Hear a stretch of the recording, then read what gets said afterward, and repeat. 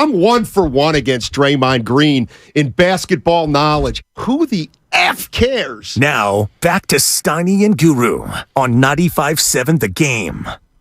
All right, couple things. First, we got the YouTube back up.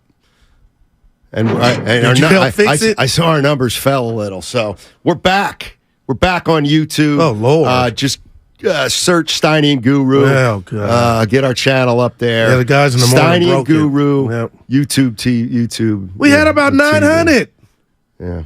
Let's see if we get. Look at that number now. Look like my bank account. Because he's account balance. Because he's a friend of the program. Come watch the YouTube. If for no other reason, then take a look at Guru's shirt. Nice shirt of Steph Curry doing the night. Yeah. Got it from Warriors I'm World. sucking in. Hurry up. And it's night. It's pretty cool. Cool shirt. If I do say so myself. So night. They need to be night tomorrow. Yeah, they do. Oh so hit up the YouTube and hurry up. Hit up the YouTube. Yeah. Take a look at Guru's shirt, and then I'm sure you can go to Warriors World to order more. There you go. If you want one. Shout out Sheet. Great Christmas gift. And Father's Day. It'd be a great Father's Day gift. Or 420. True. All right, let's we got some calls. Yes, thank you, Evan. A lot going on today. By the way, we're giving you a chance to go to Game 4. Listen to Steiny and Guru in between 11:30 and noon today. So that's in an hour. Listen up, and we'll give one lucky listener a chance to win a pair of tickets to Game 4. That's today between 11:30 and noon. As always, get your playoff tickets at Warriors.com, the only place to get tickets that are 100% guaranteed not to be fraudulent. Your chance to go to Game 4 is brought to you by the Next Generation 10G Network, only from Xfinity. Future starts now, baby. You said you didn't care about how Dre felt. And you know what? I'm going to be real. Come on now. I'm let you go in. All right, we got to. I think 99% of the people agreed with me on that one. No, I think you're wrong because I'm going to be real. I don't know the bylaws of the NBA, but can he cut a podcast if he wanted to while suspended? He'll probably get suspended for Sunday if he does another podcast. Man, they can win this game. I just hate they got to go do it without their Ray Lewis. And now they can get beat. They'd be down 0-3. I'm going to be positive. Michael's in Dublin. Let's talk Draymond. What's up, Michael? How you doing, man? How you doing, fellas? Hey, Michael. Michael, real quick before you get started, are you worried about how Draymond's feeling? Now this is going. No, I don't really care how Draymond. Well, I mean, I care, but at the same time, I don't care just because he's Draymond. He's going to be Draymond, and he's going to do what Draymond does. He's going to do Draymond things. So it really doesn't matter. I just really want to talk about the more that I analyze that stomp. Yep. If you look at it closely, that's a WWF move right there. He, if you look at his left leg, I think it was his left leg, if I recall, the non-stomp leg. The non-stomp leg, he pushes off with more force from the non-stomp. I love it. And it looks like he's putting weight on it. But he's not really. So the Big Show used to do that all the time. It was like, 500 pounds, Big Show, step it on him. But he would push off with his. It's a WWF move. I used to teach my little brother all the time. My parents stepping on him. How come Sabonis was hurt so bad? Because he was Sabonis, you all right? I'm just kidding, Michael. He was playing WWF too. I know. He was playing WWF too. I got you. Yeah. Appreciate it, Michael. We can't really talk a lot about that on here because we get into fights. Yeah, my guy John in New York is sending me a thing on. Who the hell is John? He's gonna say, Guru, Adam Silver is not Draymond's boss. Myers and Kerr is. I don't get that. I'm talking about of the league. You think Adam Silver wasn't involved in those fax machine memos that were probably text message going back and forth yesterday? It did. The optics did not favor Draymond and the Warriors. And I'm telling you, Steiny, if I call you a name in a store and you slug me, I'm gonna. That's a misdemeanor. It don't matter what prompted me, but I slugged you, and that's basically what Dre did in front of everybody. And then when Andre the Giant, man, that was my guy though. Andre the Giant, that was real wrestling. What did he do? The wrestler, the Hulk Hogan. Yeah. So that's what Dre did with the crowd, dude. I was there. It was crazy. He had him fired up. I don't want to get into another fight, but We never get in But fights. Andre the Giant wasn't, he was well loved. He had that smile. It's though, mostly Stoney. the guys who go after the crowd are the heels usually. Although I guess Andre was a heel late in his career because Hulk The Hogan GOAT ended was up Hulk beating him. Hogan. He did No, it. he wasn't. That's the They new have school. a reality show See, about him it's and his happening family. again. Right, and they have one about Andre the Giant. But he's the too. first And they have wrestler. one about Freddie Blassie. No, those and are real. Antonino Rocca. Don't go here, Goo. Who was the last name? Rocca. Antonino Rocca. He invented the drop kick. Got to be Italian with that name. Absolutely. He was like a ballerina in the ring. He was so fast. Dude, See, some of those I like those dudes. We got to get back to the back to the okay. Warriors. Dre, Dave's in Millbrae. You two going up. Hey, Dave. Hey, guys. Hey, we don't have these titles without Draymond. Correct. Hey, that's who he is. We got to take that with the bat. And I don't think it's even bad. A guy grabbing your ankles, he could have sprained his ankle, could have fallen on his knee. And the same thing, I think Sabonis is a punk. I think LeBron's a punk when he teabagged Draymond and got him suspended. Let me ask you this, Dave. I think Sabonis is You're a punk. saying- Real quick. Sabonis is a punk. the- LeBron's. Go ahead. Never mind. Go ahead. You go. My bad. No, but this guy's calling you names. You can't punch him. That's one thing. If a guy spits in your face, you could punch him. And I think Sabonis did that. And I don't know. I think that the whole league's getting a little too soft. All right, Dave. You're not the only And one. Thank you. I appreciate it. Well, Draymond really- I don't like the Sabonis. What was it? A punk? Yeah. No, Sabonis is a. LeBron and Sabonis punks. Yeah. But Draymond has no punk in him. Like that's what I can't. We can't do that. But he was telling you Dre's been a big part of these 4 chips. Absolutely. But I don't want to go through the league and who's. Well, let's talk real quick. The priors. Can you help me out? Yeah. Was there a playoff incident or No. You know what the 2016 was his last offense in the No, it offs? wasn't. Oh, in the offs. Oh, he kicked Adams. No. That was the playoffs. He kicked Adams, right? Yeah, but that's not. I don't think that's what they're talking about. So it's regular season then. They lied. You know what I think it might be? For punching Jordan Poole. Wow. Nothing happened to him. I have Warriors not didn't- heard. I've been up almost 27 hours. I mean, I have not heard that one. What- And who's to say you're wrong? what was the phrase they used? Prior incidents, history came into, they took into account history. Well, when you say that, hell, they might have Wow. taken into account Wow, when he man. hit that Michigan State kid in the bar, he slapped him or whatever. Yeah, but once nah, you do that, got the Jordan Poole. Wow. You went there with it. well, I mean, Because he I'm just didn't saying. get disciplined from his team. Again, I'm not saying that's what it was for, but when you say prior incidents, well, then you can just say prior incidents. Well, he's got about 50 of them. So I'm not, again, Man. Silk Basie? You look at you, Is this Reg Silk B. Basie in Oakland? Nah, he in the U. What's up, Silk? Hey, what's going on, guys? How you doing? Talk Doing to us. well, man. Hey, man, look, I was just saying like this, man. It's basketball. It's not the part of the law. When you start saying priors and all that other stuff, it makes me think Draymond Green might need to get an attorney or something. You know what I mean? It doesn't make any sense, man. If you're going to play, let them play rough. Let them play rough, man. That's all I'll say. Hey, let me ask you this, Silk. If they call you Silk, it's one of 3 reasons. Your jumper, your hair, or your clothes. Why they call you Silk? Hey, man, I'm a sports fan walking in the bay, man. Next guru. There it is, baby. Yeah, Steiny. They call you Silk. Something going on good. I guess. Silk? That's what you want. Silk pajamas? Come on, Steiny. Silk's nice. But You ever had some women say your hair looks like silk? Like, oh, that's a good thing. Yeah. Yeah. No, Silk's a good thing, but I can't help thinking every time I hear Silk, I think of Jamal Wilkes. That was it. So it's such an iconic nickname. It is. That Silky smooth. Silk in the Yeah. city and Silk Basie in Union City.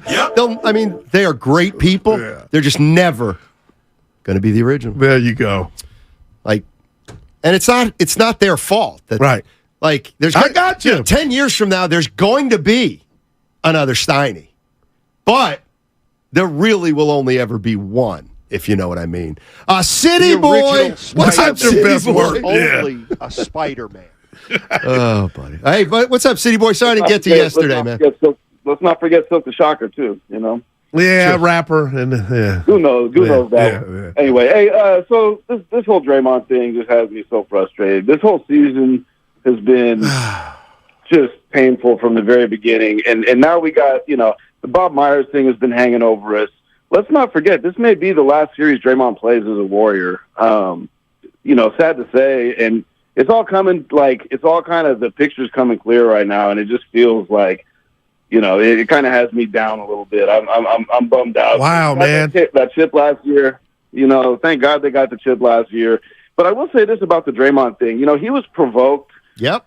They lost the game in large part because he was kicked out of the game. Yes. So the penalty to me was already served. I would agree. The Warriors took an L because of it. So to suspend him now to me is just, it's really frustrating, unless you were going to suspend Sabonis also for provoking him. And when he grabs the elbow, you see him give a yank too. I mean, it wasn't just a grab. He grabbed and then pulled him back. And why wasn't that a take foul? Did anybody say why when they went to replay, why didn't they call it? Well, you know what? And hey, City Boy, thanks. He got a flagrant one, didn't he?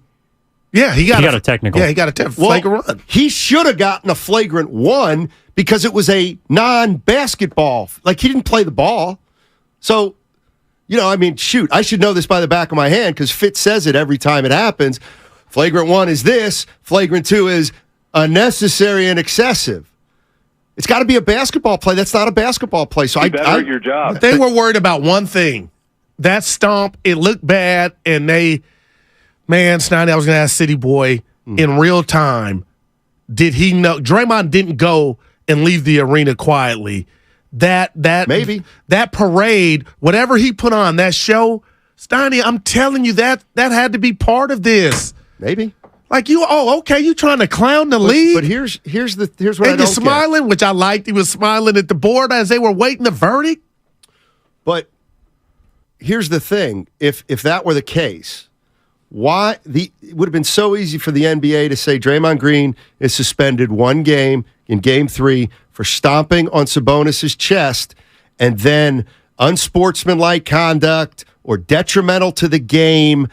Make a reference to him being out of control, swearing at fans. Listen, I'm not saying he should have been suspended, but if that was part of it, just say it, because when guys don't leave the court in a timely manner, they get fined. You can penalize a guy for that. Right. So if they just would have done that, we'd be like, okay, we still disagree, but I get it. But by saying all priors, well, we don't know now what they're talking about. And they don't, Snotty, I was hearing the callers call into the roast, and they're almost feeling like some Dub Nation feel like this is a shot at Lake Up, blowing past the luxury tax.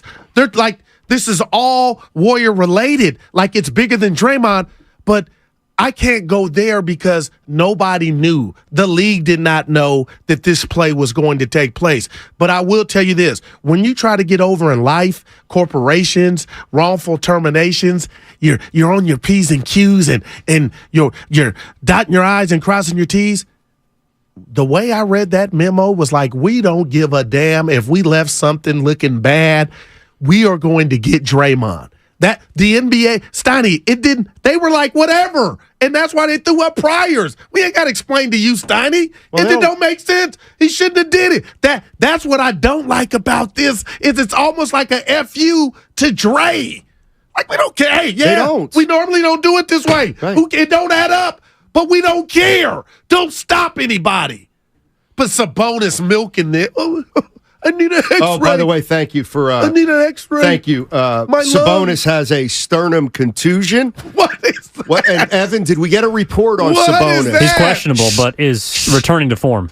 Okay, he's So for Warrior fans out there, don't worry. Sabonis is getting better. He's got a little sternum contusion. He's going to be all right. Oh my goodness! And he's questionable for tomorrow. All right, there. I'm just but sternum that's a D move. I get it. Boy, I'm the just medical Collapse lung. Wow. He could have. Let's go to. This is dude. Let's go to Hunter's Point. The point. Look, Hunter's Point Ray. All right. Hunters Point Ray. What's up, Hunters Point Ray? Gentlemen, how you guys doing this morning? Talk Doing to well. us. Good. What up, Gru? Hey, we need answers. Maybe we ought to start calling you the Silk. Hey, if you want. Hey, yeah, listen, I think what's being overlooked out of all of this, when Draymond was doing his antics, did you see his teammates? You see Clay, you see Curry, see the team. They were just walking around as if, hey, we're tired of this.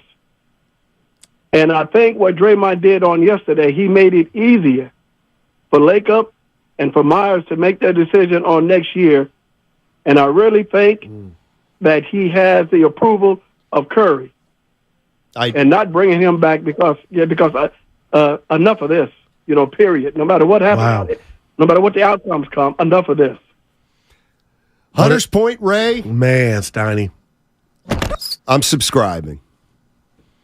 I think that's very. I think some of Dre's teammates are over him. And we talked about it yesterday, Matt. I think some of Dre's teammates think he messed the season up. Okay. Hey, but I told you yesterday I was in the building behind the Warriors bench, and I was looking while this was going on at the mannerisms. I told you this. And outside of Quinones, the youngster, Steiny, I felt like, and I can't tell I know what the next man is thinking, but it was almost like we've been there, done that. It was not that, let's go, you know what I mean? We was ride for it. Now, of course, they tried to go win the game, but from my seat, I felt like they kind of were like, not again. Let me ask. That's astute observation. There's a lot of Draymond fans out there, and rightfully so.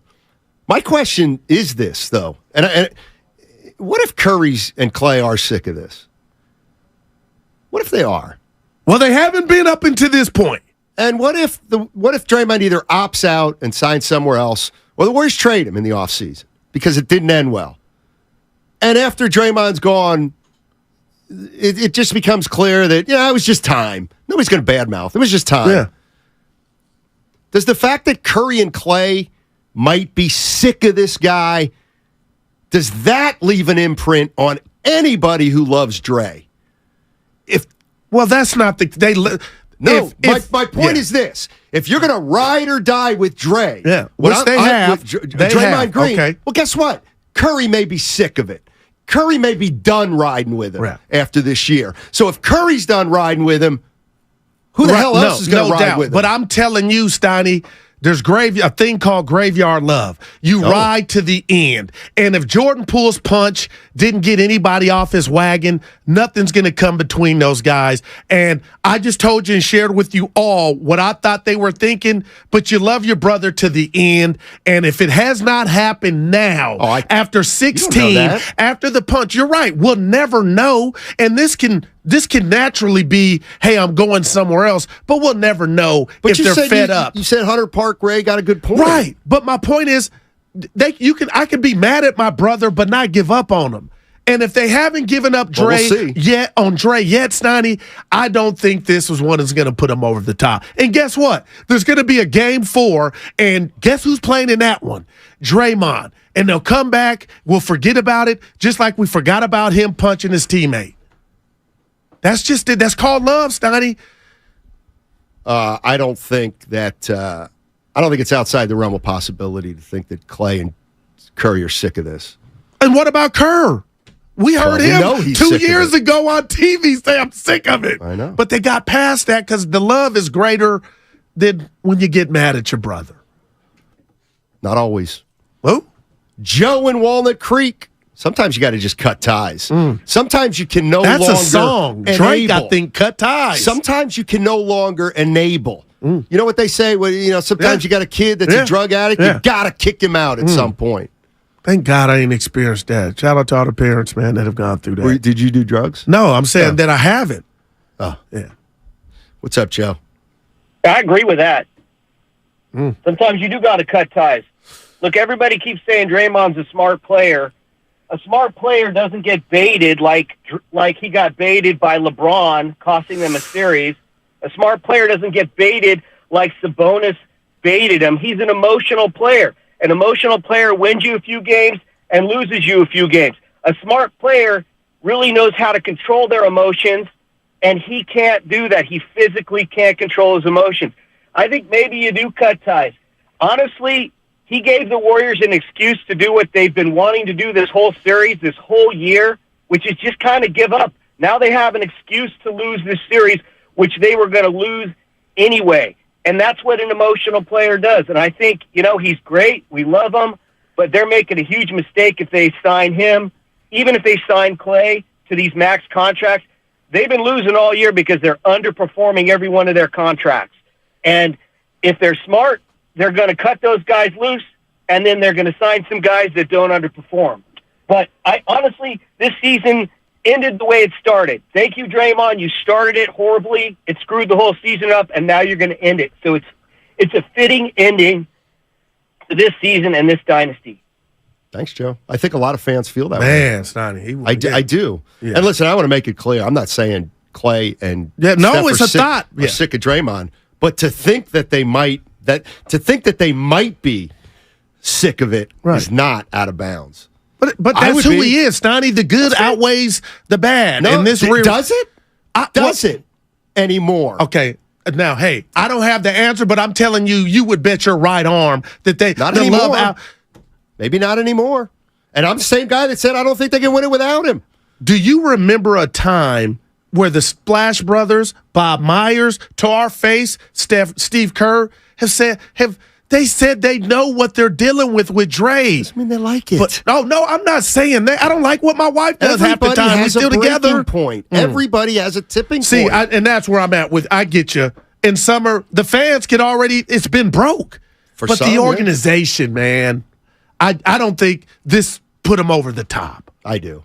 Well, I don't know that this put them over the top, but to me, this is now confirmed. Everything. Now you could be tired, Snotty. I get it.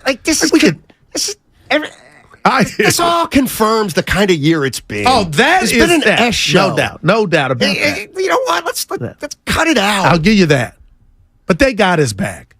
And you know how they got his back? No. Tomorrow they go kick the King's ass. Well, that's great that you can give a speech, and maybe I'll let you give one. No, I don't want. But you cannot say they have his back. We don't know that anymore. That's fair. I just they've had his back at every turn. They'll probably have his back again. Yeah. But it is absolutely normal and reasonable to think, I bet you Steph Curry's getting sick of this guy. Or what about Joe Lacob? Yes. Now that's different. Bob Myers. Yeah, Bob Myers and Draymond have a special relationship. Guess what? Still doesn't mean Draymond can't drive him nuts. Yeah. You two back up, Stoney. Okay. Yeah. You two back up, Stoney.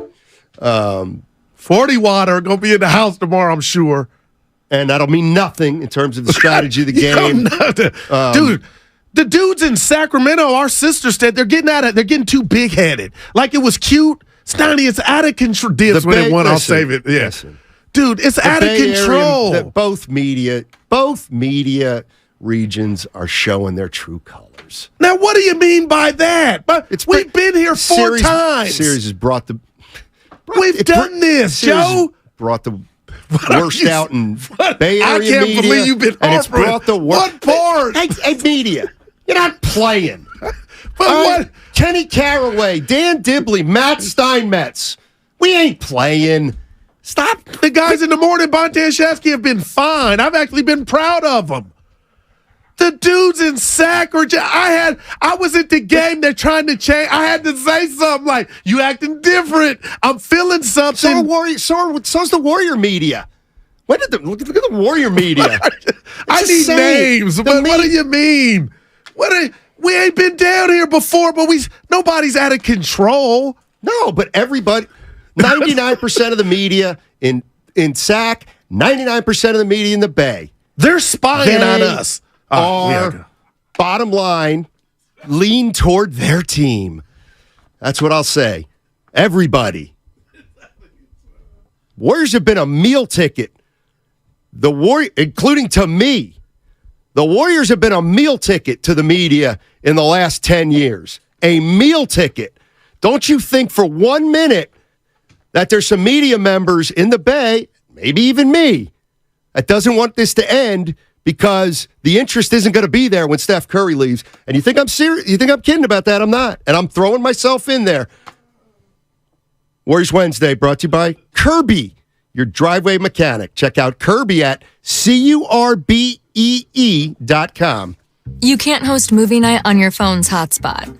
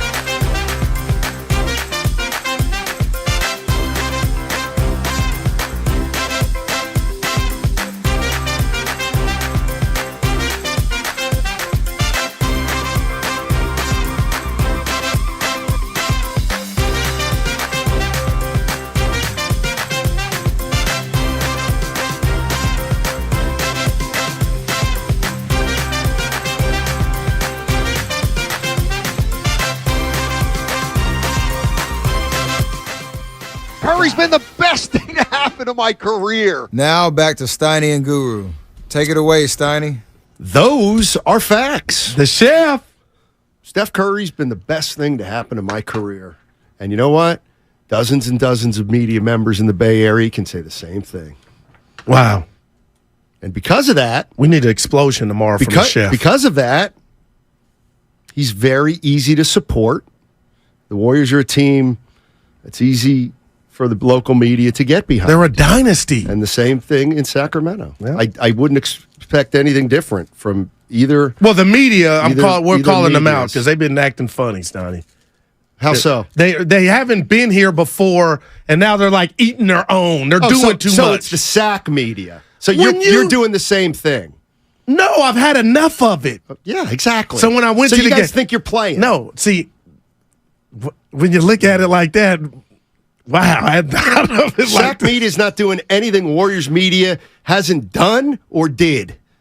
I'm courtside with JD before the game. We chopping it up, taking pictures, saying what's up to people we know in the SAC media. Great. But I had to pull some people to the side like, hey, I saw that clip you recorded of Bonte or Steiny. That's what I don't like. Right. They got all their little minions out here. No, we don't. We're not doing that. Guru, we don't care don't about do that. them. Yes, we're down 0-2. Oh, really? We got bigger fish. No, well, you get me with the jet. We got bigger fish to fry. We got to practice. Let me give a message to you. Yeah. And to because you ain't on the Warriors.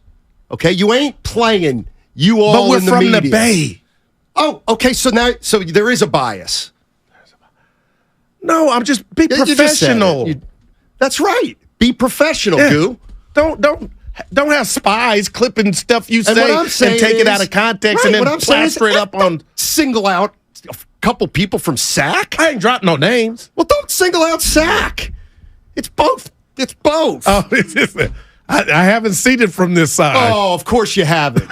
Of course you haven't seen it from this My side. My comrades, this is where I'm alone. We've been here 4 times. This is where I'm alone, and I can deal with it. You've been seeing some stuff. I know how the game's played. All right, I know how the game's played. I was a media guy for the Warriors. I know how it's played. There's a part of you that roots for the Warriors. I rooted for the Warriors. I wanted them to be successful when I was very close to the team. Yeah. That's all. Just acknowledge it. Everybody acknowledge it in the media. We've got people that have been covering the Warriors throughout this whole dynasty. Yeah. Of course they're going to lean Warrior way. The Sacramento Kings haven't been to the playoffs in 16 years. Sorry, but of course their media is going to lean towards Sacramento. If you're going to say, you know what? But don't diminish the Bay. That's all I'm saying. To say that's what I would say. Don't diminish Sacramento. And who has? You all have done it the same. It's like you're really going to say, Sac's been hard on the war, but the Sac media has been one way. They've been taking it personal was my whole point, Steiny. And so has the Bay. You cannot say one thing about Sac media or fans that you couldn't say about Bay Area media or fans. Well, that's how you see it. I just know no producer here or any of the hosts have recorded anybody from down their talking heads and plastered it on social media to get a point across. We post it all our time. Those are when they joined us. That's different. We've had those guys on our show. And those are guys, that's different. I'm talking about when they're not doing that. Can you trust me on this one? Yeah, well, I trust you with my life. Trust me on this one. But I'm telling you, I had to pull some people to the side. Jay had my back. Well, first of all, who the hell are you to do that? Daryl L. Johnson the first. Pull him to the side about what? And say, quit acting phony and act like you've been there. I've been reading all this stuff y'all doing. It ain't cute. Rap songs and parodies. Come on. Please. You don't play. That's what I was basically telling them. You ain't playing. Don't come out of character. Acknowledge that you're part of the problem, too, with that. Wow. Now, you would have brought that to my attention. You don't mean that. Yes, I do. You're part of the problem. I'm probably part of the problem, even though I'd like to think I'm above it, but I'm not. I'm not. But you ain't diminishing them. Either am I. They're not diminishing us. Oh, see, I'm right. They're diminishing us. I got some stuff I'm going to show you when the show's over. That's it. Let me just be clear. The Bay Area media is diminishing Sacramento, and the Sacramento media... No, other way around. Okay, you know what I mean. SAC is doing it, we're not. They take it personal. SAC is diminishing They're saying we're doing stuff that we're not doing. Guru, that almost does make me want to walk Yeah. out of here. You know, I got kids in the home in Sac. So Bay Area media, more professional than Sac media. Now, I didn't throw the P Pike. word. It's just like, come on. The Pike. Come on, y'all. It's your first time. We're I all get a bunch it. Of, you know what? We're all a bunch of frauds. And I'll Let include it out. myself in. Evan, damn. For you to say that the Kings media is acting a certain way that's somehow less professional or more something than the Bay? No, their energy's changing, chance. Stoney. That's all. Out. Up 2-0. Enjoy it. See, that's what I mean. I mean, first of all, they're media, so they shouldn't be enjoying it. They should just be covering it. But the fact that it's obvious that every team's media wants their team to win, let's just put that rat on every table. Because it's true. Oh, guess what? Bay Area media thinks it's personal with Draymond Green. No kidding. The Bay Area media thinks that. I know how literal you are, so I should have added media/fans. I should have added media/fans. All of them. That's all. You cannot. Like, you don't think they're looking at this Draymond suspension different than you and I? We ain't playing no games. We come in here and shoot it right. We shoot it straight. No, we don't, Goo. We just spent an hour on. That's one little thing. And now you just spent 10 minutes. I'm using this as an example. Okay, and you know what I'm using as an example? They example? think Draymond should be in jail. You can tell, Guru, you can say, Draymond, that's just too much. I'm sick of Draymond. Yeah. But be a homer. But my point is, you just did it.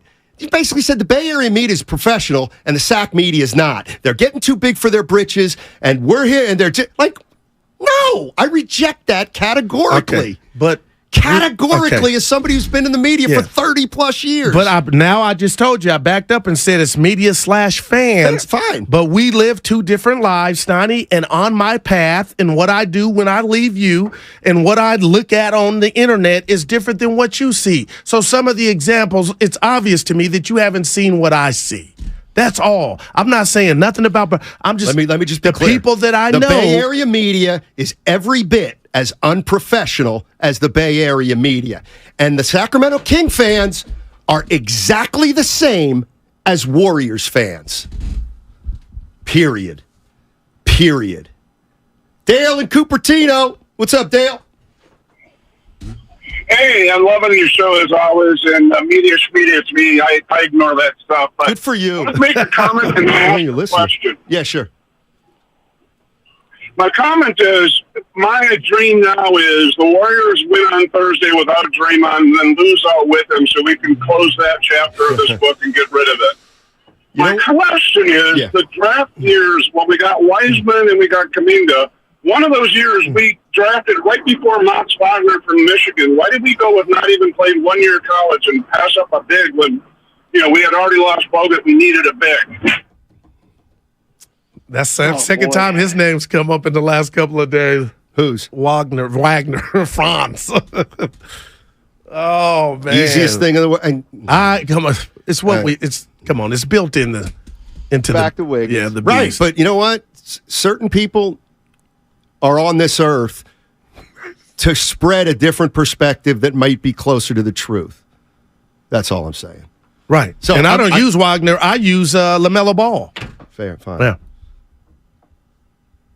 All-star. You're wrong, man. Bay Area and Valley fans aren't the same. No, I know. Bay Area fans are better. Of course they're better. They're more sophisticated. Yep. You know what? Stick that right up your Guglielmi. Yeah, better.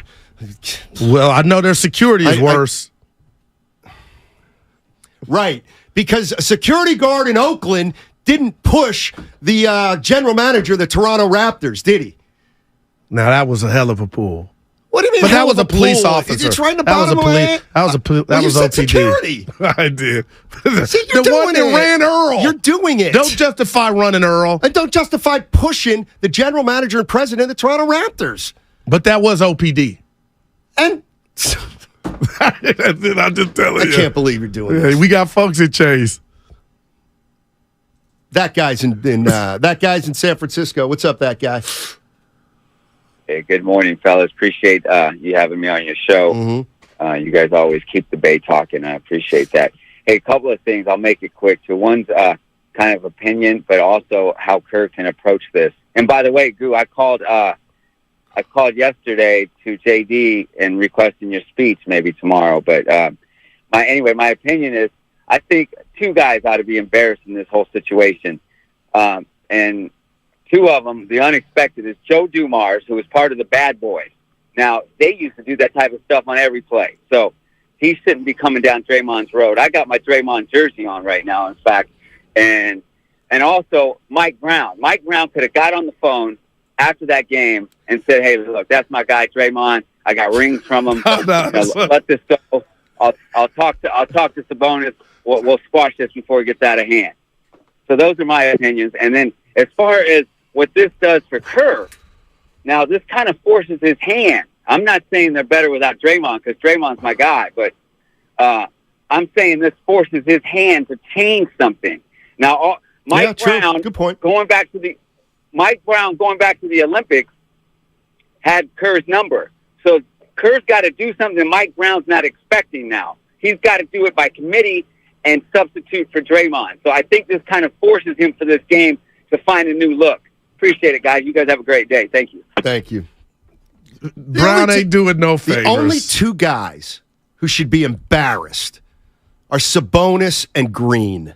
Sabonis for pulling that crap, and Green for taking the bait. Taking it. Well, Sabonis could tell you, Steiny, I was acting out of character, licking my file. I don't do anything like this. Dre's got a past. Hey, we're giving you a chance to go to Game 4. Listen to Steiny and Guru in between 11:30 and noon today as we give one lucky listener a chance to win a pair of tickets. That's today in between 11:30 a.m. and noon. As always, get your playoff tickets at Warriors.com, the only place to get tickets that are 100% guaranteed, not to be fraudulent. Your chance to go to Game 4 is brought to you by the Next Generation 10G network, only from Xfinity. Future starts now. Hell yeah. Oh, God. What? Just a text. Guru, quit getting caught up in the social media crap. Act your age, bro. My goodness, act like you've been there before. Can we not have fun? Stay off of my timeline. This is not brain surgery. Well, then everybody relax and have a damn funny bone. I get That's what's wrong with the world now. Right. People can't take a damn joke. Relax. Do your taxes and move on. If you don't like it, relax. I'm running material. The great ones do it all the time. And I feel like you fell for it with this. Come on, you know who I am at heart. Yeah, you're I'm somebody at having heart. some fun. You're somebody at heart that doesn't view things objectively. Oh my God. What do you want me to say? The truth. You actually think that the Bay Area media is somehow elevated over the Sacramento Never media? use those words. Okay, they're more professional. Didn't use that word. Okay, That's what'd how you use? The Sacramento media is getting too big for their britches. Yeah, that I did use Get that. out of here, Stoney. I wouldn't record you know another show the and Bay tweet it Area out. media is too big for their britches. But we would never record anything and put it out and be like, listen to this crap. Yes, you would. If Nahegian came in here and said, hey, we're doing TikTok videos, I need everybody to get in front of the camera and say why the Kings are going to win this series, or why the Warriors are going to win this series. I love the idea already. Yeah, well, you don't think you'd take some shots at Sacramento? Come on. This is dumb. This is a dumb conversation because it's so... You're making it. I'm not. You're inventing stuff. You brought up that scenario. My shots are always going to be because natural, not because somebody would tell me to take some shots or be a mascot. Well, you're wrong is what I'm telling you. You're flat out wrong. The Bay Area media is every bit as bad, good, indifferent, professional, unprofessional as the Sacramento media.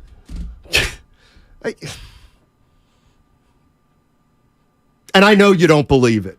That's the thing. Yeah. I'm not going to take Santa the bait. Cruz. Yeah, how about that? Paul in Santa Cruz, what's going on? What's going down, guys? Hey, did anybody just stop to think that maybe this might be Mike Brown's way of getting into the Warriors' head? Yeah. This dude knows them better than anybody. So he knows all their weaknesses. We've established that Draymond's Achilles heel is his temper, so why not exploit that? You know? I don't think it's outside the realm of possibility, Paul. But he didn't make Drake commit the infraction that got him suspended. No, but he set the trap. Great coach set the trap. So the grabbing the ankle was premeditated. Or get under Dre's skin. Because they beat him game one without the antics. I'm trying to think if I should bring this up now or wait. You know I hate waiting. It's like the old boss. I need to talk to you. How many times in the last 5 years have you read something from the Bay Area media or seen some Bay Area media on TV? Okay. And you're just like, what a homer. Right, look at how times. they're protecting Okay, the a million. Warriors. Yeah, okay, a million. That's all I'm saying. That's unprofessional with that doing that. Like when you come in and say, "Did you see this?" and I'll be like, "Yeah, it's pretty weak." What's the difference? No, I'm at your doorstep with that one. There. Let me be Fair more enough. specific. Okay. What if I took and just an example where I go and you know me, I love to have fun and run material. But Steiny, what if I recorded you and then went and put a beat under the video and I didn't even know you and rapped about? Are we talking about 3 people that did something? Well, that's what I was going to. That's what I bet we could be talking about one. So I was being general, but yeah, you taking it to heart too much. But that's what I was talking about, like specific, something like that. Vince in Walnut Creek. What's up, Vincent? How you doing, buddy? How's it going, guys? I agree on so many points. I think the Sacramento media has completely shown their butts, just like the Memphis media did over the last few years, that the moment is too big for them and they are losing their cool. Act like you've been there before. Well, they haven't. The area media, yes. They haven't been there before. They haven't at all. Right. Well, exactly. They have not been there before. Okay. And lastly, Draymond did nothing wrong. And I'll say that again. He did nothing wrong. Course when not. he got grabbed, I didn't think he was looking at Sabonis. He didn't even know where his foot was. And I think Steph and Clay believe that too. Now, he did stomp him. Caller, he did stomp him. What did he do? What do you call it then? Vincent, what do you call it? You know what? Thanks, Vincent. Yeah. Wow, that's Vincent. love. Draymond Green did nothing wrong. Right. I mean, that's 1%. Right. Dre would tell you he got us the boy. And here's the other thing. Sacramento Sacramento media act like you've been there before. They haven't. And you know what? The Warriors media wasn't there before in 2012. And they acted every bit the horse's ass. And many of them still do.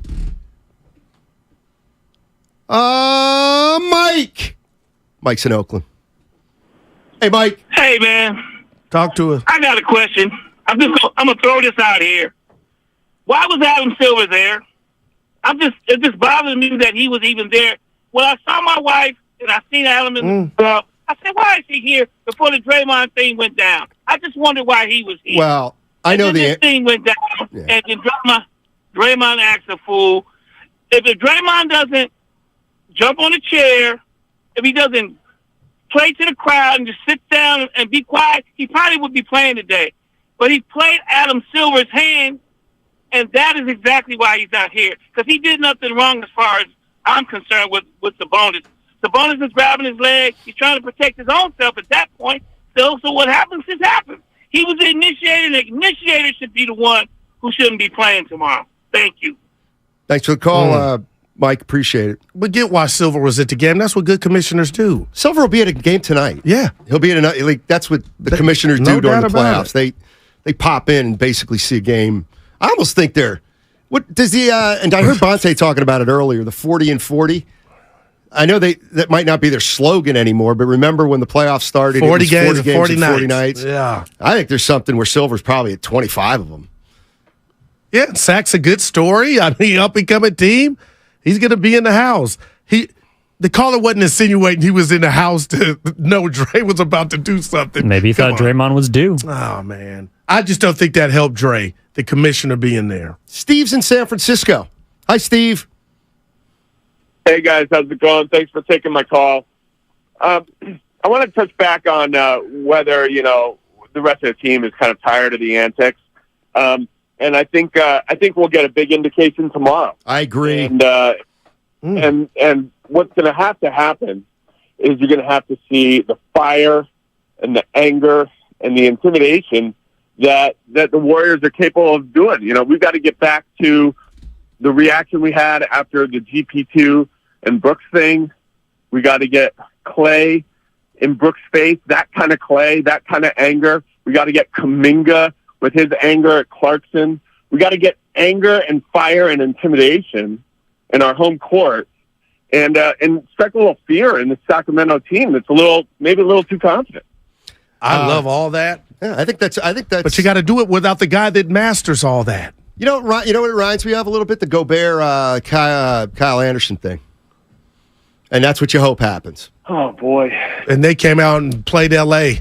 Bottom line is, Gobert is to the Timberwolves as Draymond is to the Warriors, and that is his teammates are getting sick of him. All right? So now Gobert gets suspended for a play-in game. They won big. Oh, they won. The Timberwolves won big. And so you hope if the Warriors can come out tomorrow and play extremely well and win that game, that maybe Draymond Green looks at the Warriors and says, boy, they can do it without me. So let me make sure when I come back on this team, I'm more helpful than I usually am. Well, maybe Draymond could just one sliver of humility if the Warriors kick ass tomorrow. You better be careful. Well, you better be careful, Stephen A. He's stealing, too. I got to you. Yeah. I got something for you. Yeah, we got to get him on. He's stealing from our show. Dude, I can't Stephen believe A. Smith it. stole and you spotted from our it. show right off the bat. You told Daryl, I need to hear I call myself Daryl. With that, what worries me about what you just said, because it's sitting there right there. All the Warriors got to do is answer. But if they really truly do have a king problem, then it's bigger than just you know what I mean? Yes. Like, Stoney, I'm getting worried about that speed, man, from the Kings. You should be worried. Harrison Barnes. Should be ain't worried. in the box score. It's not going to be easy this year. The 0-2 never happened. Best thing that's going to happen is you get into the second round in 6 or 7 games. So Series 1 is already going to be more grueling than just about every first walking series the park you've ever had. last year. Yeah. All right, 888-957-9570. Full phone lines. We're talking about Draymond Green, obviously, and what this means. Draymond Green won't be around tomorrow for Game 3. Who's got to step up? What do the Warriors have to do? What do you think the Kings' reaction will be to Draymond Green not playing? We'll talk about it on the other side. A Warriors Wednesday is brought to you by Friedman's Appliance, a trusted name since 1922. Visit friedmansappliance.com today. Also, the Quest for 5. It's brought to you by the Alameda PD, now offering a $75,000 hiring incentive. Our team is your future. Go to alamedapolice.org to apply today. I'm tired of getting pushed around. Mom, Dad, Sis. Here we go again.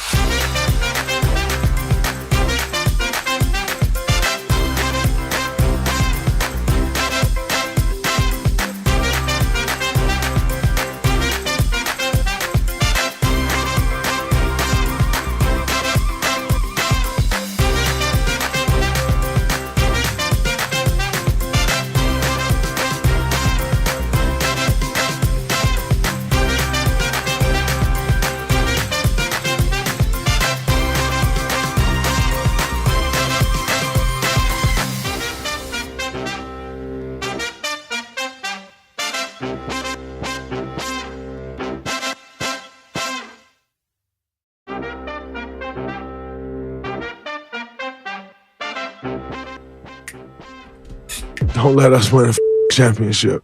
Don't be disrespectful. Now, back to Steiny and Guru on 95.7 The Game. Thank you to the 650 and the 510. You're right.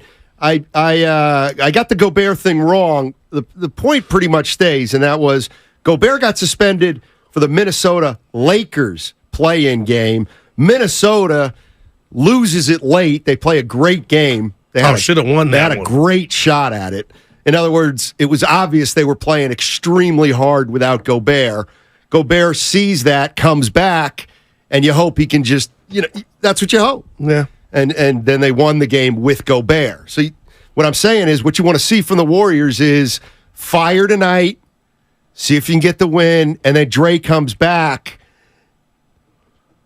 at his best. Yeah. On good behavior, right? Yeah. And you got to believe, Steiny, I don't know if you have any doubt I don't care. Unless some Martians come and swoop Sabonis up, he's playing tomorrow, but the rat on the table is going to be like, dude, you better kind of eat. This dude is out, and people are saying you should be out with him. You better put up, but he had 24-9 quietly in game 2. What's he going to do with no Dre out there, man? You got to think. I mean, Looney's doing a great job on him. Okay, here's what we're going to do. You want a chance to win 2 tickets to Game 4. All right, in the next 25 minutes, we're going to play this sound. Day-Day! When you hear that sound Day-Day! during this segment down the line, you're going to have a chance to call and win 2 tickets to Game 4. So when you hear Draymond's mom say Day-Day, Day-Day! we'll clear the phone lines and a certain number caller There's a chance to win tickets to Game 4. Wow. Paul's in Oakland. Hey, Paul, how you doing, man? Great. Three quick things, gents. Yeah. One, on the severity of the penalty, I don't think it's just Draymond. I think they're talking to Dylan Brooks. I think they're talking a little bit to Marcus Smart and other guys. Like, people are getting hurt. You guys got to knock it off. Two, I hate to say it, Steiny, because you're a beautiful devil's advocate, but I think you are definitely so close to 100% right about this issue with Draymond and the team. And I'm going to go one step further to the ownership and say what you've been talking about this week, which is our guys are timing out sooner rather than later. So do they win with Draymond the way he's acting, or has he become that liability beyond the brotherhood, beyond their camaraderie, that they can't win with him? And I think that timing issue may be a bigger factor than we might think. Thirdly, Guru, I'm with you on your boy. When your boy is doing wrong, whatever he's doing, you circle the wagons. But once you got punched out a bunch of times in a bar over the years, you might grow out of it. Yeah. You might be tired of jumping in and helping your guy. So just something to think about, and I'll drop off so I can hear you. No, that's a great Paul. point. Yeah, don't be a stranger, Paul. I like Paul. Well, Me of too. course, yeah. More, not more cowbell, more Paul. 888-957-9570 is the number. Don't call now. Don't call now for the tickets. Now, I got to say something about you're eliminated if you call now. I'm going to defend Dre Stein. Of course you are. In the sense that, no, I'll come hard at him early. They just won a chip last year with his Carfax report, with all his infractions on it. They were able to do what they do, and they won. So, okay, moving forward, what have we saw? The Jordan punch hit, the podcast, which they allow him to do. And other than that, this one, which is a big one, but that's why I'm saying they're not done with him. Now, Lacob could be I told you, I've watched 2 games in the last 2 weeks, Sack Warriors in Sack. Lacob, Sonny, there's something on his mind. He is not happy. You just said they're not done with him, but maybe Lacob is done with him. I know you're literal. It's the player's not done, but Lacob could be like, man, you put us in this position. You went ham again and didn't have composure. And let's be honest, Sonny, who's the team captain of the Warriors? It's Dre. Yeah. The vocal. Is it? I don't even know. I never paid much attention to captains. You never were one? Oh, of course I was one. Oh. So you talked to the ref before the game? I didn't lord it over my teammates. But would you be like, come on, guys, you're playing like crap. And I certainly Pass me the ball. And I certainly didn't take captaincy as leadership. Oh, dude, my son was a captain. terrible leader. That's why I can speak on this. I'm dead serious. But what made you a terrible leader? Like I'm a follower. I'm not a leader. Godless. I'm not a leader. I don't want to be in charge of other people. But you're a dad. And my kids run roughshod. Right. You're salty. No, I get you. I do not want to be responsible I love for the other realness people's jobs. If you're being real. Dead serious. I'm a follower. I should not lead. I know that about myself. I've never heard you say that, but I appreciate a person that knows their shortcomings. I won't mention mine. But listen, what about what Dre did as he left and gave everybody dap? Like, MFers, come on. It didn't work because they scored 9 of 11. Well, actually 10 with the Sabonis putback. But I will not come in here and be sports shocked Friday morning if the Warriors beat Sac without Dre. I just won't. Like, I know it looks bleak right now. I don't know how they're taking being without him. But I'll tell you what, if I could call one Warrior player or 3, Moody, Kuminga, and Dante DiVincenzo, because this is one of you guys to start. Let me guess, you drive him across the bridge. No. I would take him. You take him on that ride like Gary Payton. Dude, every time I see him, I just want to tell him I use that one. My fault. Let's go to Mona. Mona's in Pacifica. Hey. Hey, guys. How are you? All right. Dynamite. Good. Well, Paul stole some of my thunder, so I had to reverse a little bit what I'm going to say. But in regards to Draymond, I love Draymond. Love him. I love his passion, but I'm kind of over the antics at this point. And, people keep going back to 2016 and trying to make it as a nexus to the whole history thing. But we got to remember, he had beef with KD. He had beef with Dylan Brooks. He had beef with JP. It's always something with him. And at this point, I'm at the whole idea where just get him off the team, because he reminds me of the whole Fox News thing. Like, they're all up there saying all this stuff, it's lies, it's lies, it's lies, in front of the screen, but behind the scenes, they're like, he is a-hole. Like, can we get rid of him? And I just don't believe the entire team is really feeling him at this point. Maybe 3 or 4 years ago they were. I don't think he should have been suspended. And he needs to miss me with that whole cockamamie story of I'm not flexible, I don't know where my feet. Stop peeing on our legs and telling us it's raining. We know we can. But I'm over it. I love him, but I'm over it and over these silly, antics. Yeah. Thanks, Mona. Well said. And then all that, she loves him, but she's over it. Exactly. And that's what I mean. Like, that's a breakup. Do you realize some Warrior fans got over Draymond in 16? That's real. More Warrior fans got over him between 16 and 20. More Warriors fans got over him after the punch. And maybe after 2 nights ago, Curry's over him. That's who you don't want to. Yeah. Tygo. What do you got, Tygo? How you doing, buddy? Hey, boys, and love the show. Thank you so much. Sure. Perhaps it's already been covered, but it just seems to me that was a missed opportunity for Draymond, with all the players that have the ball in their hand that are hunting for fouls, and you run the replay and you see that their head snaps back and no one ever touched them. Right. Here you have Sabonis that grabbed his leg. Imagine with Draymond's high IQ kicks in and he goes to the ground, grabbing his knee or his ankle as if like he's it's been torn, and then they run it and then Sabonis gets tossed and we're going to the free throw line. Has that been discussed yet? But alternatives to what Draymond did, we've kind of talked about. Right. I mean, the bottom line is, what if a million other things could have happened. Like, he could have tried to pull his foot out, not gotten it out, and then come down with a knee on his chest. Oh, man. I don't think he gets suspended. Well, you might be right. If you pull away, he's going to fall, and his knee's going to come right down on the that sternum, which ended up with a contusion anyway. Let me throw this at you, Steiny, because I told you and Evan and Spadoni, I watched the game like 3 times. I watched the one with Fitz. Oh, that was just baby. But game 1, they had an incident, Steiny.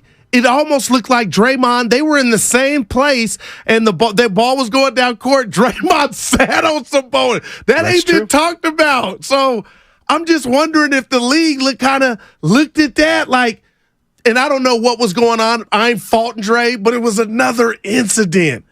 I tell you what. We forgot people are mad. And what was our young lady's caller? Pam? Mona. I got a cousin, Mona, in Oklahoma. McCarty. If they lose tomorrow, it gets worse for Dre. Tell us something we don't know. But seriously, Steiny. No, you're right. We talked about just losing as a basketball team, and the reasons was tip your cap, the other team's better. But now you throw this monkey wrench in and you lose to the neighbors. All right. Oh my goodness, Dre. All right, I'm gonna here's what I actually truly think. What's happened now with Draymond over the last 2 days, I think it makes it more likely that the Warriors get swept in this series.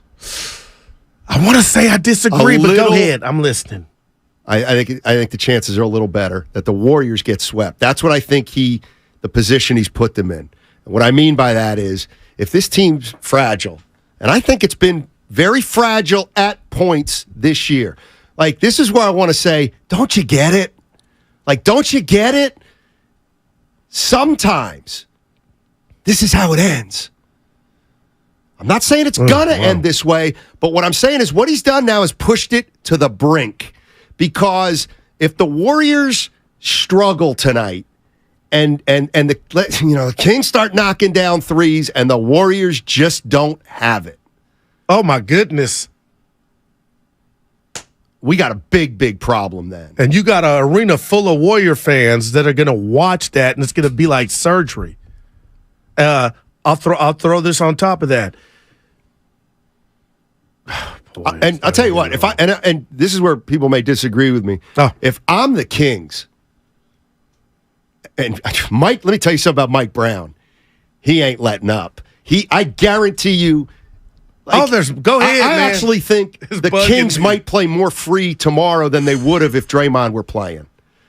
Because this is the opportunity of a lifetime. Oh, my God. For the Sacramento Kings. They are up 2-0, and the Golden State Warriors will be without their best defensive player and their best, if not one of their best, offensive initiators. And emotional leaders.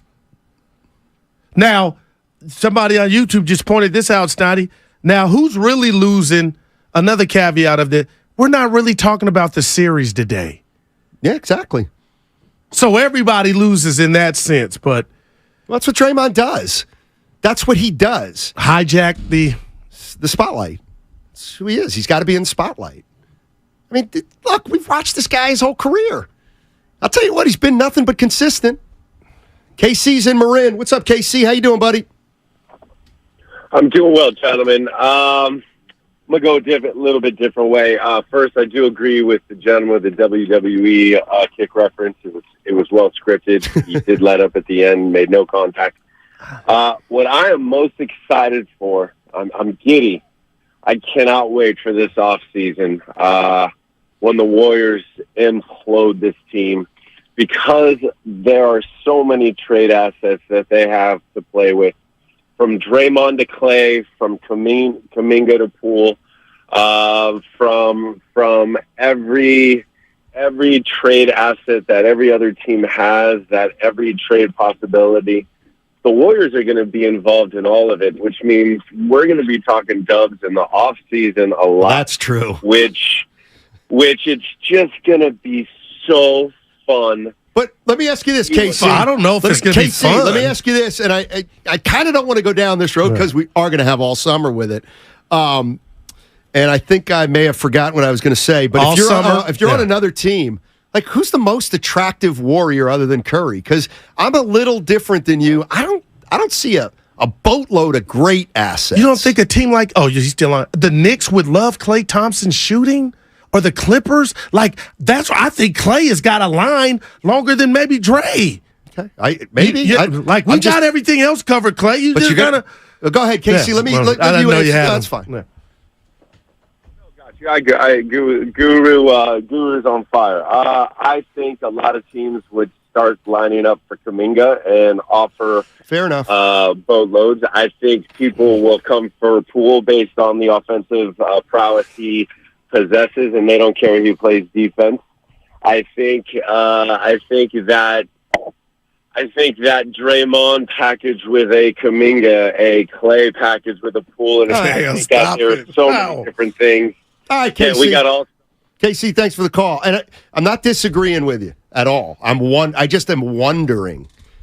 You know, like if you trade for Clay, you probably better be prepared to re-sign him. Or maybe even extend it. Yeah. Oh no, that's for real. So yeah, I mean, on the one hand, Clay, if you want Clay, you got to want him for more than 1 year. No doubt about it. Draymond's going to be an interesting one. To me, Draymond only has value to a handful of teams, and those teams got to be pretty good and in contention. And Poole and Kuminga, I don't know. I don't know what they can get you. I know Wiseman didn't get you much. Sophomores in Pacifica. Hey, sophomore. Hey, you guys. Great conversation. First of all, the lady who called from Pacifica does not represent everyone in Pacifica. I'm not going to call and tell you what the Warriors players think or how tired I am of Gray. You know, it's entertainment. If you don't like it, change the channel within, broad limits. But he knows his audience. He knows what he's doing. And you guys are making my point for me because what's happened, the loser in this is Mike Brown and the Kings. Why? Because they are off the front page now. And this is now between Draymond and the Warriors and the league and Adam Silver being offended because he was at the game. It's got nothing to do with Mike Brown anymore. So they should have, like an earlier caller said, they should have, or you guys, they should have called in the Kings and said, we got this. Do not intervene. Do not take Draymond out. Because we got to win this series, not Daddy come and win it for us. That's my point. Yeah, Stein, let me go. For Daddy ain't had to show up because you took care of him once when Dre played a game and a half. So the Kings are going to be what you just said. If I'm Mike Brown and he has any ounce of firing up his team, what did you call it? They're in a perfect spot for a kill shot. Day-Day. This ain't no we need help. We're up 2-0. Day-Day. All right, there it is. There it is. Call the contest line for a chance to win 2 tickets to Game 4, 415-951-2386. You got to call the contest line. See, we got you there a little bit. We'll take caller 7. Wow. Caller 7, 415-951-2386.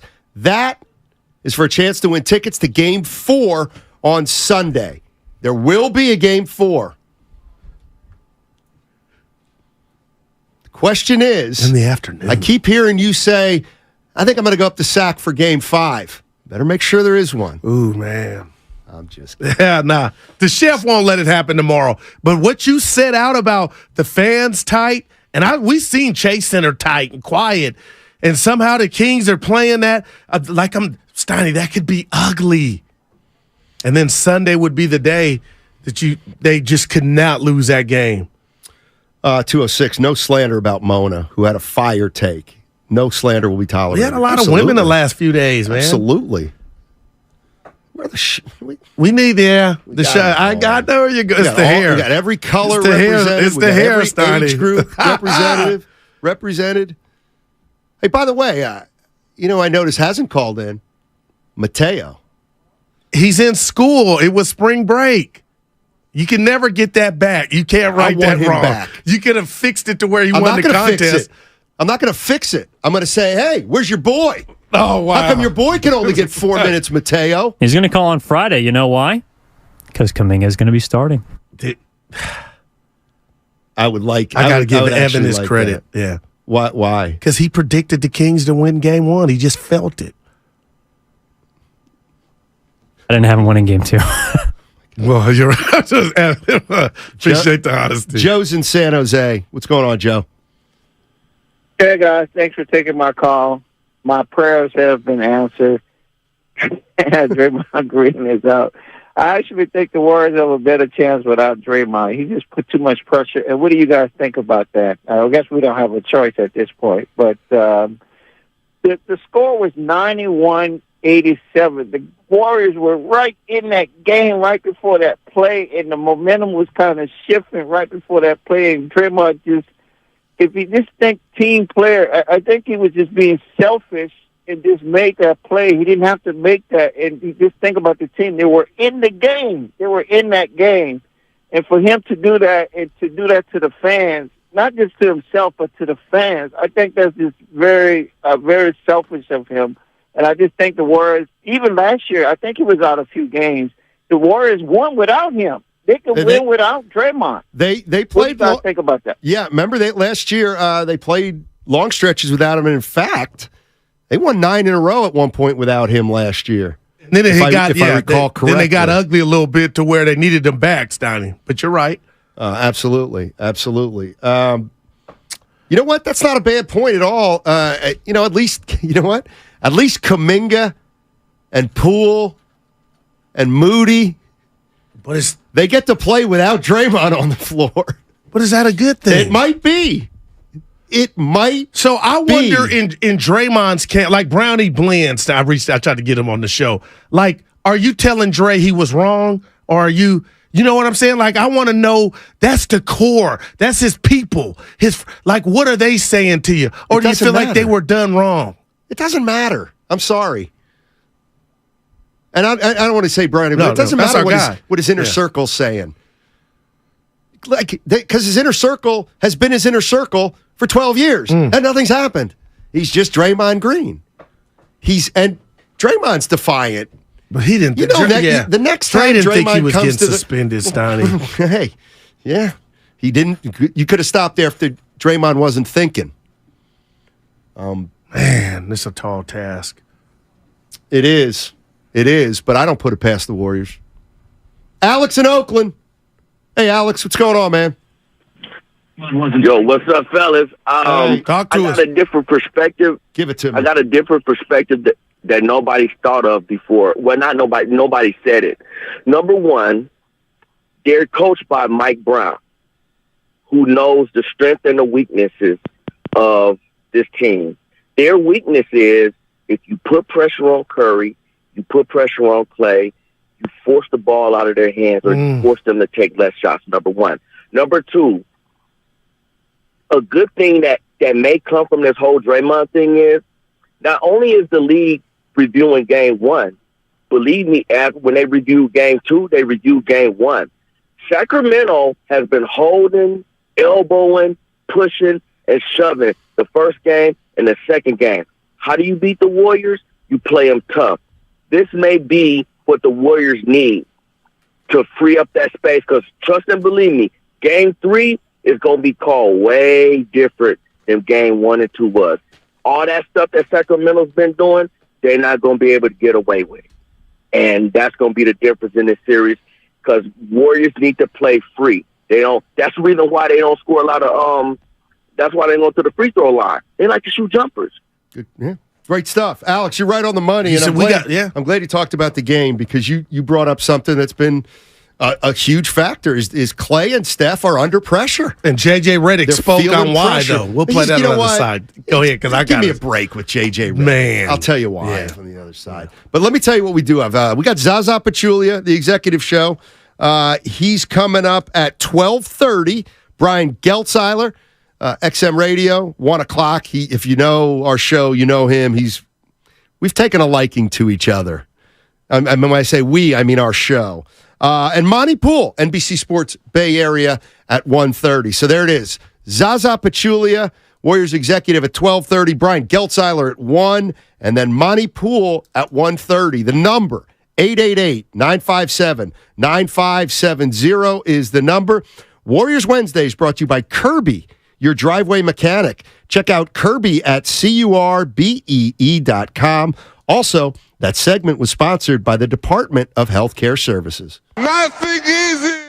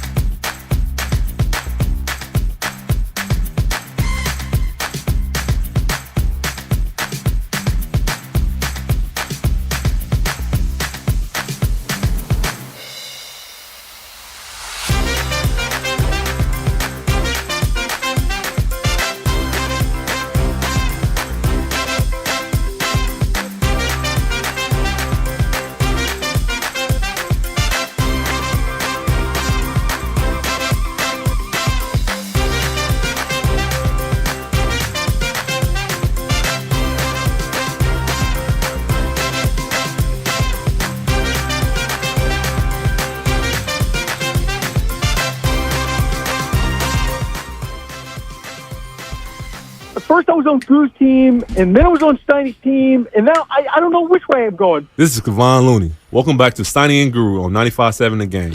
Take it away, Steiny. Thank you, Kevon. Your job just got a little tougher tomorrow. Man, you think? Go ahead. You can get the drip drop ready. Go ahead. Who'd you get a text from? That Brownie Blends. Oh, but we got a jam-packed. Explain to people like me who he is. Activist, celebrity barber. Okay. Draymond, one of Draymond's best friends, Gotcha. and he put some stuff on Facebook. He can write, Steiny, and it's always an angle of a situation regarding the Warriors or Draymond, and I'm like, damn, I didn't look at it that way. But on this day, I was like, what would he say? But we got Zaza coming up. We got we'll get him tomorrow. Okay. All right, I'll send him a text back. And he big time though. I'm trying to. Yeah, I know. Yeah. I know. You've made that clear. No. And he can cut your hair, but he's celebrity. I got a new haircut. Oh, you got what? Haircut. What's her name? Angela. In the town. Yes, absolutely. Well, if you can get back to Brownie Blends right now, I would like you to ask him a question because clearly it's one that's very, very important to you, and that's, how's Draymond feeling? Where did you get the voice from, dude? You mastered that. 3 minutes into today's show, Guru goes, I wonder how Draymond feeling. just on I took liberties there. But can I be honest with you, Steiny? You please tell me you don't care how Draymond feels. No, it ain't. I want to hear. It ain't about Draymond. Yeah, I want to hear from him. Like, is there any remorse? Or, of course, there always was is some of that frustration on just we got to play before we're out of here, because you went off just a second ago. You didn't know you went off. On what? The J.J. Redick sound. He's kind of pulling the Della Vadova card. If Steph Curry and Clay are not going to tell the reporters they feel like they've been rushed, that they're getting grabbed, J.J. Redick, rest that. You got the sound? They have allowed too much. I have no problem with physical play in the playoffs. But if Steph Curry's not allowed to move off the ball, if you're preventing players from running down the court and you're allowing that to happen, there's a play late in game 2 where Kevon Looney's right underneath the rim, ready for a rebound. Sabonis crashes in, pushes him in the back. They don't call the foul. That's a foul. The referees have dictated too much in the Kings' favor in this series. I really believe that. And I don't know if it's the home crowd or whatever. I rarely complain about the referees. In fact, I don't even know if I've ever complained about the referees. I think they're great. But if they're going to come back in this series, they've got to call the game the way the game is supposed to be called. Oh, man. So he's saying Sack ain't been balling. That's what I take from that. Simple me. 925. JJ Redick knows more than all you guys put together. Okay, he might. 925. You know what else? I hate to see this. This is what I need to do to people like this. Is what kind of player was J.J. Redick? But we always talk about when I go. All J.J. Redick did was play off the ball. I got wow, what a surprise! He's going to empathize with a guy who plays exactly like he did. No, that was brought to attention. But Steiny, he's in the league though, and you ain't calling him a scrub. No, he was in the league. You know, remember I told you remember how you back when I said nobody's a scrub. Remember when I used to say that? I said I know these dudes were all big man on campus from wherever they're from. To make the league is hard, but for you to say JJ was, that's all he did. He was a shooter and he could move without the ball. But I'm sure like if he heard you say that, he'd be like, dude, I ain't just saying that because that was my MO. That's what you were mostly known for, JJ. Your ability to shoot the ball, and you were great at moving without the ball. You were tough, too. I don't want to leave anything out. You weren't a great dunker. Yep. But, JJ, everybody's got it. I get it. I get it. Bobby's in Los Altos. Oh, we haven't heard from Bobby in a while. Now, I hope that wasn't personal. Let's go to Raphael. And you want to talk about Mike Brown. Hey, Raphael. Hey, guys. How's it going? Talk to us. I'll try to make it fast because I'm on my lunch break.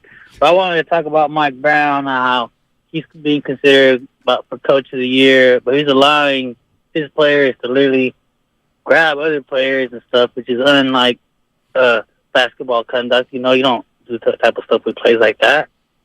I'm going to put it there because my phone's about to die on my lunch, but Thanks, Raphael. Thanks for listening, Raphael. Appreciate it, man. In and out. I got him for a bologna sandwich at lunch. Did you take your lunch? I always spent money that I didn't have. I know. In fact, I bring my breakfast now, as you've noticed. Dude, you had a little the mini Thanksgiving. What was it, egg? Frittata.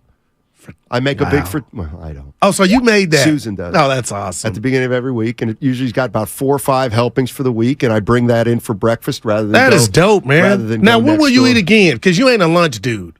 Like, we go to cafeteria. I've never seen you have food. I'll get a salad. Used to. Well, today I'm going golfing. What time? 2. Look at Steiny on the links. 2 o'clock sharp. Well, you got to let Dibs know. I don't have to let Dibs know anything. Well, prior to, you know what I mean. I'm leaving at 2 o'clock today. All right? But the way you said it, firm. There's no doubt. Shout out Roxy What's Brown. your favorite golf snack, Steiny, when you're out in the links? Foxy Brown. You have a helping of it? I would ask beverage, Spadoni. Well, no, but you got to have a little beef jerky, a little goldfish action. Yeah, a little chips. Modelo. Don't sleep on the goldfish. I'm telling you. Back in my smoking days, I had to go. A couple yellow bellies. It ain't, come on. Yingling. Yeah. Are you talking about the drink? Today I got the Anchor Steam But pills. that was a Or snack. snack. We're talking snack. I don't. Now, today I liquid won't snack. eat. I had a big breakfast. I'll go play golf, then I'll eat when I get home. Yeah. Or And watch the Lakers Memphis. Now, honestly, what I may try to do today, and this is where the boss is going to say, look, let's get back on the Warriors. And he's right. I'm going to try maybe to get home tonight. I'll get home around dusk, sunset. Just don't eat. Just don't eat. I just call fasting. Bonte's doing soda. Yeah. Weight loss I'm thing. trying to, I'm waiting. It's looking good. Yeah. go Back to ahead. Wiggins. Yeah. Oh, let's I'm going to go. try to get Brownie for tomorrow. Okay. Yep. Ron in Redwood City. Hey, Ron. How you You doing? guys. Hey, Ron. Hello, can you hear? Yes, Yeah. sir. Wonderful. Listen, thank you, gentlemen. I'll be quick. After the LeBron thing, I figured out that when you write the words key ingredient, the word green is in there. So I thought Draymond was a key ingredient coming back after that. Well, since the Jordan Poole and the recent one, I've also figured out that when you write the words anger management, the letters for green are in there in order. I don't know if that was the greatest. But, I mean, that was, well, He took a shot. Yeah. He absolutely took a shot. And even though it may have gotten mixed results, because it's centered on words and letters, I tend to like it. Yeah, all right, man. I tend to like it. When you get home tonight, the Fighting Finchies, they got to show up. That was Atlanta, both your former team. Well, Atlanta and Minnesota. Atlanta is making me They lost by money. 13. Atlanta has made me some money. They lost by 13. Damn right they did. Oh, yeah. They stink. And I'll tell you what. You're happy. Look at you. I am happy. I want that franchise to fail. Dude, Boston got a bye, basically. All that height. You got Cat Murray, Trae Young, the next Steph, a baby Steph. A Steph disciple. He's but a Steph thimble. Oh, you're done with him. I'm done. Well, you get around the right coach, and he's got some talents, Donnie. He can He get is to the around free throw right line. coach. They just fired a coach because of him. Fired 2 coaches because of him. Now Quinn Snyder's got to try to get. You're going to move his ass. What's up with Quinn? What about him? He looks rather peculiar around the eye area. I don't like to judge or make like one of the I don't talk Batman about people's villains. looks. Oh, okay, I hear you. Me neither. But the soda, I heard, was Bonte doing his thing. It's not him right. Fasting is there. It ain't about what you work. It's about the. All right, let's go to Rob in Nevada. No, wow, wow, Daryl Fitness. Hey, what's up, Rob? How you doing, man? How you guys doing? Dynamite. Hey. So going back to the Kings coaching staff, I definitely want to give Mike Brown his flowers, but with the way that we're watching the first game, game 1 and game 2, especially with the swarming defense on Curry and Clay, it's obvious to me that Leandro Barbosa and Matthew Dellavedova overall have figured out how to guard both Clay and Steph. Like the earlier caller said, I don't think that the game's going to be called quite the same way. You know, obviously reviewing after the Green incident. I don't think they're going to be able to play as tight, which gives me hope for Game 3. But yeah, I wanted to hear what you guys thought about, you know, Matthew Dellavedova's impact on defending this Warriors team. I hadn't even thought of that, Stoney. To me, Rob, it's more about Mike Brown and the speed. And the speed. Barbosa's involved. Yes, he is. And the other Warrior assistant, who's the guy, has the beard. His name is like Steiny. He's got the same first letter of the name. Brett, what is it? Who does this guy supposedly coach for? Mike Brown took him from the Warrior staff. He got the beard. I played against him with Laker. No, Barbosa, nice haircut, Barbosa. I want to say Brent, and it's BB. I don't think it's Q because that's who it. What's this? Q is the guy who works out with Steph. I thought. No. What's the Fitz was just talking about him. He was on the Warrior staff. I played against him with Lake Up in the Warrior World Tournament. I think we're thinking of different guys. I think you're right, but so. He got to set like Daryl. It's D&D. Whatever his name is B&B. It's Brent. I want to say, and he got the beard. Yeah, you know what I'm talking about? No. Well, you don't. Fitz was. I just watched it last night. Fell asleep. One guy. I thought Q, and here's where Warrior fans What's Q's real name? I know it. Okay, I just can't I'm about to bring it. All right, hold on. I thought Q though was the guy who was. Worked out Curry. Steve Kerr from Arizona. Bruce Frazier. Bruce Frazier. That ain't Bruce. Bruce is distinguished. Still with the Warriors. All right, so there's another guy you're saying. Yeah, no doubt. I'm about to get it right now. Luke Locks. Yeah, right here. Luke, I'm saying Locks. Loucks. Longley? No, we got it. With the beard. You're wrong on that, mate. Yeah.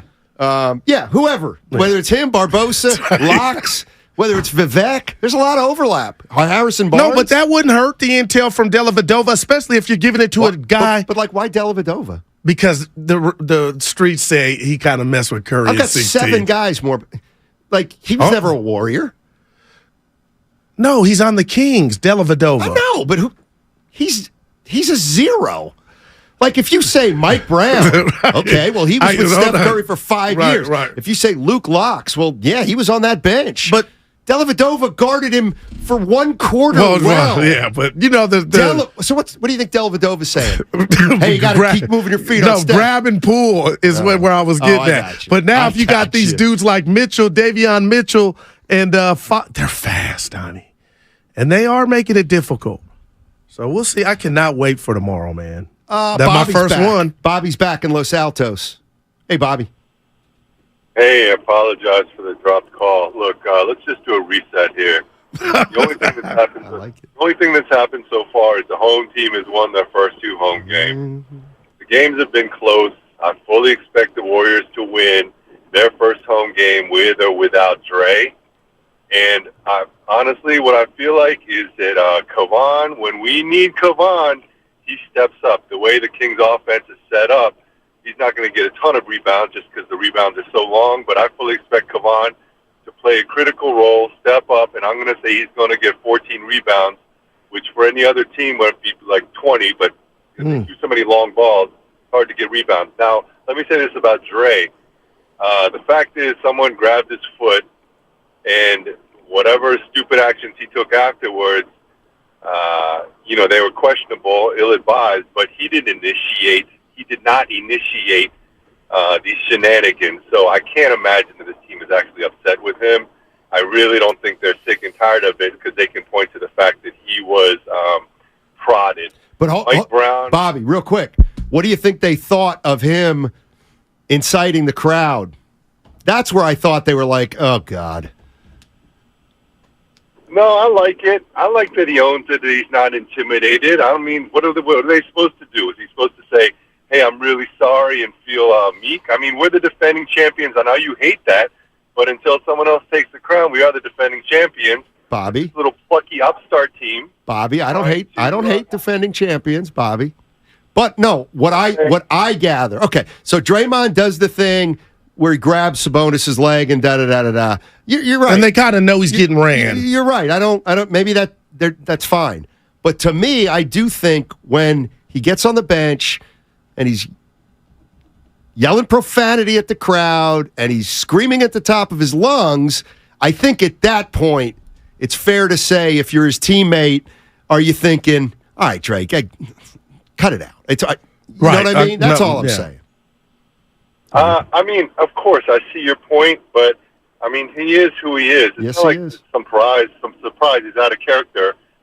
So, you know, I don't have a problem with it. Let's own it. They're the champions. Defending. The defending champions. Give us a prediction, Bobby, before you get out. Yeah. Oh, I mean, like I said, they're gonna win Game 3. I'm actually worried about Game 4. Well, no, that's right. A series prediction, but I want to hear. He's got the Warriors in 6 but or he's 7. struggling, Stein. He's not. Warriors in 9. Warriors in 6 or 7. Bobby, I'm gonna give you take one, it to the Evan. bank. Take it to the bank. Yeah, we got Brownie tomorrow. Bobby's all right. Bobby's always been. He said, "Let's do a reset." Stole your verbiage. I don't mind defending champions. I just stop using it as a crutch. Guru always worried about men. I saw that too. It's really that's astute. What? Take that for data. Wow. Just be more confident in yourself. I'm super confident. You are super confident, but you measure a lot of that confidence. No, if you're on TV, against other I just men. said Bonte was looking great, and I'm gonna try soda later when he's done. He's kicking ass. So is Shasky. He'll like that. Shasky a real one. We're working on you. What? Okay, this is my last thing. What the hell does that mean? Dan Dibley is the man today. Let me just the power of the pen. Oh, I Guru, agree. When you said this, Hold on. Okay, Can I set this up? Yeah, and I'll let you have the punchline. This is incredible because everybody's giving him love. Go ahead. Dan Dibley is at times a wordsmith. More than that time. Okay, I'm gonna be quiet. He can be very my clever. gosh. And this one, did have me laughing. Okay. Take the floor, All right. Goo. So I've told the whole staff, Bonte included, we all gave it the occasional 5. So I'm talking about SAC media. Well, I'm talking about media, the Warriors versus SAC, people on the radio. Okay, so Dibs sends a tweet out to my friend, our friend we've had on the show. They've had him on in the morning. Willard and Dibs have had on. Kenny Caraway goes by KC. Sure. On D-Lo and KC. Real name, Kenny Caraway. Sure, that's Dibs today on Twitter goes Tupac and basically says, I've had enough. Kenny carried away. Oh, but you get the play off of Caraway from carried away. It's great. That's an occasional 5, Donnie. Now that is Edgar Allan Poe. Yeah. Well, the dude, it ain't Dibs can have me a rapper. You know, in rapping, they don't like ghostwriting. But when you sing, it's okay. So like Marvin Gaye, you could write my song on Marvin Gaye. I go sing it, get number 1. Nobody cares. But when you rap, you got to write the lyrics yourself. But some people get somebody to write the lyrics for you. Dibs could be my ghostwriter. He's that good with words. You couldn't. But he's so good at it, then they would know it's not you, right? But how would they know if I rap it with how I rap it? Well, because the lyrics would be No, he would rap them for me. And, Hey, dude, I know metaphors and similes better than anybody. Evan heard me flow another day. We went to the company party. Oh, boy. Wait, what? Freestyle Friday. We met you on the rooftop. Oh, okay. Sabrina in San Francisco. Hey. Hey, how's it going, you guys? Good afternoon. Thank you. Going well, thanks. So I was listening to JJ in regards to, you know, the refereeing and hearing what everyone is calling in about. And he said this one thing as far as, I don't know why the refereeing is like this. Have we looked at the business side of it? We know that the league is transitioning in regards to wanting to push these young superstars and, you know, getting the Foxes out there and the Morants out there. Has it come a point where now we're just phasing out our older superstars and our older teams and giving the league a new look and a chance for a new fresh team to come in and have a championship?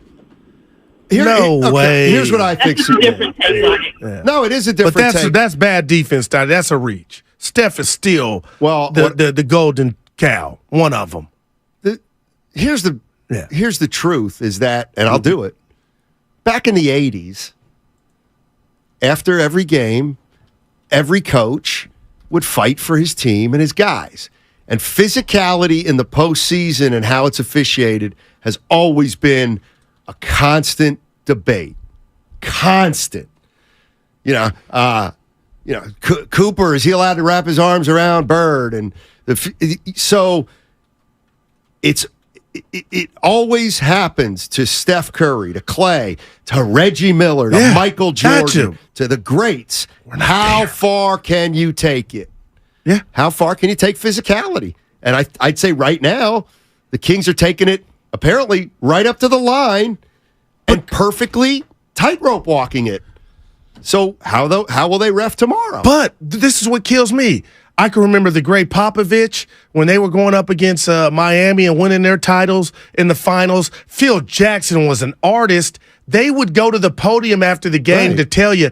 But the Warriors, same thing. This is what scares me. Kerr and Curry and Clay, they ain't saying they're getting grabbed. Well, maybe they're not. And that's what I'm saying to you. So I guess the fans are at a point to where they need something. So if you're going to say that before the player says it, but in regard to the young lady's call, Steiny, Steph is still, not Cash Cat, one of the stars. De'Aaron Fox is a star. He's coming out party, but the chef is still box office. Ouch, 408. I've been focused on you. No, you haven't. Guru flows just like a clogged toilet. Now, why would you laugh? I'm not laughing. But you wanted me to read it. No, I didn't. I just said, oh, boy. That's usually our... It's not true. Freestyle Friday's coming back. If you had enough confidence to let me just embarrass myself, it would be something. It would be catchy. I don't want to let you embarrass yourself. I talked to Vern Glenn the other day at the game. Yeah, he said he wanted to also talk to Fitz. Let me guess. He wants to come on for a segment. No. Join the club, Vern. He didn't say it. I offered. I want to get you on. Talk to Spears, too. Our guy Spears. Who else you talking to? Monty. Bobby Jackson. We had missed signals.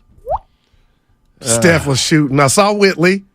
She was. Nobody knows who these people are. Whitley Sandretto is. Come on. Kansas City's finest. We got to get to that noise. Well, we got a lot of guests coming up. So. Yeah. I don't know. We have a call into him, though, don't we? Oh, yeah, right. I tell you what. You better be careful. Yeah, he's the one who better be careful. Dude, we get him. That'd be fun. It depends. I wouldn't go, Steven. You made a noise that I. Dude, you got that down. Whatever you got that. Oh, you mean like. Yeah, we got to go. Hey, Stephen A., you're my hero. I patterned my whole life. Stephen A. Stephen. Go, Warriors. Hey, we got Zaza Pachulia on the other side. And it is a Warriors Wednesday, and it's brought to you by Friedman's Appliance, a trusted name since 1922. That's over 100 years old. Visit friedmansappliance.com today. Watch yourself and know who you're talking about. Mom, Dad, Sis? Here we go again. Why are you in a suit? Picture, if you will, a world with the best network imaginable. I'm talking about the Xfinity.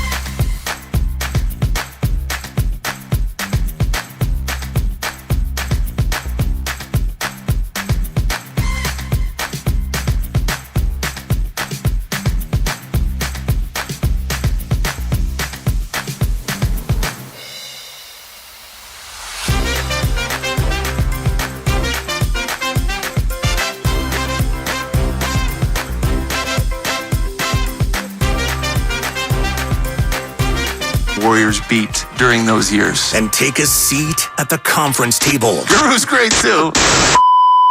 Welcome to The Executive Show. Nothing easy. On 95.7 The Game. Brought to you by Yellow Sack. Try a dumpster bag for easy waste removal. Less mess, reduce stress. Budget friendly, clean freely. Call 833-3YELLOW or go to yellowsack.com. All righty, let's get right into it. He's been joining us all season long. He's been a lot of fun, very informative. Zaza Pachulia, it is The Executive Show. What's going on, Zaza? How you doing, buddy? Well, this is the time of the year. My favorite, to be honest, always been, and obviously tensions and conversations are different too. Probably you guys can feel it, and I'm sure definitely the media and social media you can see it, right? And they're playing the one team multiple times, and adjustments are made and. A lot of conversation around it, not only with our series, just any series. I think it's so balanced league we have, and games we see so interesting. And like I say, I'm loving it. Let me ask you this, Zaza. I'll kind of just get right to it. Draymond's going to be out tomorrow for Game 3. You guys have made your organization has supported Draymond throughout the years. He's a vital member of your team. I guess what I'm wondering is and you can take this anywhere you want, but when you hear the decision yesterday, Zaza Pachulia, a guy who knows Draymond from way back, are you disappointed, more disappointed in Draymond or the decision, or how do you look at it? Well, definitely not disappointed in Draymond because if I'll be fortunate to play, not only know him but play with him and. I went to, in the details, right? So I've seen highs and lows, and we share the locker room, we share so many amazing moments together. So I know his intention is to help the team to win a game. I mean, that's not negotiable, all right? So, like it or don't, the guy did so much for this organization, for this franchise, and the reason why we're talking about, championships that we are so proud of. Build the success on and off the court is, and Draymond Green is a huge, huge reason, right? And that's not negotiable, right? So now it comes with Draymond. Is everybody perfect? No, that's not the case, right? And I wish we were not talking about suspension. I wish we were not dealing with it. But at the same time, I know his every move is to help the team and to help this organization to win and bring another championship for that nation, Bay Area, and Golden State Warriors. Zaza, let me ask you. Oh, go ahead. Oh, my bad. Let me ask you this, because you played. Now, I left out of work yesterday about 2 p.m., and Draymond hadn't been suspended. And I got home and had my dinner. I'm like, okay, he's not going to. So I'm over here still shocked at the timing of it and why it was so late. But I got to be honest with you. I would never second guess Coach Kerr. But I look at Jonathan Kuminga in the rotations from last game, a young player like JK, 4 minutes, Zaza. So now there is no Draymond. Walk us through what Kuminga has to do to get ready. Do the coaches come talk to him? Do the leaders? What goes on with getting Kuminga or the others who got to replace what Draymond brings? Yeah, first of all, I was surprised with the decision, to be honest. And, I was not expecting, especially after, Draymond throwing out, getting frame and foul and throwing out from the game. I thought that was it, but I was surprised with League's decision. But it is what it is. I mean, League decided already, so there's no point for me to say anything about it. But regarding rotations, Guru, if you look at it, and even when I was playing, there were core guys were getting consistent minutes, right? It was Steph, Clay, it was Draymond, right? It was Andre. So the core guys were getting consistent minutes. And rest, Steve always likes, throwing the guys throughout the season in every stretch of a couple of days, couple of weeks, couple of games where you're getting consistent minutes as a role player, and then the things might change next month. Obviously, the matchups is in it, the reason, as well as he was trying to keep everyone engaged, involved, in shape mentally and physically for the playoffs because he likes to use different lineups and different matchups and different plays and against different teams. So we've seen this story. Like, Kuminga, if you remember, when season started, he was not getting consistent minutes. Right. He got into rotation. So, I know it's not easy for the player to deal with. At least for me, I always like to get consistent minutes. I knew what time I was going in. I knew what time I was getting out. That way I kind of arrange my energy and focus in that period of time, right? So I know it's not easy, but Steve has been doing that. So it's not new for any player that, it may be a 4 minutes first game, but, here we are talking about, injuries happen. And, obviously these kind of things, maybe not as much as suspensions, but, I think Kuminga, even though he's young, he understands this is the chance for him. That if he's going to get more minutes, how many minutes he's going to get, he needs to bring it because this is the playoff basketball. And not only Kuminga, but it goes to any player. Zaza Pachulia joining us on 95.7 The Game. It's the executive show. Let me just ask you a little bit about moving forward defensively without Draymond. And I didn't realize this, but the last 6 minutes of that game, it was 93-93, and then they scored on 9 of 11 possessions. And the one they didn't score on was when Peyton turned it over in the backcourt.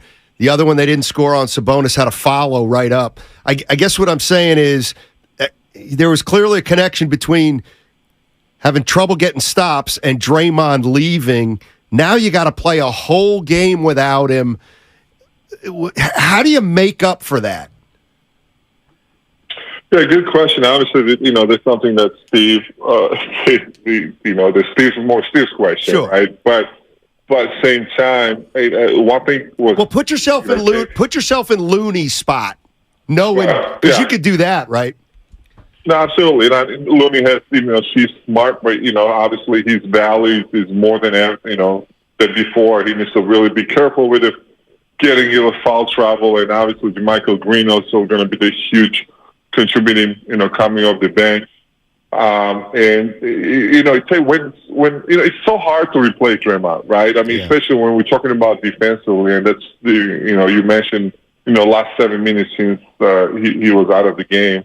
It's so hard to fill his space, but at the same time, it's going to take the whole team to cover Draymond and replace Draymond. It's not only going to be one guy. It's not only going to be Looney. Yeah, Looney is a huge factor because they play in a similar position, but it's going to require, starting from Steph, right? He's not known as a defensive stopper, even though he got so much better defensively. But it's from Steph to anybody else who's going to play, that it's going to be a total team effort. And that's how it's been all the time, and especially the moments like this, every possession gonna matter. So that's how I look at it. That's how it's been done previously, and I'm faith in our guys that they understand and they're on the same page.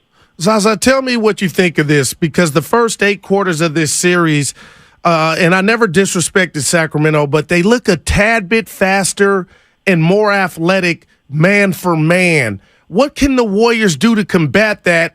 Because obviously, both the games came down to the wire, but there's just something that scares me. The Sac looks a little faster. What do you say to that? Yeah, they look good. I mean, I'm with you. Like, I never want to disrespect, especially when you have a team that really well coached, right? And when you have a team that is young but not as young, right? So they're not like in the first and second years, even though they got a couple guys, right? But the core is being around and have seen, a lot of things. They have good experience to me. So you never want to disrespect and take lightly. I don't think anybody did, to be honest. But they're definitely, working hard and taking advantage of the home court and the amazing crowd and amazing support they've been getting the first 2 games. But at the same time, Guru, I want to make sure, like I say this and everybody understands, it's a 7-game. Until some team wins 4, gets the 4 win, it's not over, right? So, of course, you don't want to be in the situation down 2-0. And, I've been listening and hearing that, Warriors has not been, down to 0-2 for a long time, right? I mean, I understand that stats is the stats, but reality is that it's not over until somebody gets the 4 wins. And same time, with my experience, series really start game 3, So next game to me, even though we're going to be without Draymond, and I don't want to make a big deal out of this, but next game is crucial. Right. It's huge. It's huge. Probably the biggest game. Wow. Not probably. Biggest game of the year that we played. So I'm excited for Thursday, especially, it's always to play at home versus on the road. Like, we couldn't be on the road in Sacramento playing game 3, but here we are, we're playing at home, that we had an amazing record. So I'm super excited and confident at the same time. Yeah, it should be a lot of fun. Hey, Zaza, thank you so much for joining us. And, well, I'm not going to say goodbye. No, we're going to talk to him We'll again. talk to you in 2 weeks. Sounds good to me. All right. Zaza Pachulia, and that is the Executive Show, brought to you by Yellow Sack. Try a dumpster bag for easy waste removal, less mess, reduce stress, budget-friendly, clean freely. Call 833-3YELLOW or go to yellowsack.com. Zaza, man, he said he saw it too, Stoney. It's hard to ignore the speed from the Sacto Kings. But you know what I love about just being in sports and what we do? What?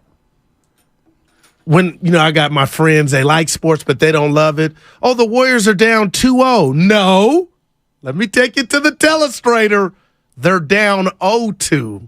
And what, I'm random, also in that school is it's the Stanley Cup Final and the NBA Finals with an S. Take that for data. I never mind a clarification like that. I'm just my PSA to the people. They're dead. The Warriors are down 0-2, not 2-0. So I don't know if I want to go here or not. And I know he ended up qualifying it a little bit.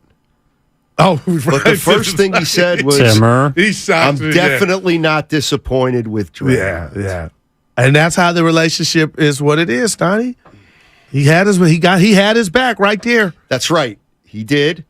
Yep. But all I'm saying is he had his back, but that doesn't mean having his back is the 100% right decision. Now, what if he's doing that publically I'm sure and he's probably ripped him a new one? It's fair. Okay. It's fair. It's more that I thought he'd be like, of course we're a little disappointed in Draymond, but he is the heart and soul. All right.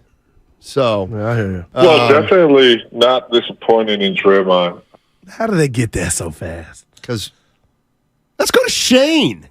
Shane and San Ramon. I'll tell you what, I'm ready to jump on Shane's side because it's time tomorrow. Tell me, Shane. Talk to me, buddy. Hey, guys. Hey. Yeah, I think a bigger problem about the Warriors is not about Draymond. I mean, it's a done deal. He's not going to play in this game 3, but the bigger problem is about Kerr. I mean, the other 29 teams, they already know that they're going to run that same motion offense over and over again, but they had the personnel to overcome that. But now when it comes to Mike Brown, it's almost like a couple years ago, John Gruden brought a whole Raiders playbook to Tampa Bay, and they still kept the same playbook. They got blown out in the Super Bowl, and they kept doing that. It's just not too much for them to overcome right now, so they really need to change that offense and also the defense. That's all I'm going to say. If I had $1 for every time I've heard that comparison, but Mike Brown could tell them all they wanted the players to, but they got to go out and execute. You're gonna be blown away by what I say. I think if the Warriors lose tomorrow night, they still can win the series. It's never happened before in the NBA. That would be here. You can't agree with that. See, I hate when you said looniest prediction of all time. No, but listen, why it's not. It would be revenge for being the only team in the finals to blow a 3-1. How do you make that? How do you fix that? Come back from 0-3. No, not in the first round. Okay. They blew. Kinda They'd have to come sounding back good. from.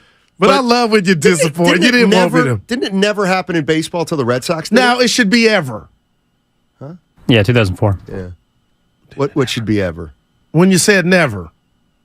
No, I got the teams never come back. I got you. I've been on this roll. Speaking of semantics, if I say, for example, No NBA team has come back from being down 3-0. I don't have to say. That's no wrong. team in the history of the game has come back from 3-0. Well, that's what I'm saying. No teams come back from 3-0. You don't even have to say ever. No teams come back from 3-0. But it's 0-3. That's baseball. That's who? It's never no, it's never happened. No, I'm saying you're putting the 3 in front of the O. It should be 0-3. I just gave you the lesson. Help me, Evan. And in baseball, they play during 1 year. In basketball, it's 03-04, but in baseball, it's just 1 year. So the Red Sox did it in 2004. I can't stand you. Oh no, I'm totally. I can't stand you. No, I'm talking really? about. No, really. Evan, this is like who's on first. I think we're having a misunderstanding This is tough. right here. I'm talking about you guys are talking about the years, the actual year, calendar year. Sure. I thought you were talking about down 3-0 in 03 to where I was just giving you the lesson. When you're down 3 games, you're down 0-3 in a series, not down 3-0. That doesn't matter. Who's on third? But that's what I was. matter. Oh, it bothers me. But that's what I was talking about. You were talking about. Oh, I got you now. I was like, What's on second? What's he talking about? AJ's in San Francisco. Hey, AJ, how you doing, buddy? I'm great. Thanks for taking my call, guys. Sure. Really, really appreciate your show as always. Thank you. So I want to correct Guru, and Steiny, I think you'll appreciate this. The caller that called about the conspiracy theory about the league trying to get younger players more notoriety and maybe the officials acting one way because of what JJ said. Guru, you said that, well, Steph is still the golden cow. Let's keep it real. First of all, it's the golden goose. Johnny, I think you'll appreciate that. I was doing that on purpose. Sacred cow. You said golden cow, but let's keep it real. Let's keep it real. Yeah. And on another note, Steiny, where are you playing today? And then I hope you play well. Don't count your score until you're actually done with the hole. I think you'll shoot better. On the note of Draymond, listen, Dubs fans, come on, man. We got to get fired up. We got to get behind our guy. We realize what he did. We all understand his antics. And like I said yesterday, we don't have 4 chips without Draymond. So why are we acting as though we're dead? We're not dead in the water. We still got 2 games at home. Yeah, we might lose one because we don't have Draymond. But let's get behind our team, people. Like it's not do or die unless, like Zaza said, they got to get to 4. My point is this, man. Yeah. They will play harder. We know they'll play harder without Draymond. The question is, if we win game 3, do we win game 4? All right. And before you go, he's gone. Yeah, keep it real, Steiny. The whole point is they've been dealt a bad hand. That's what this is. I mean, Dre, what? The Warriors have been dealt a bad hand, so it's kind of hard to get pom-poms and Draymond give me a W. Have dealt themselves a bad. They're the dealer at blackjack who just drew a face card and a 4. But it still was a bad hand. They got a bad hand. But this is you're just exonerating responsibility. Well, Zaza said Draymond he wasn't disappointed, and Dre was being Dre. But at the end of the day, forget fault. It's a bad hand. That you're going to go out there tomorrow without it's a emotional leader. It's like, I shoot myself in the leg and Plexico burst. And it's like, boy, I was dealt a bad hand. No, it wasn't. I get you on that one. That's a 1. That's a 4. Guru going down a rabbit hole correcting people's words. That's pretty funny. That's a nice shirt. My boy Sheed, our boy Sheed. Did I see you texting him trying to get some swag? No, I texted him to berate him. Oh, well, you left off the list. Yeah. I was with our guy. I did a podcast with our guy CJ Holmes from the Chronicle. You did a podcast? Yeah, and Bram from Warriors Huddle. Who wanted you? Who wanted you on their podcast? People. I really try to come in here. Bram and Warriors I've done Huddle. one with Bram. Yeah, he's good. Pretty funny, and, too, CJ Holmes? Yeah, CJ, he's good. Check a look. CJ Holmes has college stats on Basketball Reference. Auburn. Yeah. How did you know the stats? I know. He never missed a shot in college. You think I'm kidding? I'm not. He was shooting like that? He did not play a lot, clearly. But Well, are we talking about the 4 for 4 or something like that? Yeah. He did not play a lot. I would take pride in that. He was a Division I athlete. Oh, remember you said you would. I have nothing but respect for. But I don't believe you would trade in your Division III star status. Yes, I would. Or your 46 minutes at D3 for 12 on D1. Yes, I would. Why? Because I could tell everybody I got a scout. Where did he go? Auburn. Yeah. D3. I'd rather have said my whole life. Hey, Stein, yeah. First of all, you can say you played at Auburn. Yeah, I no played at doubt. Auburn. That's heavy. Oh, really? Yeah, played at Auburn. Got a scholarship, D1. Wow. Hey, Stein, you ever play? Franklin and Marshall. I played, and I always say just Division III. Just Division III I played. Wow. How'd you do? Good little career, but I'd rather have gone Division I. I'm not a leader. I'm not. That's one of the reasons I didn't go Division I. But now, Steiny, they can find you anywhere with the video.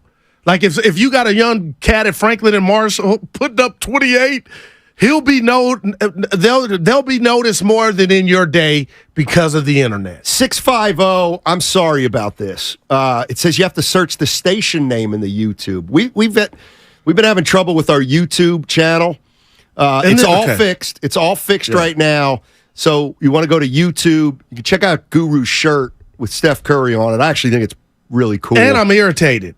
See, YouTube is back up, and it's been up. So you want to search 95.7 The Game. So I'm talking about the SAC Media and Us Media.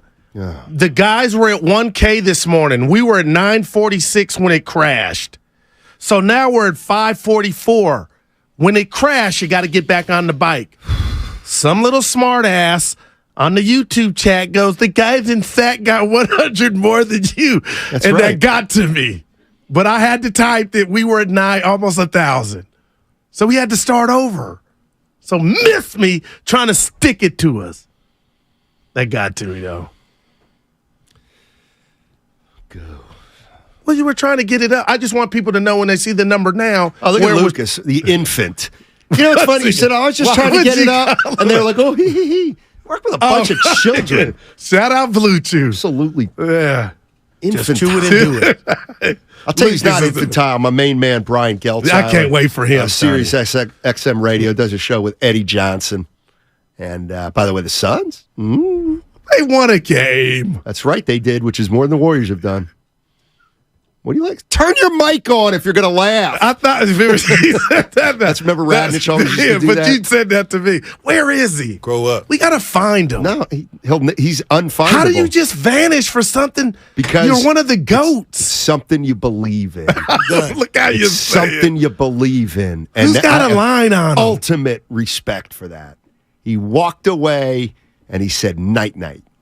Ain't no appearances. The dude done. How about this? I'm going to stick it to Banez, right? He's not like a Banez. Not really working anymore, but trying to keep his fingers in things. Doing some stuff out there. By the way, I do want to. Banez did text me something. Remember when I said, we were talking about the Lakers? I said, well, you're a Laker fan, which you are. And I said, so you'll remember better than me. It's actually, you'll remember better than I. Did he send that to you? Yes, he did. That's He's right. my boy. Because the way you do it, it'd be like, you know what, Guru? Would you say, which one would you say? You know what, Guru? You remember better than me or I. If you say, Guru, you remember better than I remember. That's why you would say I. You wouldn't say, Guru, you remember better than me remember. See? Totally. All right. Thanks, so he's Mark. your eyes in the sky. Thanks, Mark. Yeah. What is going on here? Hey, Fitz. Dude, he was in rare form. Fitz, take it out on the refs. Yeah. Right, don't take it out on me. Fitz started the broadcast. He goes, we're the great ambiance in Sacramento, second to Jason. I go, Fitz you. Tiny. That's the way to ride for your team. Oh, coming up next, and hopefully you've heard him before. He's terrific. Brian Geltzeiler, XM Sirius Radio. He does an NBA show with Eddie Johnson, and we just have had him on now every couple of weeks because that's how much we like him. Warriors Wednesday brought to you by Kirby, your driveway mechanic. Check out Kirby, CURBEE.com, Sirius XM NBA Radio's Brian Geltzeiler. He's coming up next. This is Matt Steinmetz, Oakland, California, in the...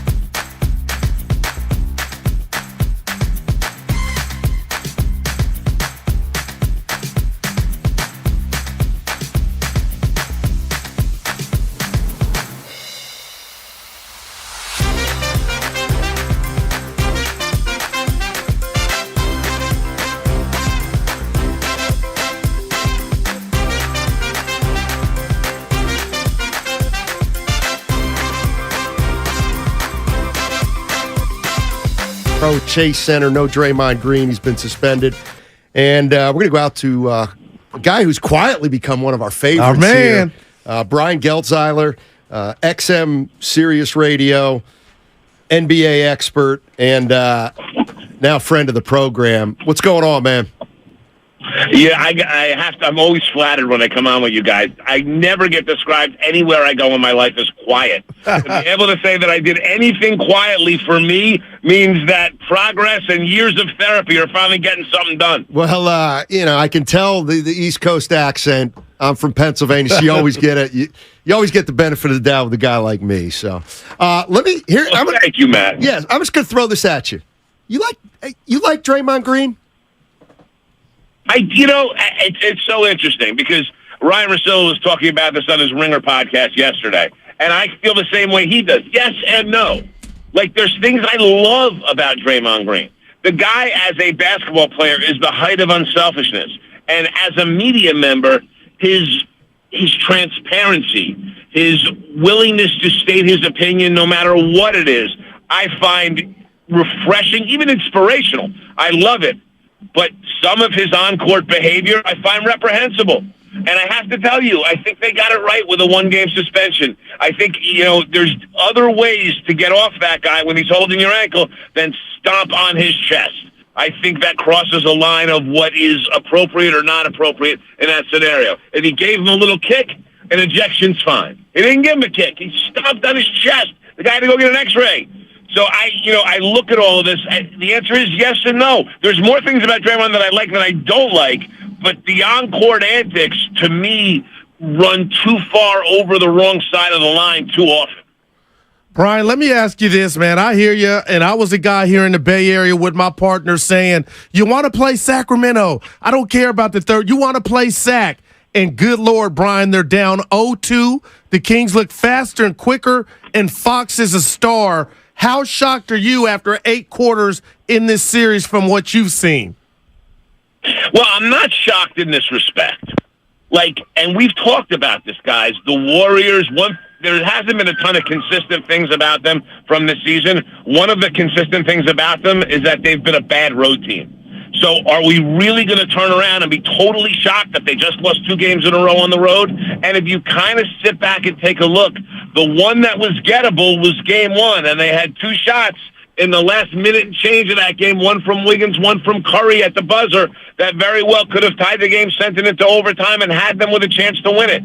So that was the gettable game, but they're not good on the road. And I will tell you, what would surprise me is that if they lose one here, because for however bad they are on the road, that's how good they've been at home. Because that's how you get a record like they have when you're that bad on the road. So they, for whatever reason, on the road, they don't defend the same way. They're disconnected. And listen, Peyton not having been there all year, Wiggins being out all that time, it's going to take time for them to find themselves. So listen, if they're going to get one on the road to win the series, it's going to have to be 5 or 7. They got to hold serve at home. But I'm not terribly concerned with their ability to hold serve at home, guys. Brian Geltzeiler joining us on 95.7 The Game. You can hear him, Sirius NBA Radio. Brian Geltzeiler joining us. Let me ask you this about the Kings and the Warriors. The Warriors throughout their history, at least their recent history, they've loved to against opposing point guards, have a bigger guy on him, shadow him up the court, and see if you can contain him. In his heyday it was Clay. Now they try to do it with Wiggins and Peyton. Is Fox too quick to even try to do that? The thing with Fox and the problem with defending Fox, and he does something that is rare for the way that point guards are playing in this league today. He really is very, very comfortable taking mid-range jump shots. Where Fox hurts you is that he's so damn fast, and he is willing to go to the rim when that path is there. But when that path is not there, he's so smooth and comfortable at pulling up from 12 feet. Yeah. And it's a huge factor in making him hard to defend because you can't completely back off him, give him a step or two because you know he's going to meet you at the restricted area. It's not going to meet you at the restricted area. You start to backpedal a little too much from him, he's going to jump stop and fire up a short jumper, which he's really good at hitting. So it's when you want to go with length, you get in a spot where quickness-wise, that length has got to be off him a little bit. And if that length is off of him a little bit, with how quick his release is, he can get that short little jumper off, and he's really good at hitting it. And that's a skill off the bounce that's outstanding. We see it in all the great players in this league, having a quality mid-range game off the dribble. His is really, really good, guys. Brian, I got to be honest with you. Some of these athletes just amaze me. I thought Wiggins wasn't coming back. He's back. Outside of his three ball, though, Brian, I've seen it up close. This man, he's been playing his ass off. How shocked are you from what you're seeing from Wiggins? Stayed in shape, Darryl, huh? He showed up in condition, ready to play basketball. And with everything he was going through, and by the way, some of the nasty, horrible rumors about him, too, that people just tend to forget when they find out he was actually out for a real reason because his father was sick. So, like, in the face of all of that, Andrew Wiggins stayed focused. He stayed in shape, and I am shocked that he is making this kind of contribution. And let's face it, they need every bit of this kind of contribution from him because they're struggling badly defensively. He is absolutely their best defensive player. So, no, I give him all the credit in the world, this guy. And I've always been a big Wiggins fan, and he's landed in the perfect place. He knows he's landed in the perfect place. Happy playing basketball, happy with this franchise. Listen, Wiggins is one of the best things the Warriors have going for him right now. Brian Geltzeiler joining us on 95.7 The Game. You can hear him on Sirius XM NBA Radio. Does a weekly hit with Eddie Johnson, who I know comes on our show quite a bit. Real quick, how's Eddie feeling about his Suns right now? Eddie will never, ever let you see him sweat when it comes to the Suns. He is eminently confident in this group. And I understand, and I really do understand why. And you saw it last night in the second half of that game, why you're eminently confident in this group. Because Durant doesn't always have to take the whole thing on his shoulders. Booker last night was the one that made a huge difference in the third quarter of that game for Phoenix. And so to be able to have multiple weapons that can do that and take over a game in that way, you guys know, you guys have had it there in Golden State for years. And it's something that can really carry you and lift you in tough playoff spots.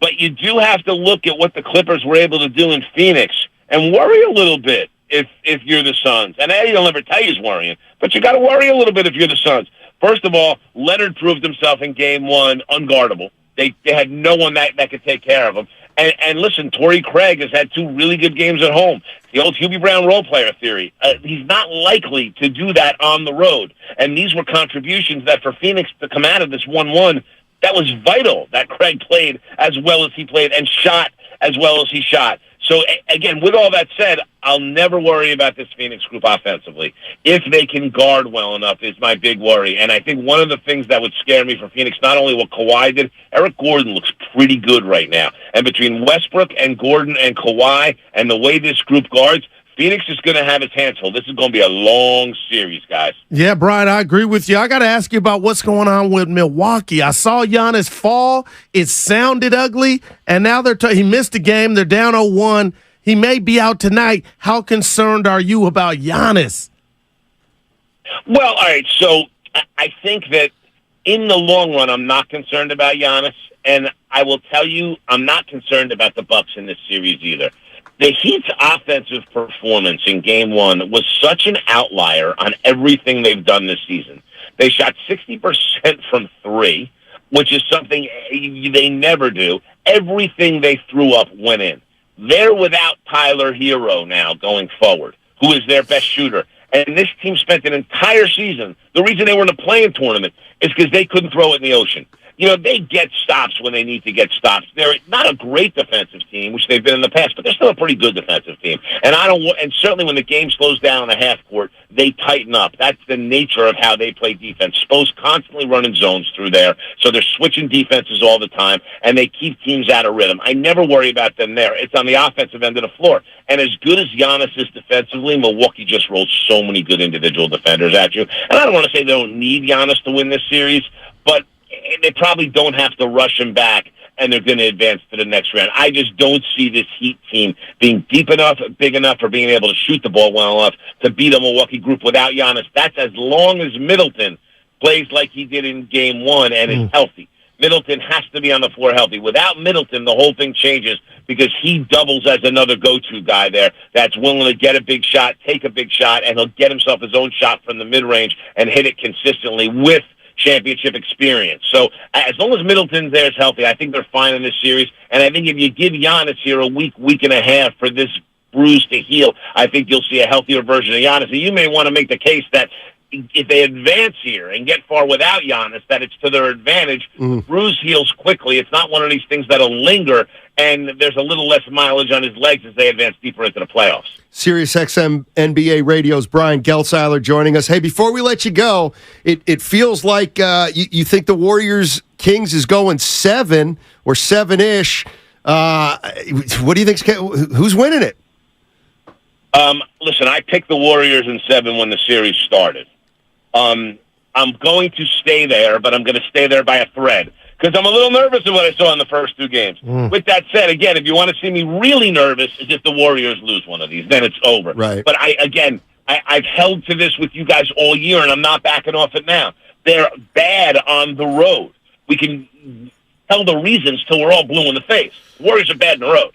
But as bad as they are on the road, they're really, really good at home. Yeah. So now that having Sacramento come in there, and this is good. Listen, it's easy to start a playoff series in your own building when you don't have a lot of playoff experience. Your crowd can lift you. We talk about the importance of playoff experience because it's when you're in a hostile building that's screaming at you. And after the way Draymond just went at it with the fans, I'm sure some fans are going to be all over Sabonis there. It's going to be very, very loud in the Chase Center. Like, I think all of this is going to work to an inexperienced Sacramento team's disadvantage, and the Warriors have that kind of championship pedigree to smell blood in the water. All of this adds up to the Warriors winning their home games. The question becomes, can they steal one on the road to get this series? I'm still going to bet that they can, even though they really haven't shown me all year that they can, guys. Hey, Brian, as always, thank you so much. Really appreciate it, and just love catching up with you, man. Guys, it is always my pleasure. Please reach out anytime. I always enjoy this with the two of you. Great job. Cool. Appreciate it. Brian Geltzeiler, Sirius XM NBA Radio's Brian Geltzeiler. Now, would I be a hater if I wanted to jump in when he pointed out that the Warriors are great at home? Right. But, Steiny, you and I, we watched all 82. There have been some where they've been down double digits. Right, but so I think teams it's on a don't just, record. pucker up when they get here. No, they definitely do, but what I'm saying is, you on your A game, you can come in here and get a lead on the boys. A lead. You got to put them away, though, at home. Warriors have proven very difficult to put away at home. Well, it must happen tomorrow. 33-8. 33-8 the Warriors are at Chase Center. And this will be Wiggins' first game back in front of the I'm going to miss tomorrow. Right. I'm going to be at the lab. There we go. I got to figure that out. You got it. The front row you talking? Well, I don't know about that. Yeah. I just want to. Well, you're a snob, a sports snob. You wouldn't sit anywhere else. Yes, I would. In fact, I'd probably sit somewhere. The div seats, the second, take a picture and post it. Listen, I've sat in nosebleeds. I sat in nosebleeds. What did Rob Sambruno? Once. What Rob from Sambruno say? God seats. He calls them the God seats. The one thing I did want to bring up was here we go. Anthony Slater was on with the morning show, and he talked about the suspension and whether or not he was surprised. I mean, look, like the league has to understand optics in the situation. Obviously, Joe Dumars was connected to the Kings. This is the job he left, to replace Kiki Vandeweghe, which I'm sure people remember that name from the 2016 decision. So that's one layer. But again, the other layer is the one I mentioned that should be known here. I mean, this is like, go, Google Joe Dumars and Draymond Green. Like, he references them regularly. Like, this is one of Draymond Green's, biggest mentors from, childhood, basically, pre-draft. I mean, we're talking about a bad boys Pistons. This is one of Draymond Green's heroes in a lot of ways. That is the one, I guess you would say as the lead decision maker, although I do think Adam Silver was very involved. So I don't think there's a bias, but obviously optically, both of those things being involved in Joe Dumars' background is kind of interesting. Right, so this hurts Trey, the fact that it's his boy. Supposedly. Yeah. Allegedly. Well, yeah. Ostensibly. Well, he didn't hook him up. Remember Master P, that movie I got to hook up? It was, it's about 95, 96. Who was in it? Master P and his whole rap label. Is that the guy who... From Richmond, New Orleans. Okay. We used to hoop, yeah. Is he the guy who thought he could make it in the NBA? Yeah, that's a Toronto Raptor, Percy Miller. No, he wasn't. He didn't play in the NBA. But he was played summer league game. Right. But he didn't play in the NBA. Thought he could. Like every time. And Handy had a couple of days with the Warriors starting. 10-day contract. I was covering the team. Yeah, 10-day contract. Mm-hmm. We actually have Joe Dumars speaking about some of the reason behind Draymond Green, who was on NBA Live earlier today. We got enough time. That's a possibility. Yes, that's a possibility that it could have been differently. We look at each one of them when they come through, and we sit down and we pour through it. And yeah, Adrian and I had that conversation earlier, and I said that it could be, it possibly could be for sure. Sorry, that was on the second part of the cut. So there was debate throughout the office all day yesterday on this. It wasn't a quick or easy or light decision. We understand the ramifications of a decision like this. Here's the thing, as I was saying to Adrian earlier when we were talking, it's like the act itself, we felt over the top and excessive. The conduct, detrimental. Some of the things that went on after the incident. You mean engaging with fans? That's what you mean when you say that conduct? Exactly, conduct detrimental. And then also the repeat offender. We think in totality, you take all three of those things, and that's where you end up landing with a suspension. If you separate them out individually, maybe not. But if you put them all together, that's how you end up with, and that's how we came up with suspension. That was from NBA Live. Good Lord, Joe. Joe was, we were at the office all night. I pictured ties loosened, maybe a little drink, and they just How many decided times do you think they watched that? And from how many angles? More than 20. And I got to tell you, we got Brownie coming on tomorrow. Stoney. I ain't scared. That's my dog, our dog. He did. The stomp looked bad. Yeah, it did. It really did. So the ankle, I get, but the retaliation was, you hit me with a firecracker, I hit you with an M1000. And now, what would make me use the firework analogy?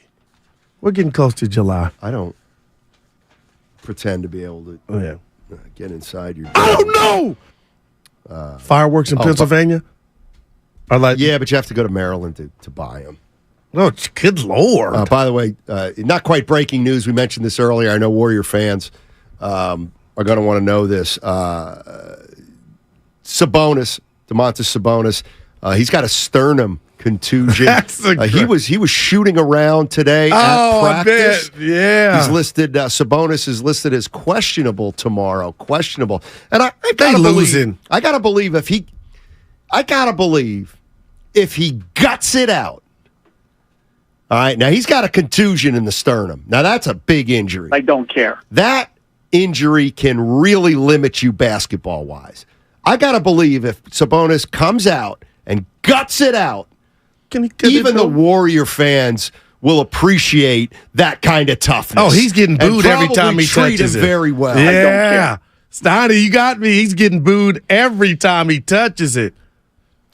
Damn it. They need this. Steph them ain't going out like this, Stoney, down 0-3 to Mike Brown. Come on, Master P, 10-day contract with the Hornets.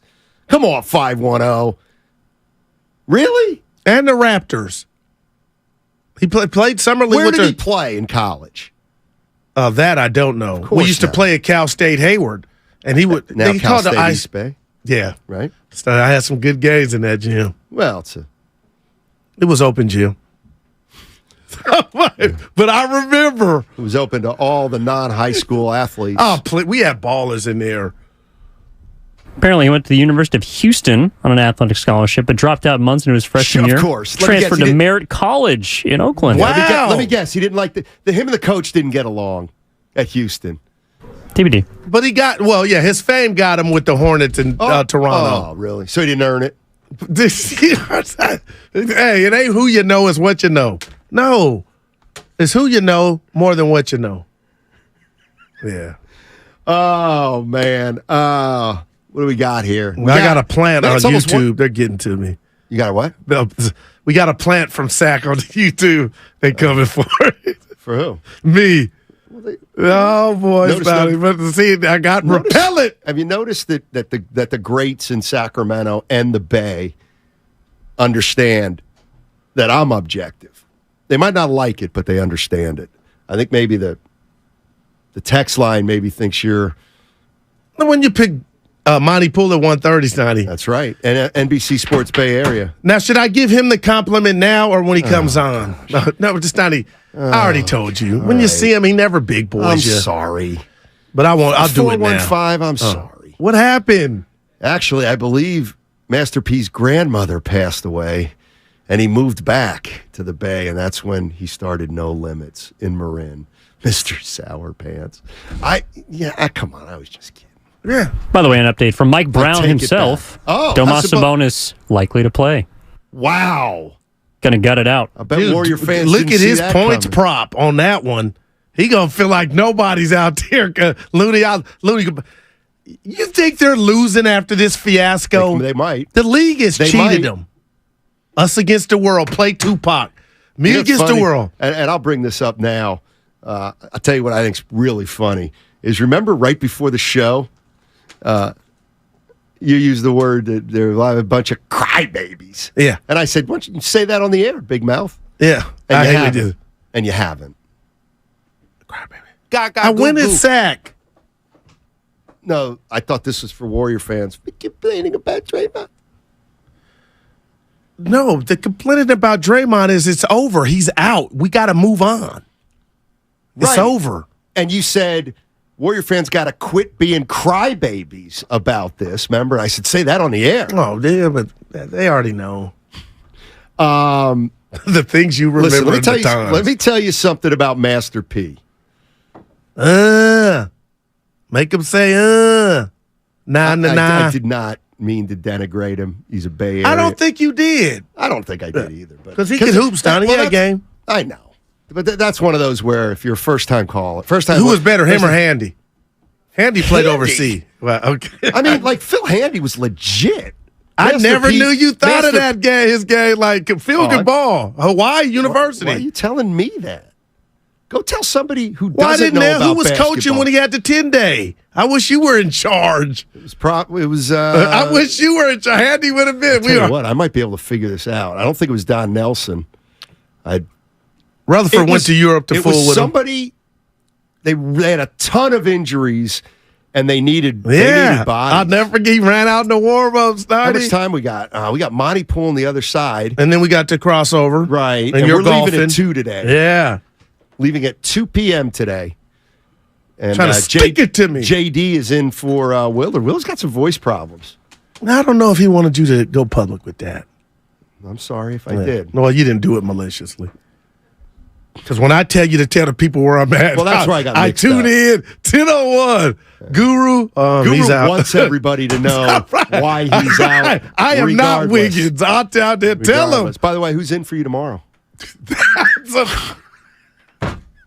That's an occasional fight, but I don't. It ain't, man. It ain't true. But dude, that's pretty good. I was like, where am I at? Warriors Wednesdays brought to you by Friedman's Appliance. Trusted name since 1922. Visit friedmansappliance.com today. Monty Poole, NBC Sports, Bay Area coming up on the other side, and then we'll get to your calls. Mm-hmm. If you're gold-blooded, you're always gold-blooded. Hey, Brad. I thought you had a date tonight. Hey, Mom. She just left. Using my phone for a Wi-Fi hotspot backfired again. I keep telling you to get Xfinity.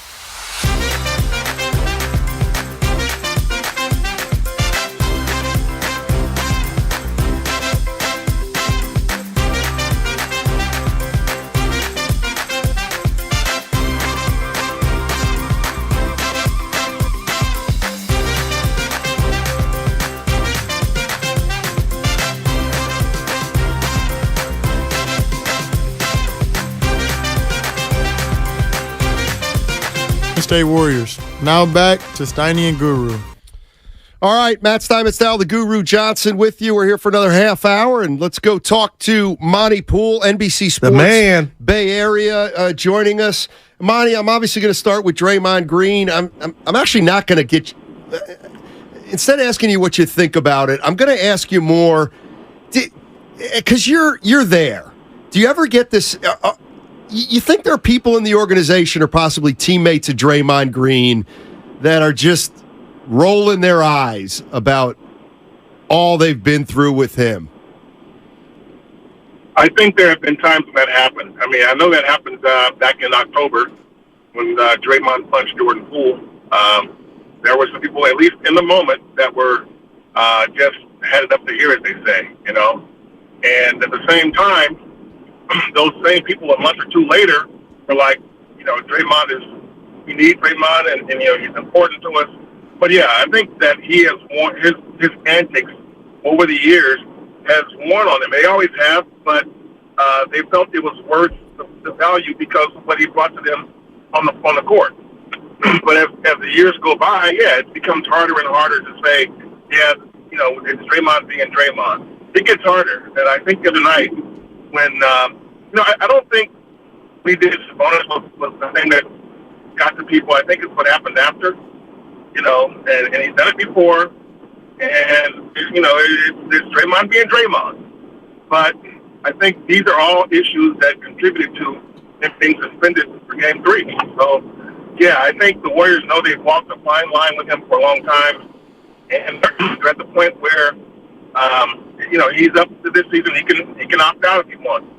And while I think, obviously, the Warriors would diss the hell out of him if he opts out, I think there's a few people over there that are like, you know what, if he opts out, so be it. I think there are a few people over there who will come to that realization. The question, though, is whether Stephen Curry is one of those people, and I don't think he is. Yeah, I'm with you, Monty. That's great stuff. Let me ask you this. I know the Warriors are down 0-2, and I told Steiny this. You let me know if I'm being over the top. Wiseman is no longer a Warrior. I felt like they didn't empower him. You knew what he was before you brought him. Kuminga, Game 2, gets 4 minutes. I'm not saying he's perfect. Moody gets 8 minutes after just being a bump on a pickle. Monty, if I said this to you, you know what? I feel like the Warriors, and I won't second-guess Kirk because I can't with his resume, but I think the Warriors coaching staff has failed the young guys. Would that be too strong? No, I don't think so. And I say that it's not just the coaching staff. I think let's go back to when they drafted James Wiseman. They drafted Wiseman not knowing what they had as a team. You know, they didn't have a very good year. And so they didn't know what quite to expect. And, you know, if you remember correctly, they drafted James like a short time after Clay was hurt. Maybe a day or two. It was right around the same time. Yeah, exactly. And I think what happens is that they thought, okay, you know what? We may never get a chance to draft a Wiseman. We don't know how long it'll be. You know, he's 7'1", he runs the floor, he's got a scorer's touch. We can teach him defense. We got to go for it. And I totally understand that thought. But they did a couple of things that kind of threw that into the frying pan. One, the first one is that they played him immediately, you know, and that Steve Kerr admitted that, you know, that was not the way to do this. I mean, they put him in a starting lineup after he had missed much of training camp and no summer league, and there he was in the starting lineup opening night. That's not the best way to bring along a guy who was a teenager at the time. Two, I think this is the thing that people overlook. The Warriors won a championship last year, and they did not see that one coming. I mean, the others they saw coming. You know, 15, you thought it was building gradually. It got there. 16, yeah, they were defending champions. 17, hey, got KD. You know, and so all those years before, they were supposed to be to the finals. And last year, going into the season, they didn't know what they had. And when they got to the finals without James, they were like, well, maybe, you know what? Maybe this Wiseman thing, who we thought was going to have a 3 or 4 year run-up, maybe we don't have time for that because we're still good. Maybe we have to go with what we have right now rather than start planning for the future. And so that's why they traded James. And I know Lacob is still not over that one. He may never be. But they traded Wiseman because they realized that this core was still a quality core because they just won a championship. They just won a championship. And I talked to Bob Myers about this when I said, Bob, was that last year's championship, was that kind of a, wow, look what we did? And he just starts laughing. Because you did say, we didn't know what we had. We did not know what we had last year. We were gambling on guys. Otto Porter Jr. had been injured and didn't know if he'd be able to play. Belly was trying to prove he still belonged in the NBA. And so that championship changed their thinking.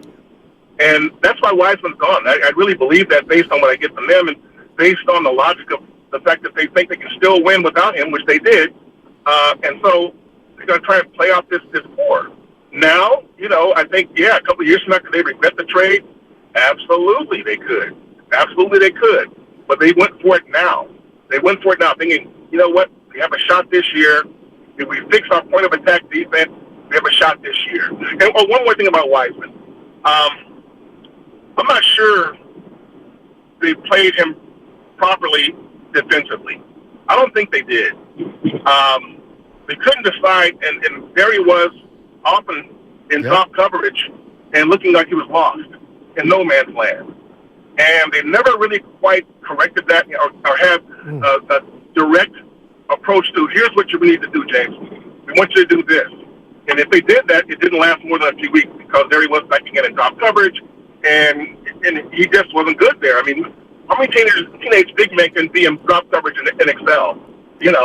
So they mismanaged Wiseman for his entire time here for a variety of reasons, but they traded him because they thought, we can't wait for him to be good.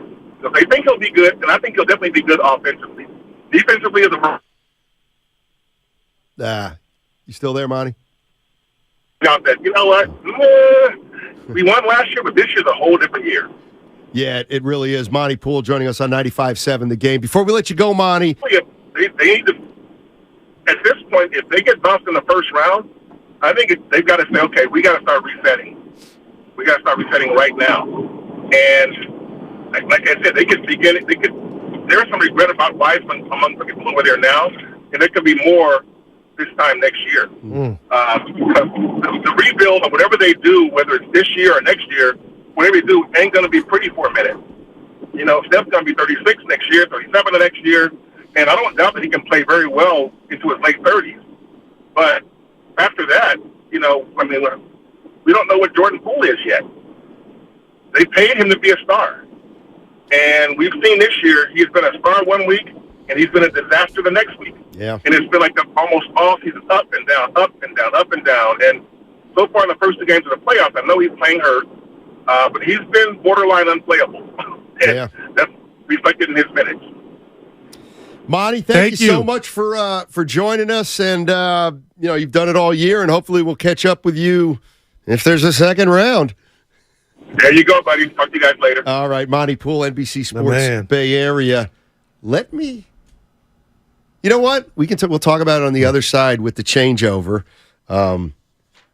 He said it ain't going to be pretty for a minute. Yikes. Changeover next on 95.7 The Game. Hurry in during Ram Truck Month.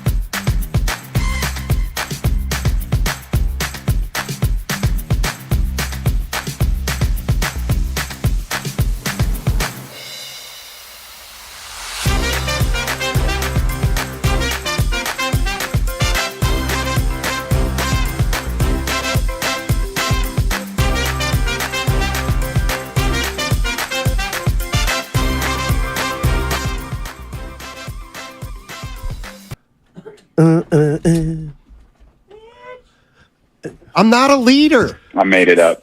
Now, back to Steiny and Guru on 95.7 The Game. All righty. It is the changeover. Matt Stein, Matt Stout, the Guru Johnson, joined by Dan Dibley and John Dickinson. Yeah. John Dickinson today. The homies. And JD fresh back from SAC.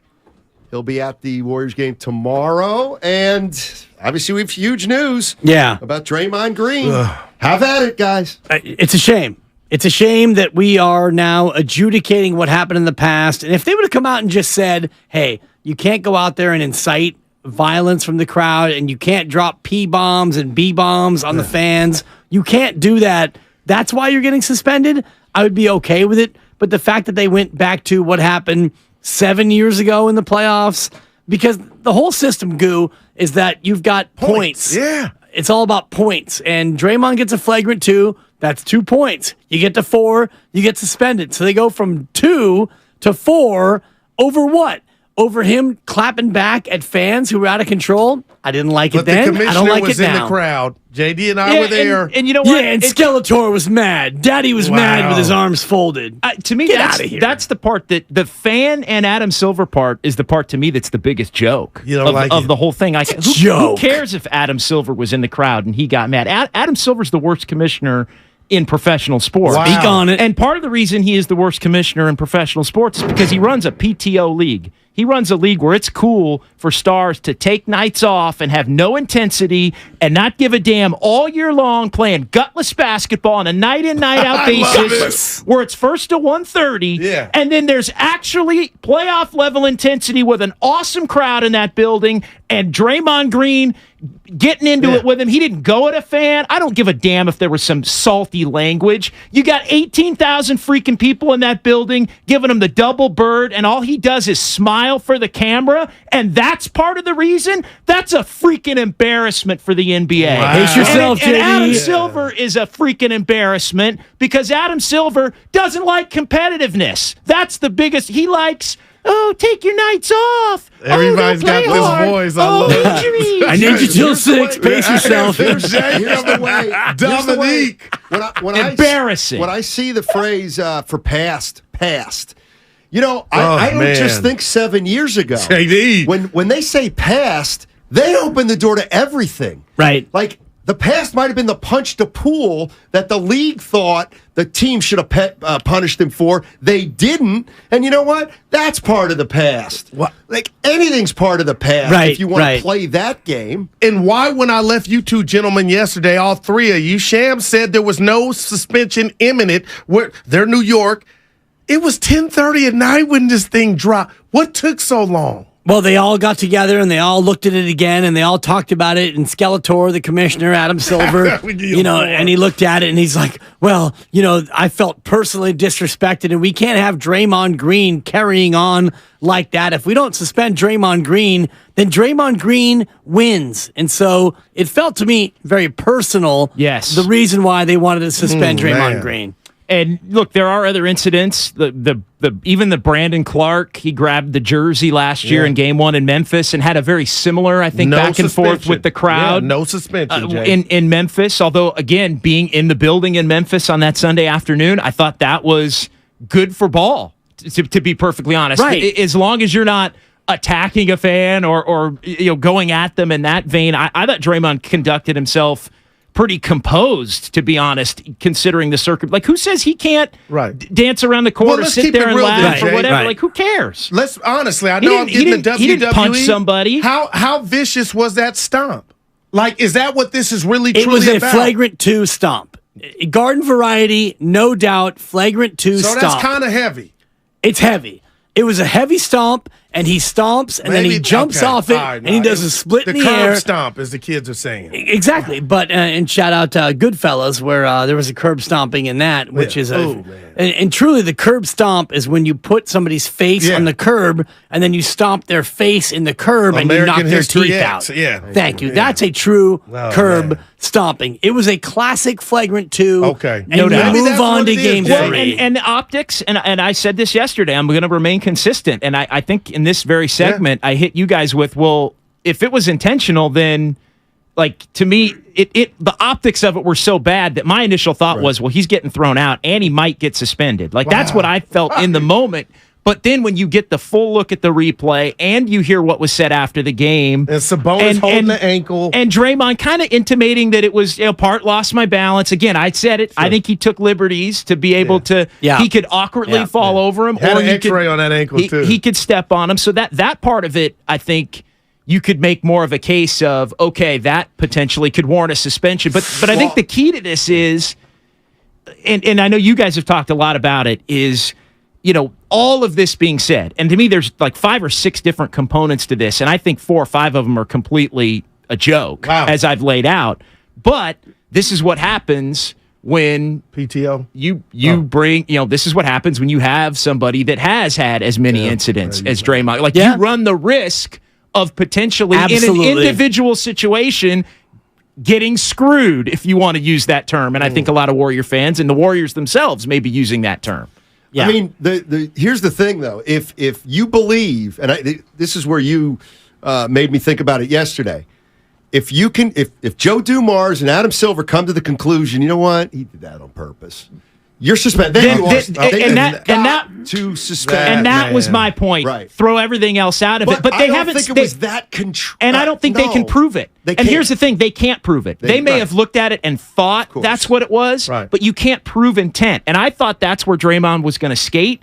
But they've used all these other things: the crowd, the history. The injury. I mean, there's something fishy, to go back to your point on Shams and the report. There's something fishy on the timing of all this. And clearly, my opinion, and I'm trying to dig on this a little bit, and nobody, none of the Sacramento people are really taking it up, but the notion that the Kings were pushing and playing up the fact that Sabonis could potentially miss the game tomorrow but do they have that much clout? What do you mean? Do they have that much clout? Like if they did that, push for that. But I guess Adam Silver's clearly shown that he's a little soft when it comes to this. He was in the area. I mean, again, he runs. He might have been in the emergency room with Sabonis, waiting for the X-ray to come through. That's horrible. But the Kings, and look, Monty McNair, the GM of the Kings, is a Daryl Morey. He worked under Daryl Morey with Houston. Daryl Morey is a professional lobbyist. Like he would lobby for anything and everything. And I'm just saying that's part of, no doubt. Like he knows how to try to go at it. Yeah, and I told Steiny that memo was foul. My corporate days, when you're trying to cover something up or you care if people know you're cheating or kind of tricking the system, you put everything powerful that you can and professional in the wording. Yeah. That memo was like, we took a chicken piece from a 9-piece chicken meal, no biscuit. It was almost like we don't care that it don't look like it's on the up and up. We just decided he needed to get suspended. Right. And the fact that it's Joe Dumars, former Sacramento executive. That's another component to this that's fishy. But he's tight with Draymond. Yeah, but still, the optics. And again, we're talking about the optics of a guy who was in the Kings front office for a year and a half or 2 years. He was a bad boy, for God's sake. Yeah, I don't even really think that part matters necessarily. To the optics, it does. Fair. I mean, this is Joe Dumars, right? Yeah. It's like Dennis Rodman coming out and saying, well, we don't condone the activities of Draymond Green. Come on, dude. Well, yeah, Jay, I thought that memo was weak. The thing I think is going to come out of this is we're going to get a definition of how they take in past behavior. Because if you think about it, the point system in the postseason, that's what that is. They're saying, if you get to 7 points or 4, whatever it is, now we're taking into account all the points you've accumulated to that point. In that postseason, yeah. Exactly. Yeah. So they're going to have to define something from like the start of the year. Give out points for they're going to have to do something like that. You can't just say past behavior. It's like, well, maybe they're mad at him. Remember when Draymond smacked that college kid in the bar? That could be past behavior. Right. Who knows? Well, and the reason why he gets a flagrant 2 is because of past behavior. If Steph Curry was in that same situation and he did the same thing when he stepped on Sabonis and he pushed off and stomped on him, he might have gotten a flagrant 1. He definitely wouldn't have gotten a flagrant 2, in my opinion, and he absolutely would not have been suspended. All this comes because it's Draymond Green. No doubt. But I just asked you two, and you both answered yes. To me, was it a heinous act? Like, I can't remember another NBA player. Again, he forgets it was ejectable. It was a garden variety ejection. Easy call. Easy call to for me. me. It comes. Well, but they didn't say that. Number one, and I think the reason they didn't say that is because they can't prove intent. Like, we can all say, and I talk to people in Sacramento, and of course everybody in Sacramento thinks, "Oh yeah, he definitely did it. Him up." He definitely did it on purpose, and that's fine. That's if that's your opinion, that's fair. You definitely, when you look at the video, you could make that claim. But my thing is, you don't know. But here's the other thing: this ain't a court of law. Like, I know sometimes we litigate this stuff. We talk about it like, well, who's got the onus to prove and this and that. This ain't a democracy. This ain't a court of law. This is a league that can kind of do whatever the hell they want. And they're showing that they're choosing to do whatever the hell they want. I cannot believe that news came down, man. I mean, that's just the reality. Stunning. It is, and I hope. And with JD and I talked a little bit about this in our podcast, which you can plug, but. What I think Draymond did, he put him closer to the brink. Oh, for sure. How can you say any otherwise? He put him closer to the brink of. It's over. Who knows? Right. What? Yeah, and that's starting to become a little more clear that we're in dicey times. And this is 6 quarters that you were, 5 quarters, because you missed the important 6 minutes of the last game, which culminated in an L, and now we got 4. Not that you can't win, punishment. Well, damn, I agree, and I think we're gonna get into a lot of this today, and like how are the team, how's the fans feeling, how's the team feeling, all this other stuff. It almost doesn't matter. Because they got a game tomorrow and they got to win the game, and if they don't win the game, they're probably done in the series. Right. No team's ever come back from 3-0, and I'm going to ask you how you're feeling because you've been rightfully down on Kuminga. But if you are the Warriors now, you got to dust off your Kuminga. He's going to have to play. You got to dust off your Kuminga. This might be his moment of his career. Right? I said the only thing that opens the door is if Draymond gets suspended, and I mean you said kitchen sink game and all of that. I mean, he's going to have to play. You on this though, Sabonis is all right. Believe it or not, though, Kuminga's going to play.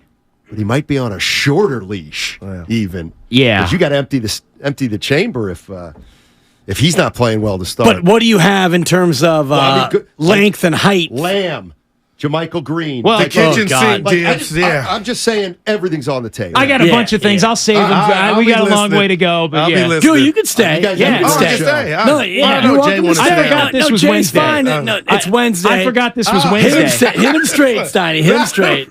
You guys talk while I transition. What day you guys had? In fact, there was a moment where I had a dental appointment. So was I going to get here or not? That's right. And I thought, well, it is. And in that moment, I thought it is Wednesday.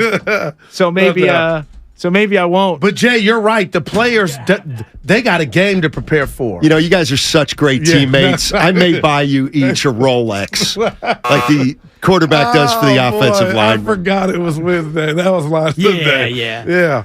Hey, it was 4 since he going golf. It's 3 down. But See ya. yeah, they got a game to prepare for, so they ain't whining. And last thing. And by the way, Bob Myers, I guess is going to meet with the media. The Warriors media. When? The Warriors scheduled practice availability was 2 o'clock this today. is awesome. Okay. And so he's going to meet with the media here shortly. Okay. So there's going to be some quotes and some news that's going to break off of that just for the guys in the studio here in the next few minutes. Yeah. Did you two hear the JJ Redick sound? And his sound was he can't believe what the refs are not allowing Sacramento to do to Steph and Clay. And I know he was a shooter and screens, Jay.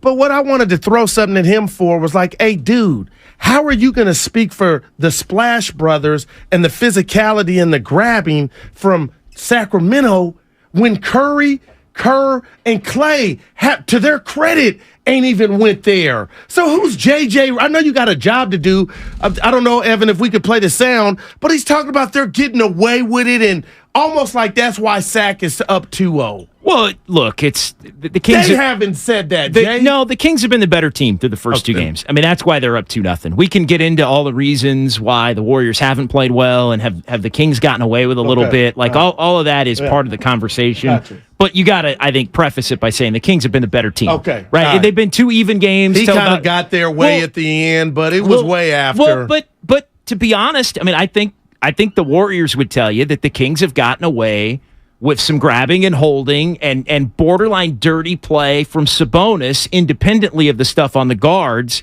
while they've been called for some touch fouls. Again, I'm presenting their side of it. Mm-hmm. You can agree with it. You can disagree with it. You can call it whining if you want. I'm sure a lot of the Sac folks are going to think the Warriors are whining about that. But you know, all eyes are going to be on how tomorrow is officiated. There's no question about it. I haven't seen the assignments yet, but Scott Foster's going to be there. Smelling a Scott Foster. He did Phoenix last night. Scott Foster and he's did. not working tonight, right? So Scotty's coming to town, and nobody can make it right like Scott Foster. And I do believe, JD, that when it comes to Game 3, the Warriors will get a generous whistle in terms of those things. And I agree with JJ Redick and. Evan Giddings is going to play the sound here. So you heard, okay. I heard it, and also just watching the game, I can't tell you how many times I saw Steph off the ball, and there's a Kings defender with 2 hands on him. And even when Steph's on the ball, you're allowed 1 hand for a second, and then you got to take it off. But for the fact that Curry hasn't pointed that out says what? He doesn't do that. I mean, they take the high road, and Clay really doesn't do that either, to be honest. Like, Clay gets mad and looks mad, but he doesn't really... He doesn't. I mean, he's got, 2 techs in his career? I think Steph Curry would have been better served throughout his career. Playing the game. Being a little bit more like Trae Young. Here is JJ Redick, courtesy ESPN, on this very situation. They have allowed too much. I have no problem with physical play in the playoffs. But if Steph Curry's not allowed to move off the ball, if you're preventing players from running down the court and you're allowing that to happen, there's a play... Late in game 2, where Kevon Looney's right underneath the rim, ready for a rebound. Sabonis crashes in, pushes him in the back. They don't call the foul. That's a foul. The referees have dictated too much in the Kings' favor in this series. I really believe that. And I don't know if it's the home crowd or whatever. I rarely complain about the referees. In fact, I don't even know if I've ever complained about the referees. I think they're great. But if they're going to come back in this series, they've got to call the game the way the game is supposed to be called. See that? And I never. That's a little strong. You know me. Yeah. I never complain about the officials. Right. I love the officials more than anybody this side of Monty McCutcheon and his bow tie.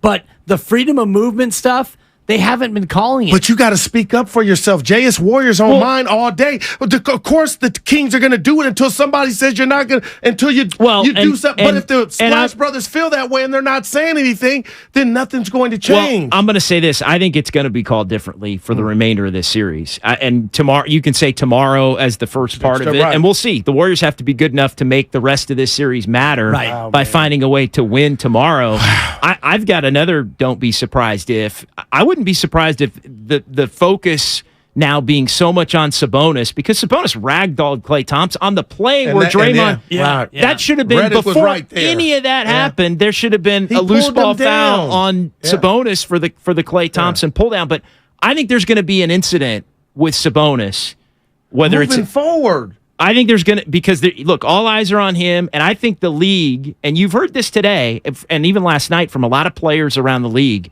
players that aren't necessarily affiliated with Draymond and his agency and all of that, who have really had his back. Think about Dame that. Lillard Think came about out. that. Yeah. Well, Dame, I think, is one of those that's with the agency.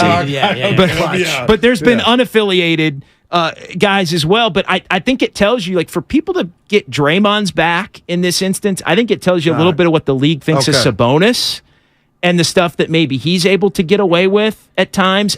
Again, I'll get to the point on what I'm saying. No, take your time. You got 4 hours. I was just about to say. I need him. There's going to be an incident with Sabonis, I think, because all of the focus is going to be on him, to where it's almost going to be like, boop, you're gone. Dude, He hits somebody with an elbow, and like before anybody knows what's going on, he's getting the heave-ho from somebody. I think even beyond that, Jay, I think we might see a couple of cheapies early, make-up calls, because he has been very physical in this series, and we're efforting his father, Arvydas Sabonis. Hopefully he joins us today. Great passer. Between 2 to 6, and a real tough guy. Yeah. And I would love to ask Arvydas, and hopefully he'll join us today at 5:30 or so. Man. And I mean, his son, how soft of a big man is Domas Sabonis? My God. Well, I'll say this, and I know we're not in Sacramento. Thank God. I'm sorry, Goop. Yeah. Thank take your God time. he's able to play in Game 3, fighting through that contusion. That was the joke of everything. Oh, my God. But if you're Mike Brown... Well, you said it, Goo, about the Warriors not complaining about the fouls. The Kings did all kinds of complaining, and they changed their tune. They got the memo, because Sabonis on the court after the game was like, hey, that's just hard-nosed basketball. Oh, well, when they got in the locker room, that's what stinks of this, man. Well, no, but that's gamesmanship. That's all part of the deal, Goo. Right. Like, all of this is part of the deal. And that's why I'm not saying... Again, you guys are speaking for the Splash Brothers and Dibs. I'm not saying they don't feel that the Kings are doing that, but they're not playing the game, because you could have, planted some seeds a couple nights ago, but we see it in the playoffs all the time. Things are going to get ref different, but I just want to leave you with this and what scares me about tomorrow night. If Mike Brown has another, JD, can I call it elevation to his coaching game? I got to feel like, their heart and soul, their mental junkyard dog is out. We can fire the kill shot in their building, because we've earned most of up being 2-0. That's what's getting lost in this whole Draymond thing. But Jay, that scares me from a Warrior perspective, that middle is right now is going to be open. So Bonus, you better go in there and eat, and we can be up 3-0. Tomorrow might be the kind of game where the Warriors just have to win it 132 to 128. Wow. And the Kings, I'm going to say this about them this season, they've played down all year, and so they've been the kind of team that a superstar player, an important player, is out for the opponent. They don't quite play as hard. Amazing, they've had a little hint of that this year. And look, Mike Brown, this thing is completely set up for Sacramento to come in and lay the kill shot on the Warriors. There's no question. And the Warriors have to fight. They have to fight through it. They have to scratch and claw and just figure out a way to get. It only takes one. They win one tomorrow night. It's possible. And all of a sudden, the Kings have to start to deal with the fact that maybe they missed their best chance to close the series out. See, I think it's that way. I think that this thing is set up for the Warriors to rally behind E40. Draymond he'll be in the house, right? Back at home, the Warriors are 33-8 at home, third best in the Western Conference. They're a good home team.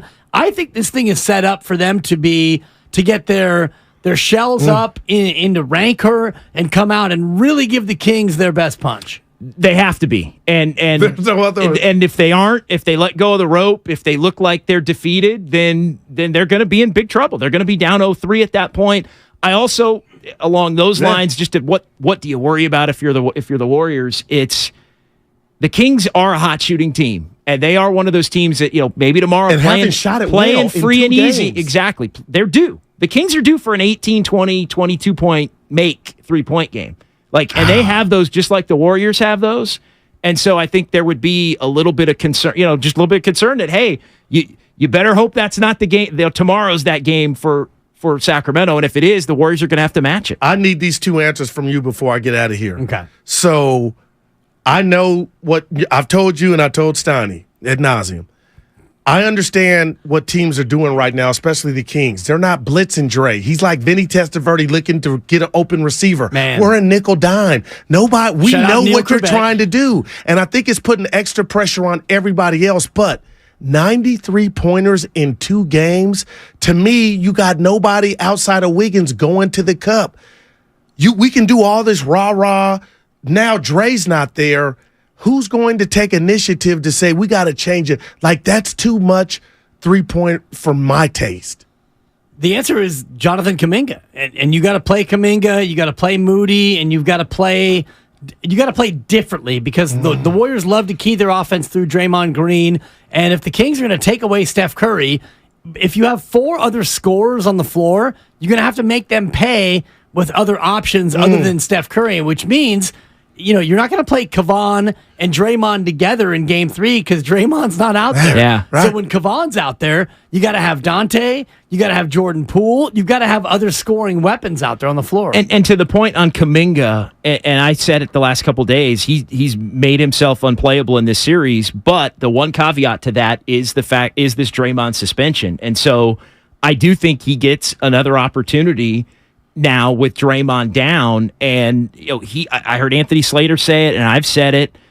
Just he does play better when he knows he's going to get that run, and when the Warriors have everybody, there aren't enough minutes for him to know that he's going to get that run, and when he doesn't get that run, he can't be effective. So if he can't be effective, then he can't play. Well, now he knows he's going to play more, so the onus at that point goes on him to be able to see. And I would almost call me crazy, and the Warriors have a bunch of different options, Dibs. We can get into all of them as far as the positives and negatives of who do you start. Yeah.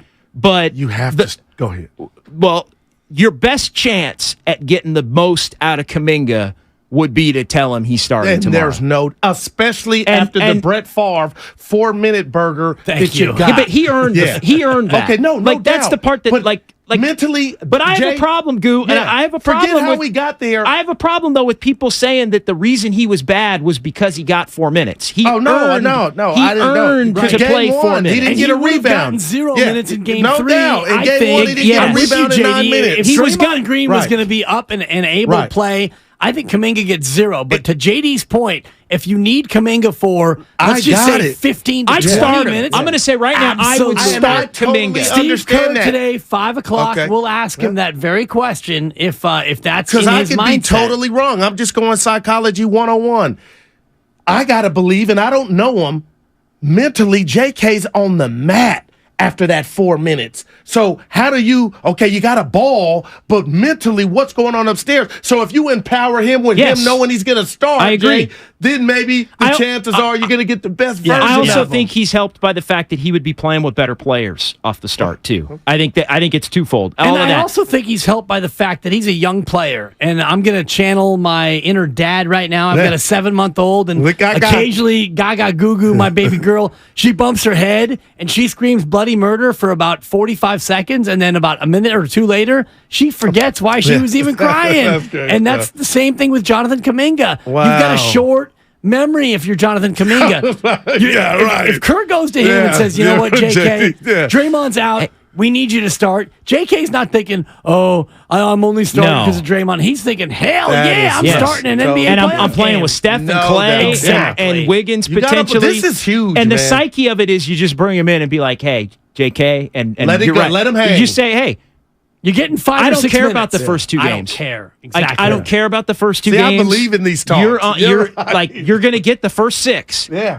And Let's go. And you're playing with these guys, and this is how it needs to look. And if you can get the job done there, then you're playing more. I'll see y'all tomorrow. I'm not got Jay standing. Okay. Before you can stay as long as you want. You can stay till 6. We'd love to have you. It's all good, Guru. It's you're not. It's all you, brother. It's Willard and Dibs with Guru and JD. I'm thrilled to have you here. I miss the days of Steiny, Guru, and Dibs. I really enjoyed those days. No pressure on you. Yeah. But a lot of people are asking for a hype speech for the Warriors ahead of Game 3. If you don't feel it, you don't have to do it. But tonight, when you lay your head on the pillow and you have those sweet dreams of the Guru dreams that you have, and it happened on game day last year with JD. So we were talking about it yesterday. So maybe I might have something tomorrow is this game time. day. Yeah, Tomorrow's the biggest playoff game they've had since Game 4 of the NBA No Finals. doubt. Yeah. So I mean, if you're not feeling it, I'm not pressuring you. I'm just letting you know. No, you know me. The streets, Goo. The streets are out there, and they're clamoring for a little bit of that Goo magic. And before I get out of here, I got to give you some love. Steiny got mad. He took it the wrong way. I was having some fun with the SAC people, our sister station. Yeah. And we got a guy that's joined the show, D-Lo and KC, Kenny Caraway. Sure. And on Twitter, My guy, Kenny Caraway. Kenny carried away. Yeah. Jay-Z would call you for that bar. But that's a JD. It was all good there, but carried away. A man with words. I boy. appreciate that. I follow We Kenny. all laughed, I yeah. follow Damien, and I love those guys. They are our brothers from another mother. They're our Sacramento sister station, and boy, are they feeling themselves. Yeah, and so no doubt. after Kenny had tweeted about 27 straight times about this and that, and Draymond this and Draymond that, I felt I needed to step in and take a quick I'll be shot. honest with you. I don't understand how they can even do their own show because they spend so much time listening to everybody else's show. Right. And not even everybody else's show, but everybody else's podcast, everybody else's spaces, everybody else's YouTube channel. That's all I was trying to tell everybody else's Steiny. Twitch. See, where's Jay Steiny when you need him? I think there's a Facebook Live going on somewhere. Maybe Bonte might like what one time that is he your just does with guys' friends and show? family, and I think D-Lo's in that. Like it's crazy. And they're crazy. yeah, it's insane. We got some plants on YouTube. I see them. Yeah, and I try to follow everything as much as I can, but it's like, damn. I think there was even a conversation between me and Nahegan in the office about what we're going to do for Game 5, and I was like, wait a minute, how do you reference that question I had with Steiny about what was going on? I said they're recording it like they're on the mic and record. Like how? So Jay, you just that's my walk No, off. it's really impressive. Yeah. You don't have to walk it off. You can stick and stay. You got nowhere to be. It's that it's dude got Guru, somewhere to JD, go. and Yeah, Dibs I'm here. gonna take it. Yeah, It's a rare trio. Goo, love to see you, bro. And tomorrow the speech. Well, I probably ruined it by saying tomorrow the speech. Yeah, tomorrow I'm gonna be if ready. you feel it, I don't want you to. I don't want it to be 4-hour forced. shifts. I want it to be natural because your Boston speech was so perfect, and they didn't lose again. Yeah. Goo, I don't know if you know that. I got but something for y'all. And JD will be in the house. So yeah. Yeah. Are you going to the game tomorrow too? You know what? TBD. Okay. Scotty said he was going. I might sit this one out. Pops ain't doing too well. Watch the game with him. Okay, the good. first one. Yeah, Maybe much catch love to it Pops. Sunday. Yeah. Thoughts with Pops always. And I guess what you really mean to say is if Bob Myers decides to give up his seats, he'll go. JD knows how I get down. He tried to make me out of a snob. Well, and I'll be honest, Goo. I'll be honest. Jay got me into the building. Let's be real, and I don't want to put personal business out on this, but just a little bit. Like, no, Goo owes Norm one. He owes Norm one. Oh, I love you, Jay. He owes Norm one because he was going to watch the game with Norm on Monday. Yeah. And then there was an opportunity to go to the game. And so, I appreciate that. That's Jay, boy. This is my guy right here. I'm just a little jealous because I've put it out there many times for like me to get some seats, and I've gotten some free seats, but they've been upper deck, and that's why I had to play myself off as like an OG now, upper why deck. do I have you when you were on in the morning, you sitting in the seats? Remember that was you guys like all rotated.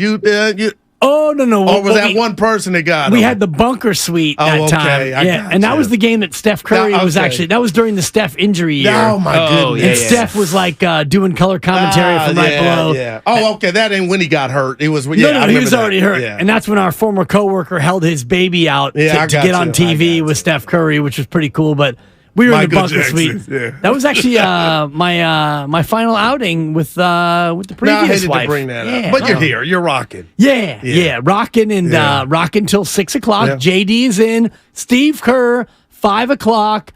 break the knob off, lock it down. Every question you want to ask Steve Kerr, we will ask it. And we're also trying to track down some of the all-time great enforcers in the association. The morning guys had Xavier McDaniel. Yeah, he's a good one. And so we'll play some of his sound. He choked a dude on the NBA court. Yeah, he did. Yeah. Was that Sedale Charles Oakley? Can we get Charles Oakley? Oakley. And I was mentioning Rodman. Maybe we track down Rodman. He was down. That's how he was down. I'll give you a 4. Is that how he sounds? Have you heard Rodman trying to? It's bad. It's like, damn, Dennis. Damn, I haven't heard that. Yeah. We got some Barkley sound. We got some Stephen A. as well. All that and more straight ahead. Stephen A. stole my. Oh, he stole your sniff? Dude, Steiny pointed it out to me. Are you guys going to have him on tomorrow? Nah, we tried to effort him today. Yeah. I think tomorrow might be good. A little pregame. Yeah. Looking you better forward be to careful. No, it's good. Yeah. It's good, Goo. Yeah, did you hear JD? Here, I'll leave you with this one. The TNT guys were making fun of Derek White in the headband. Okay. And the hairline. I didn't hear it. And out of nowhere, it's about 11:30 our time. They brought up Stephen A. Smith, so Barkley and Shaq he caught some strays, but it was pretty funny. So Steve said he had something today. I didn't hear it for him, but yeah. I missed it at the end of the. Usually I catch it, but I missed it. Yeah, we'll get some Stephen A. coming up. And Bob Myers sound as well. I know. I can't wait to hear that. Did you anticipate he's going to speak? He's talking as we speak, and so I'm sure the guys will be able to turn that around. But I've just kind of been following on Twitter, so there are at least some quotes that have come out from Bob. Oh, that's going to be good stuff. And then the Warriors practice availability is coming up after that. So we'll have that sound as well. Yeah. And Goo, I've been talking to Mark Willard about don't sleep on the Lakers, and I know you're excited to watch the Lakers tonight. What do you think about this Lake Show Memphis series? I told JD I've been consistent with it. They got everything after these trades, so shout out Pelinka if they get it done. But when you talk about AD healthy and what LeBron has upstairs, now they're not just him or bust LeBron.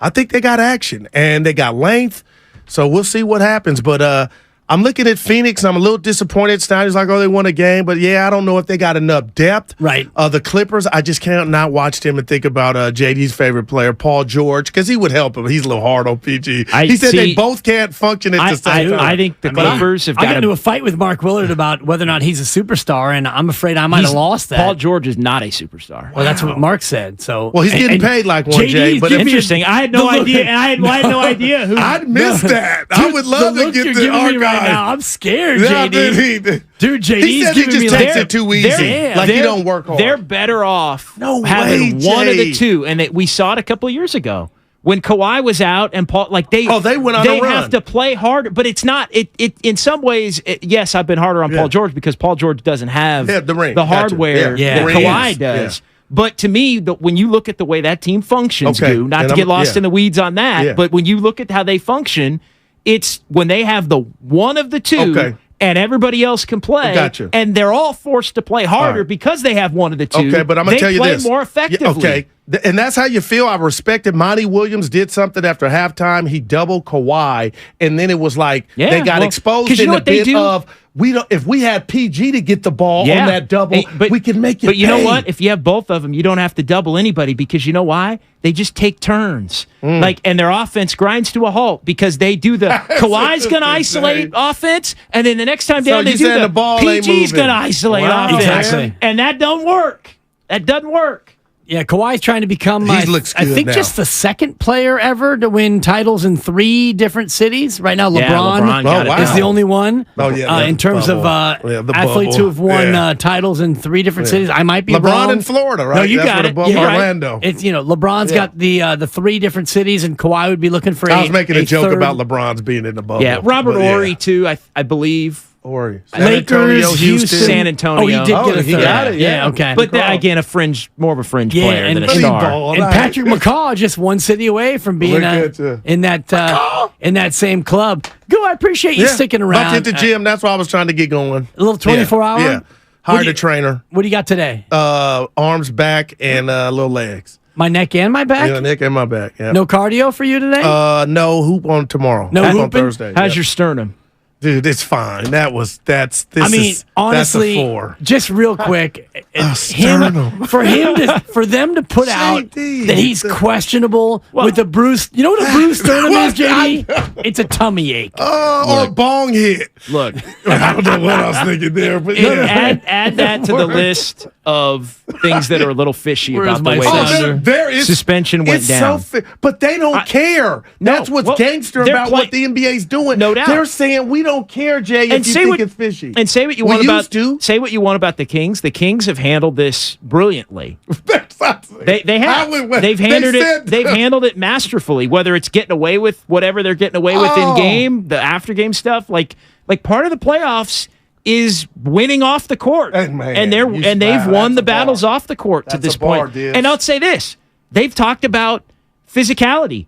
And I went on a couple of podcasts and shows with people from there, and I said, hey, they're talking physicality, Dibs, and they're talking physicality. That's great. Yeah. And is that going to cause them to get out of character because they're not really the most physical team? Well, it hasn't. They brought the physicality, it's made. And they brought the speed too, Dibs. I love it. Game 3 is going to be one of the biggest games ever. I'll tell you on the other side, Goo. I'll be in the car listening. The Quest for 5 is brought to you by the Alameda PD, now offering a $75,000 hiring incentive. Our team is your future. Go to alamedapolice.org to apply today. Goo, love you. Thanks for sticking around. It's Dibs and JD coming up on the other side with the entire Bob Myers press conference. Once it's completed, you'll only hear that here on 95.7 The Game. I'm tired of getting...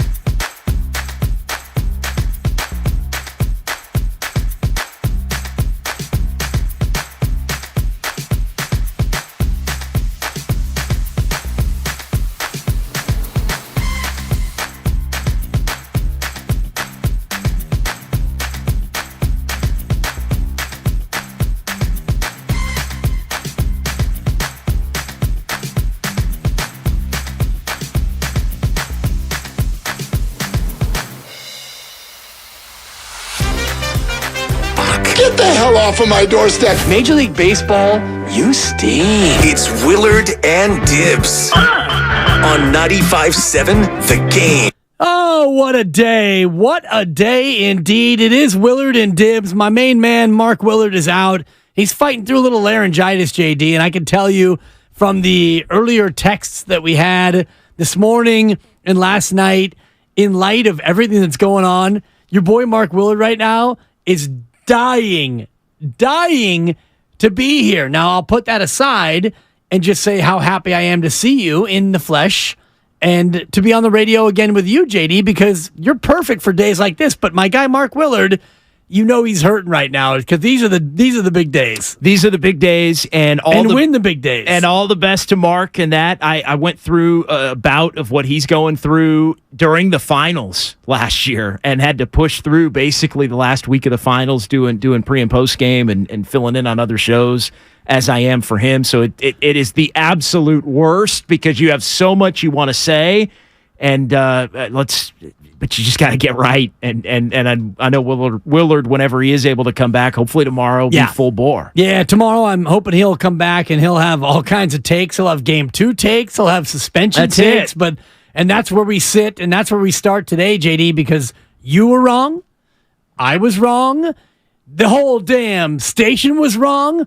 The whole system is wrong. We all thought Draymond Green would not be suspended, not only because Shams Charania came out and said the expectation is that Draymond Green will not be suspended. And I saw that tweet from Shams, and I thought, you know what, Shams? You're dialed in.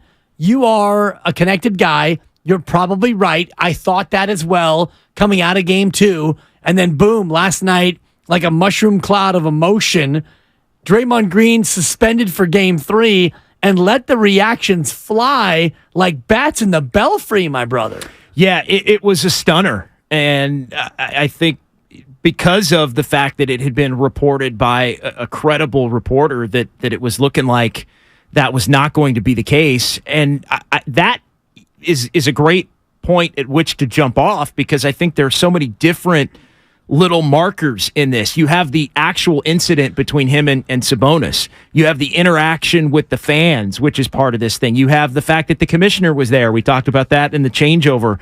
You have prior acts of unsportsmanlike behavior, which are being talked about. The injury status of Sabonis, the fishy timing. The Shams part of it getting reported one way and then not going that way, that leads me to believe that there was a heated debate among those in the league office, and I wouldn't be surprised if among those between the Warriors side pushing for their case and the Kings side even pushing for their case, and maybe trying to say, hey, our guy Sabonis is going to be unable or questionable to play in that game. You got to do more to keep Draymond out of it. There's the bad look of Joe Dumars, who was working for the Kings up until I think a year ago, making the decision on the punishment. That is horrific optics.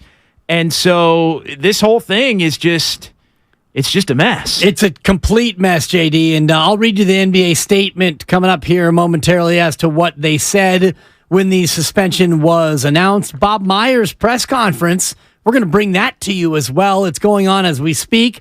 Once we get it racked up, we're going to give you the entirety of Bob Myers' comments as it pertains to Draymond Green being suspended for Game 3. And don't miss it. Make an appointment. Keep it locked. Steve Kerr, the head coach of the Golden State Warriors, joins us live at 5 o'clock, and we'll get his thoughts on the suspension and his plan for Game 3 as well. It's a Warriors Wednesday brought to you by Friedman's Appliance, a trusted name since 1922. Visit friedmansappliance.com today. And the 2023 playoffs presented by Kaiser Permanente. They're happening now. Single game tickets available for purchase. Get your tickets now at warriors.com or call 888-GSW-HOOP.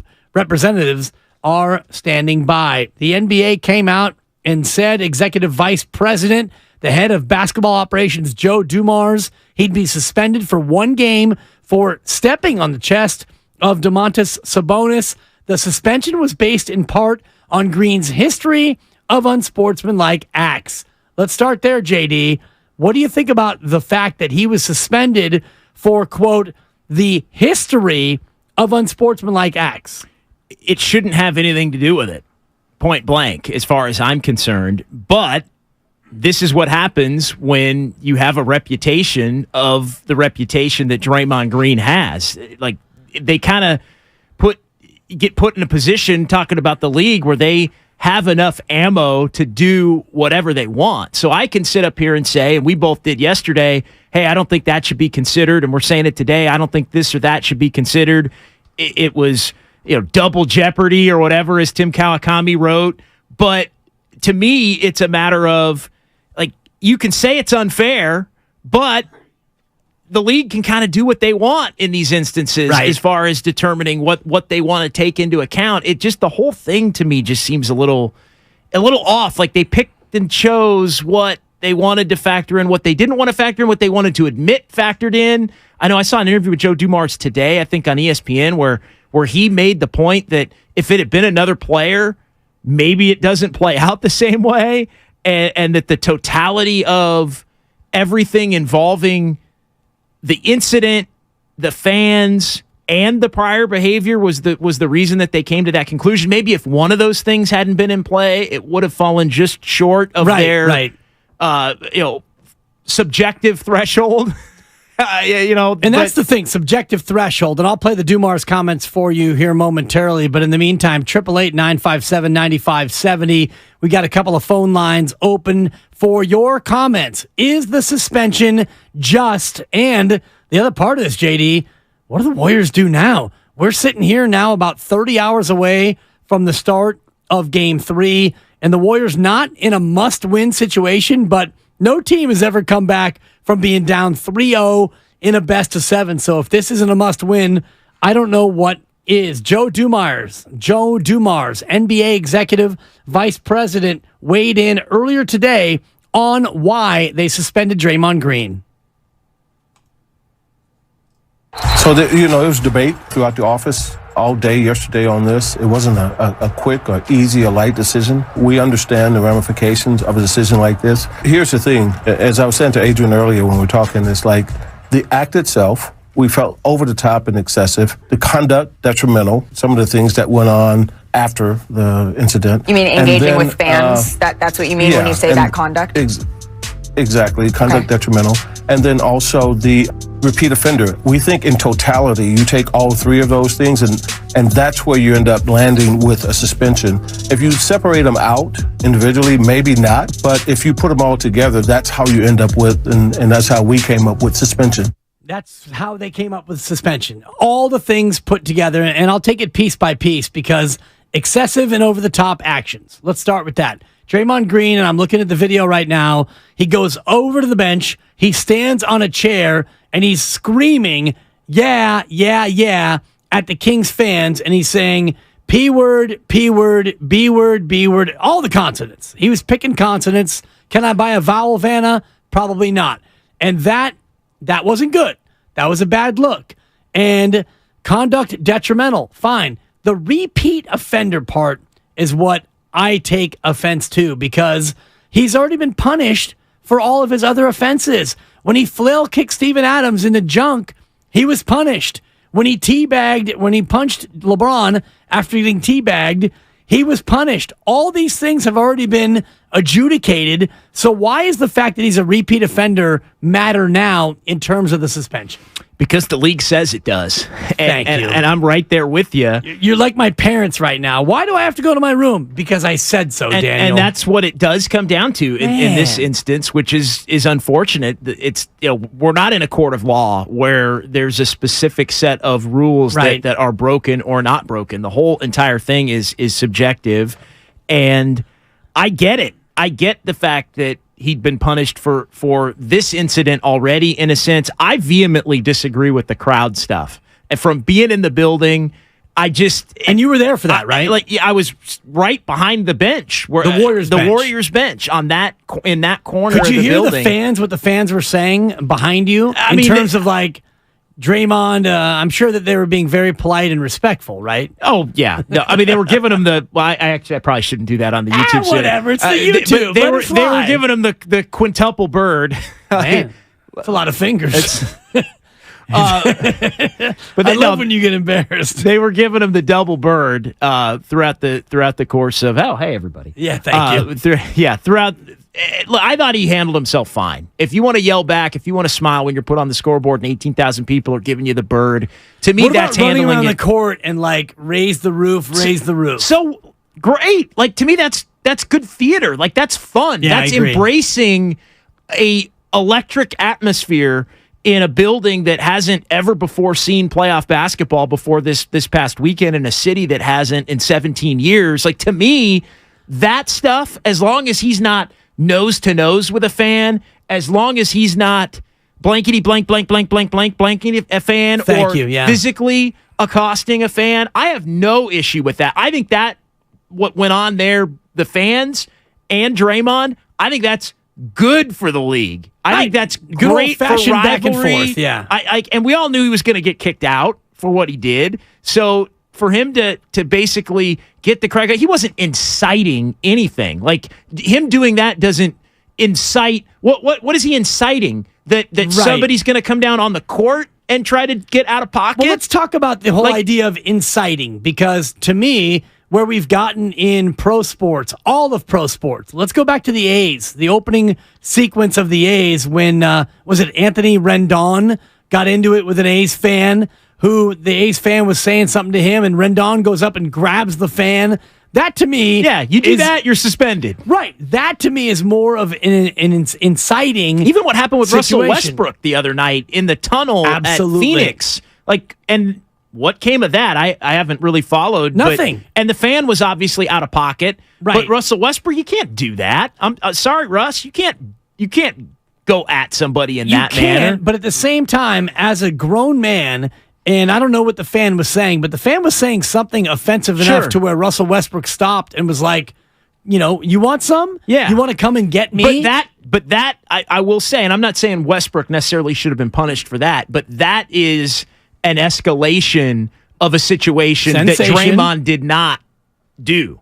Like, Draymond didn't go to one person and stand toe-to-toe, let's say, with somebody in the first row, or try to get at somebody in the third row and say, oh, yeah, you want a piece of me? Well, then meet me out on J Street at 10 o'clock, and we'll have it out. Shout out downtown. I love the J Street drop right there as some credit, because don't meet me on G. No, G, it's L and meet me on the corner of L and 7th. It's just the Sacramento knowledge is incredible.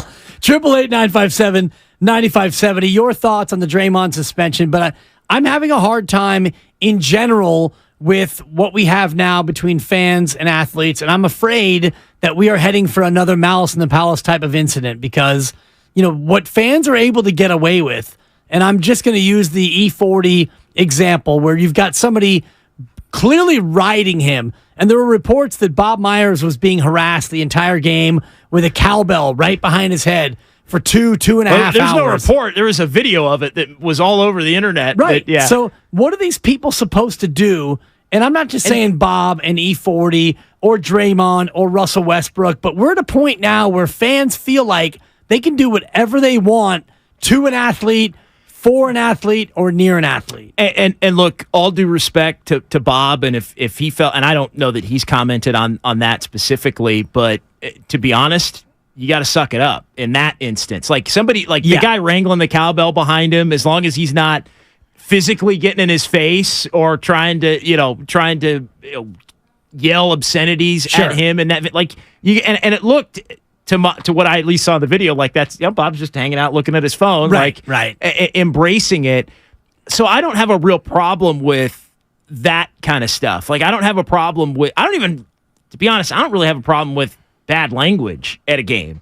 Now, as far as if fans want to lay some bad language. Now, there's different levels of, and there are different words, offensive, racial, words, you can't consonants, exactly. None of that. No, none of that. But whatever. It's a playoff game. Like, that was just kind of how I was brought up. Is like, it's a playoff game. You're going to have to expect that things might get a little out of pocket. And I went to a lot of games with my dad growing up, and my dad would be, he would allow me to enjoy the environment, but also say, hey, look, this is not how you want to act. Like, enjoy it. It's fun, but you don't act that way. Right, and I get that, and I guess part of it's social media and the league in which that we're dealing with right now. 2023 is different than the league that you and I grew up with, because you're in your early to mid 40s. I'm sure you're right in that same range, so you remember the 80s basketball and certainly the 90s, and there was a different ethos there where, for example, a guy like, Bill Laimbeer or, Charles Oakley, for example, you wouldn't talk any junk to a guy like Charles Oakley because there would be a certain amount of retribution that may come your way. And with that in mind, let's go to the phones right now. He joins us right now. One of my all-time faves. One of my all-time favorites, Charles Oakley, a guy who would rebound from the locker room all the way back to the locker room. Charles, how you doing? Thanks for joining us today. I'm doing good. Since I'm everybody's all-time favorite, I feel like I should be in the Hall of Fame. No. Honestly, Charles, if I had a Hall of Fame and my partner John Dickinson had a Hall of Fame, you absolutely would be in there in terms of guys who did it the right way. You went out there, you didn't load manage, you didn't take possessions off, you did what you did for 48 minutes, you went in the locker room, you iced up, and you went home. And you had a killer 18-foot jumper. I didn't too much. I wasn't hurt. Let's just ask you off the top about this Draymond Green incident and the suspension. He, quote-unquote, stomped on Domas Sabonis, and now he's got to sit out Game 3. Charles, what's happened to our NBA? I don't know. It's a lot of stuff going on, and the commission got to get control of it. Not just because of what happened to Draymond, a lot of other incidents. When you be real lenient with people, kids and stuff, more stuff happens. So, unfortunately, what happened to Draymond, I had an incident back in New York, 2017, in the Garden. I try to protect myself. I think Draymond was trying to protect himself. And he's in battle. You don't know what's going on. I feel sorry for the Warriors who missing a guy who anchors their team in a lot of ways. Offense, defense, energy, attitude. So, I guess when he come back from the suspension, he got to be careful. So I think, I hope Golden State can pull it out.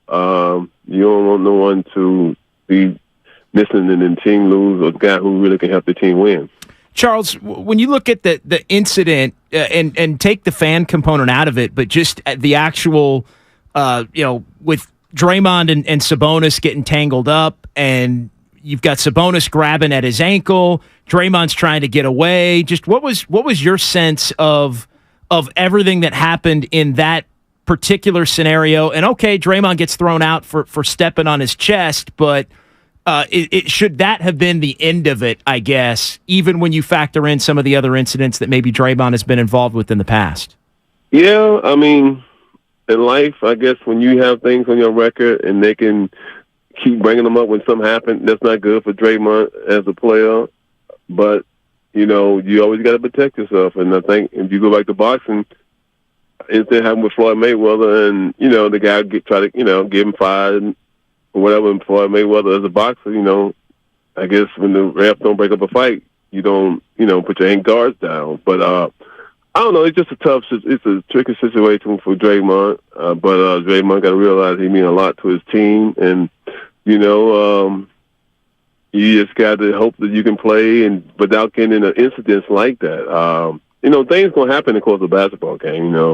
I've been hit in the face, this and that. But sometimes you got to take the hit, and then if you do it twice, then you got to protect yourself more and more.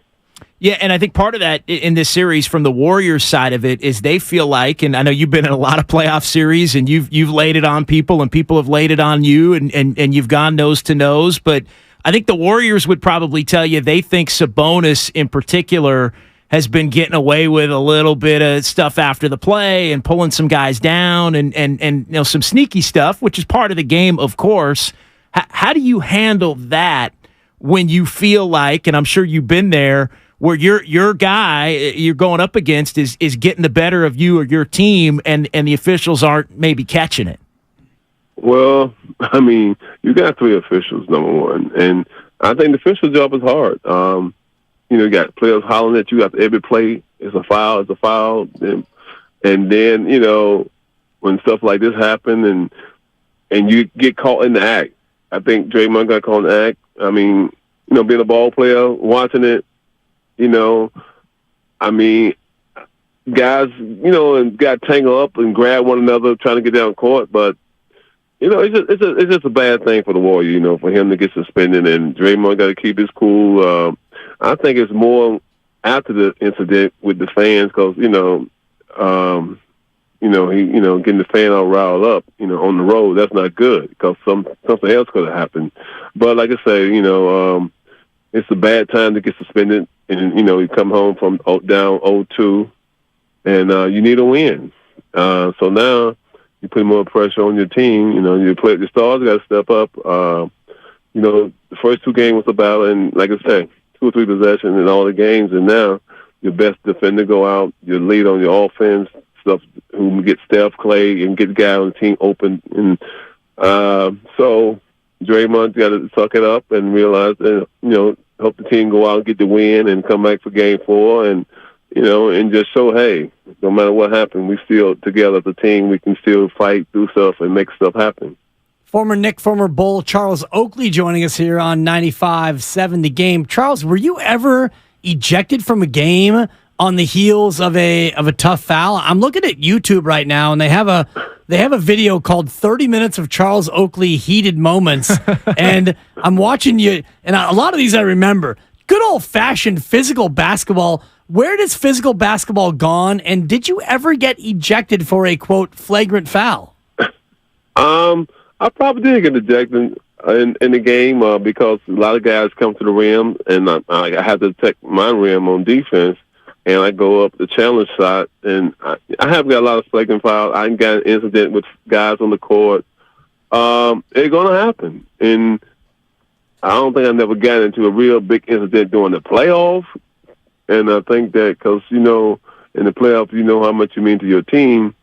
But in the other cases, you got to protect yourself. Draymond probably felt like, hey, this guy just grabbed my leg, and I'm falling down. And trying to catch his balance and, made a mistake and stepped on his chest.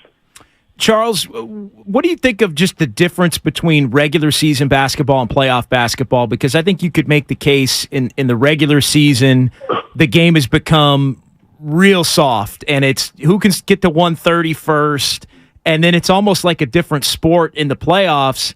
And for me, it's almost as if people are appalled at the physicality of guys like Sabonis and Draymond going at it, but I think that tone gets set by the league almost wanting it to be a certain way all year long, and then in the playoffs trying to change the game up to a significant manner, and then you find yourself where when things don't fit the way it looks 6 months out of the year, you gotta start holding people extra accountable for it.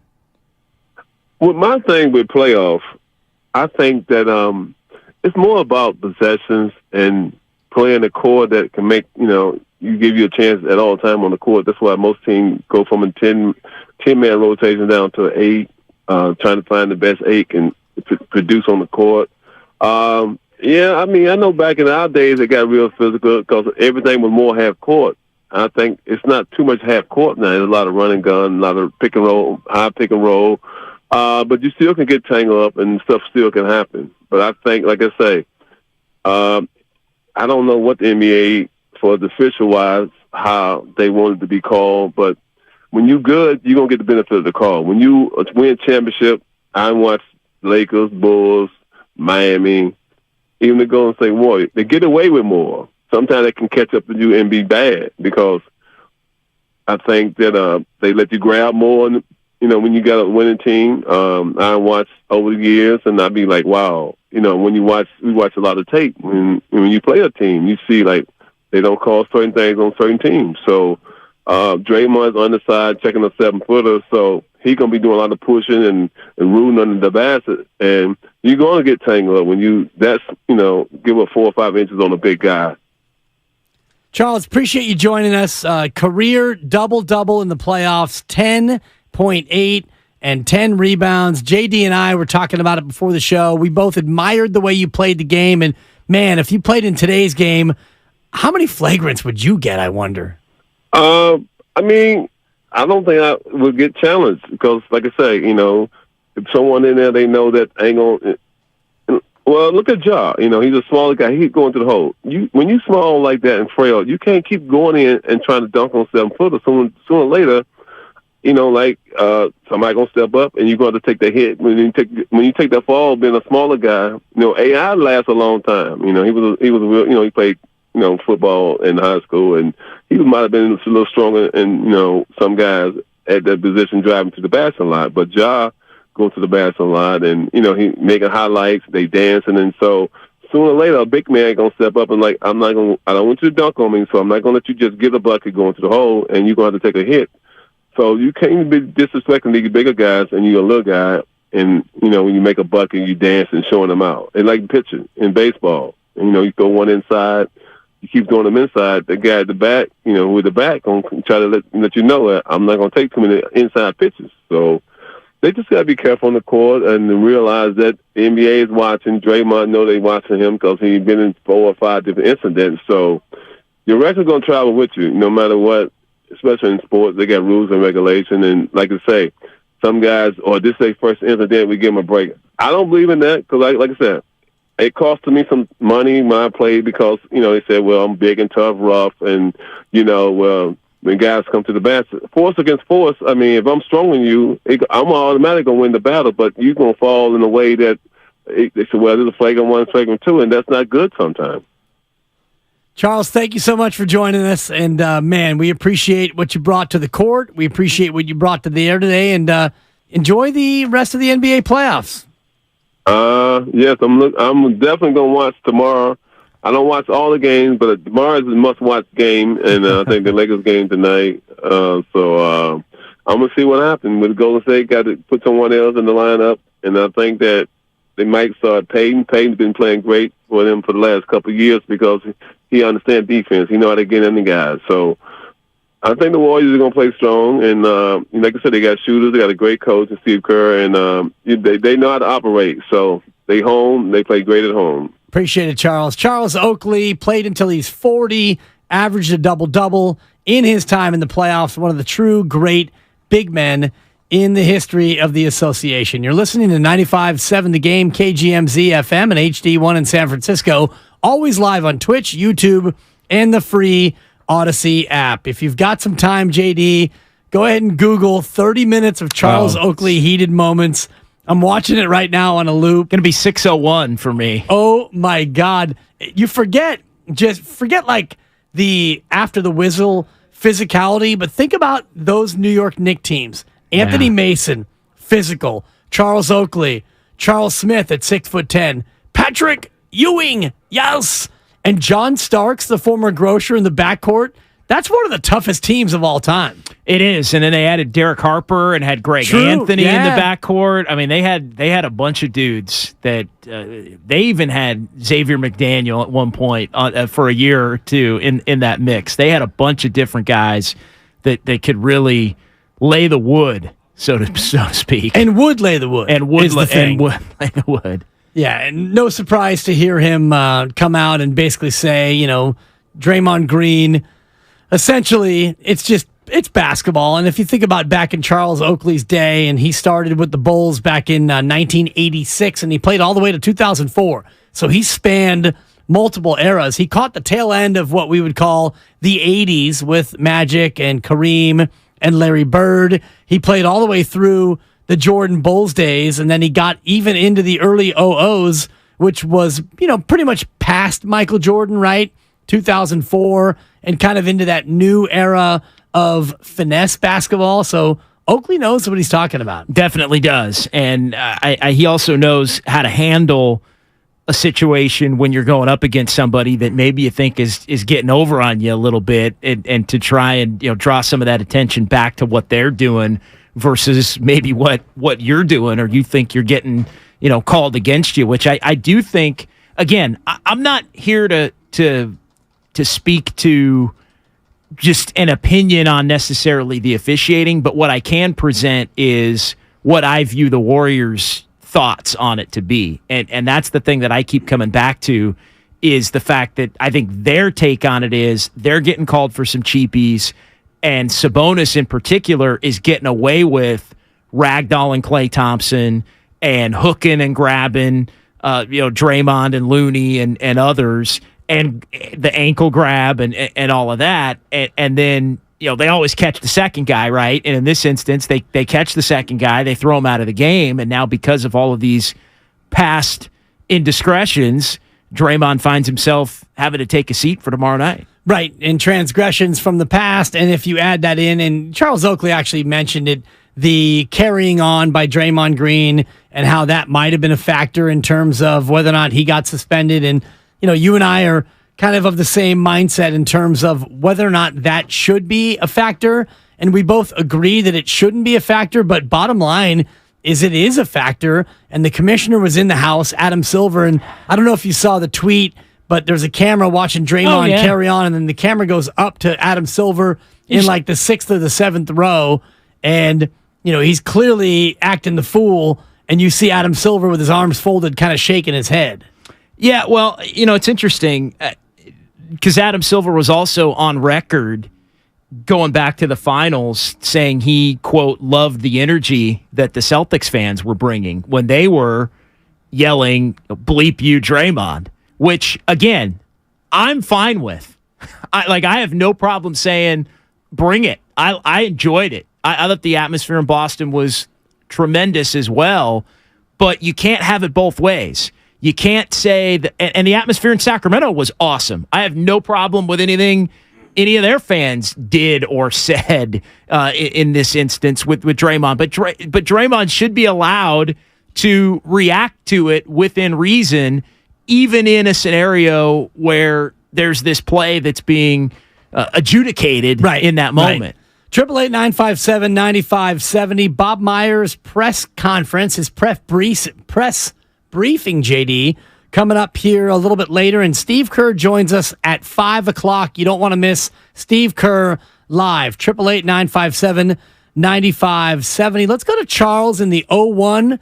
One of the great bartenders, by the way, in the East Bay. My buddy Charles joins us on 95.7 The Game. Charles, it's been too long, my brother. What are you doing? It has been too long. How you doing, dear? I'm doing great. How you doing? How's the 01 these days? So, it's the same. But I was calling to talk about the Draymond thing because, man, I just find it funny how the NBA officiates the teams and certain players. Like, you got Russell Westbrook. Y'all kind of mentioned it earlier, and I don't really care. I didn't think he did anything that wrong, but you got Westbrook running up on a fan in a luxury box, and no suspension. You got Draymond Green putting his hand to his ears like, oh, I hear you or something, and jumping up and down with a little aggression, and they're like, oh, he incited a riot. And then it's just like, they're I just feel like with Draymond Green, I feel like the standard he's held to is higher than a lot of players in the NBA. Like LeBron James elbows him, throws him on the ground, steps over him, puts his hands on Draymond. Draymond takes a swipe at him, doesn't even touch him. Draymond suspended. Sabonis elbowing him, dropping his shoulder, hitting him every single play. They don't even call a foul. Grabs his ankle, throws on the ground, grabs his ankle, and then they go, "Oh, Draymond suspended. He kicked him. He tried to kill him." And then I'm sitting there like, wow, are you guys serious? Joe Dumars, of all people, talking about like who rough basketball play, and I just feel like it's very hypocritical. And I'm like, this dude played for a team called the Bad Boys, who was trying to kill Michael Jordan. Yeah. And now you guys are over here acting like Draymond Green's trying to kill people. Same thing with the Brandon Clark thing. Every time he gets kicked out, it's like these other players do the same types of things or worse, and they're like, oh, that was just physical basketball. And then Draymond does it, and they're like, oh, he tried to kill Brandon Clark. He almost gave Sabonis a chest contusion. Yeah, he had to get an X-ray, Charles, and thankfully for Sabonis, he pulled through. Thank you, Charles, for the phone call. I owe you a visit out there at the 01 out there on MacArthur, hard by Fruitvale, JD. It's where the real people in Oakland go to tip a beverage. The 2101. Love it. Yeah, have to check it out. Oh, you would love it. It's a good old school Oakland haunt, so to speak. But I do think that Charles is kind of close to the point, but he's missing, I think, a big part of it, which is reputation. And Draymond Green has a reputation so that when he's involved in something, whatever it is, you're going to look at it a little bit more closely. If it was Steph Curry, who did the exact same thing, if he stepped on Sabonis and he stomped on Sabonis and he jumped off of Sabonis and ran down court, he might have gotten a flagrant 2. He wouldn't have been suspended. And I bet he would have gotten a flagrant 1 only and would have been allowed to stay in the game. Yeah, I think it would have been a flagrant 2, regardless. With the stomp? I think with no matter the stomp, who it was? I think with the stomp, it would have been a flagrant 2. I don't think there's but much. no suspension. No suspension. No. I mean, it was interesting because I think nobody really was calling publicly for a suspension outside of Sacramento. Like, and all right, you throw that out of the equation, obviously. But it just that I always try to gauge the pulse of, what are other former players saying about it, even current players that may be weighing in. I don't really care as much about the analysts, but the one thing I found interesting was just the notion that a lot of players that don't typically have Draymond Green's back in this instance thought, a suspension is excessive. Right. When the act had already taken him out of the final 7 minutes of the game, which, again, I do think from being in the building was appropriate. That was an easy automatic ejection. Agreed. But now the league is saying, and look, whether we agree with it or don't agree with it, we both don't agree with it. It is, unfortunately for the Warriors, part of the deal when you make your bed with Draymond Green. No doubt. And so they're going to have to adjust and overcome, and it does put them closer to the brink. It does, than they appeared to be, even in losing the first 2 games of this series. Right, because the Kings had just held serve, so the Warriors had a chance to come in. They still do win the 2 games at home, and it's now down to a best of 3 with 2 games in Sacramento. The Bob Myers press briefing coming up. Steve Kerr at 5 o'clock. You don't want to miss it. This is a Warriors Wednesday brought to you by Kirby, your driveway mechanic. Check out Kirby at CURBEE.com. 888-957-9570. We're taking your calls, and we're going to Mike in Hayward. Hey, Mike, you're on 95.7 The Game. What's up? Well, I would just say that the referees need to call the game correctly. Whether who wins or loses, everybody knows that everybody's grabbing on Curry, they're grabbing on Clay, they're doing all this stuff. The coach in Sacramento, he got Brown, he got him playing aggressive, right?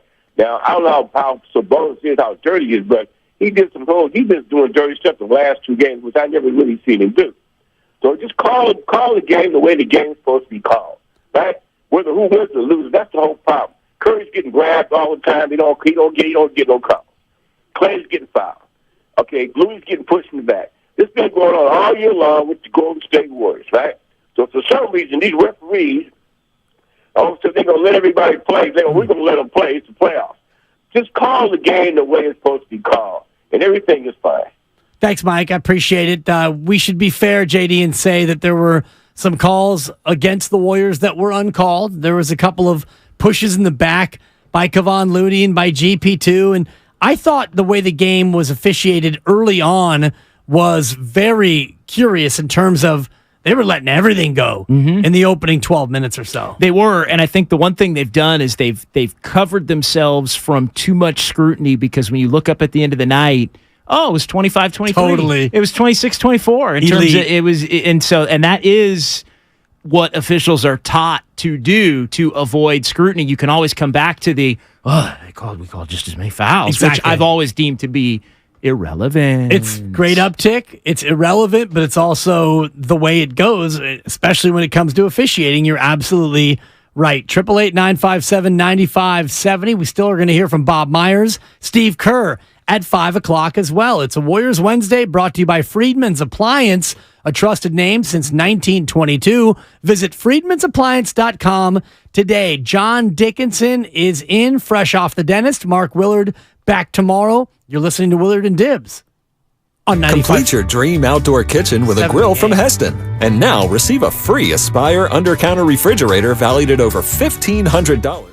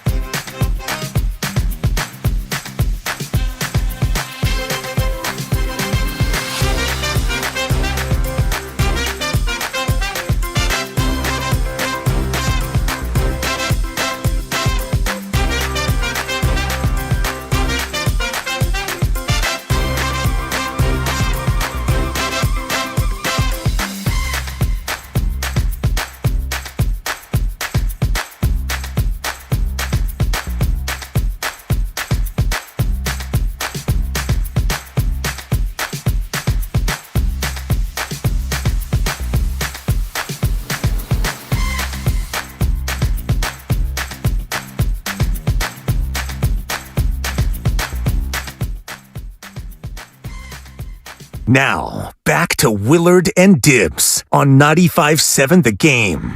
Welcome back inside the 95.7 The Game studios. It's Willard and Dibs. John Dickinson is filling in for Mark Willard. Mark is fighting back from laryngitis, hopefully back tomorrow. And based on the text thread from Mark and I and our producer Lucas and the Grandy Man and JT Lucan, Mark's got takes, JD. And can you imagine if you couldn't be on the air these last 2 days after being on the air 5 days a week, how many takes you'd be sitting on? I would try to be compiling which ones I'm going to get to first. Seriously, right? I would try to be condensing it into a top 10 between now and, say, 2 o'clock tomorrow.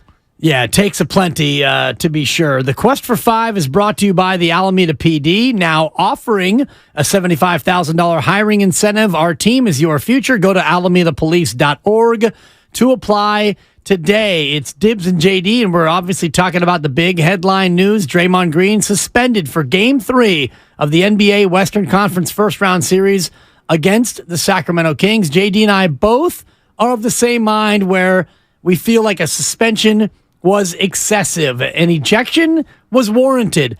A suspension, excessive. And now here we sit, JD, going into the biggest game of the year for the Warriors, down 2-0 with a home game against Sacramento, and you've got no Draymond Green. So what do the Warriors do to counteract the fact that they don't have their best defender and the fourth best defender in the league, according to the recent DPOY vote? Yeah, I think they're going to have to compete, but they're going to have to, I think, look to go offense and try to do everything they possibly can to get their offense in gear against a Kings team that has been much better defensively than at any point in the regular season. So there's a bunch of different options to go to.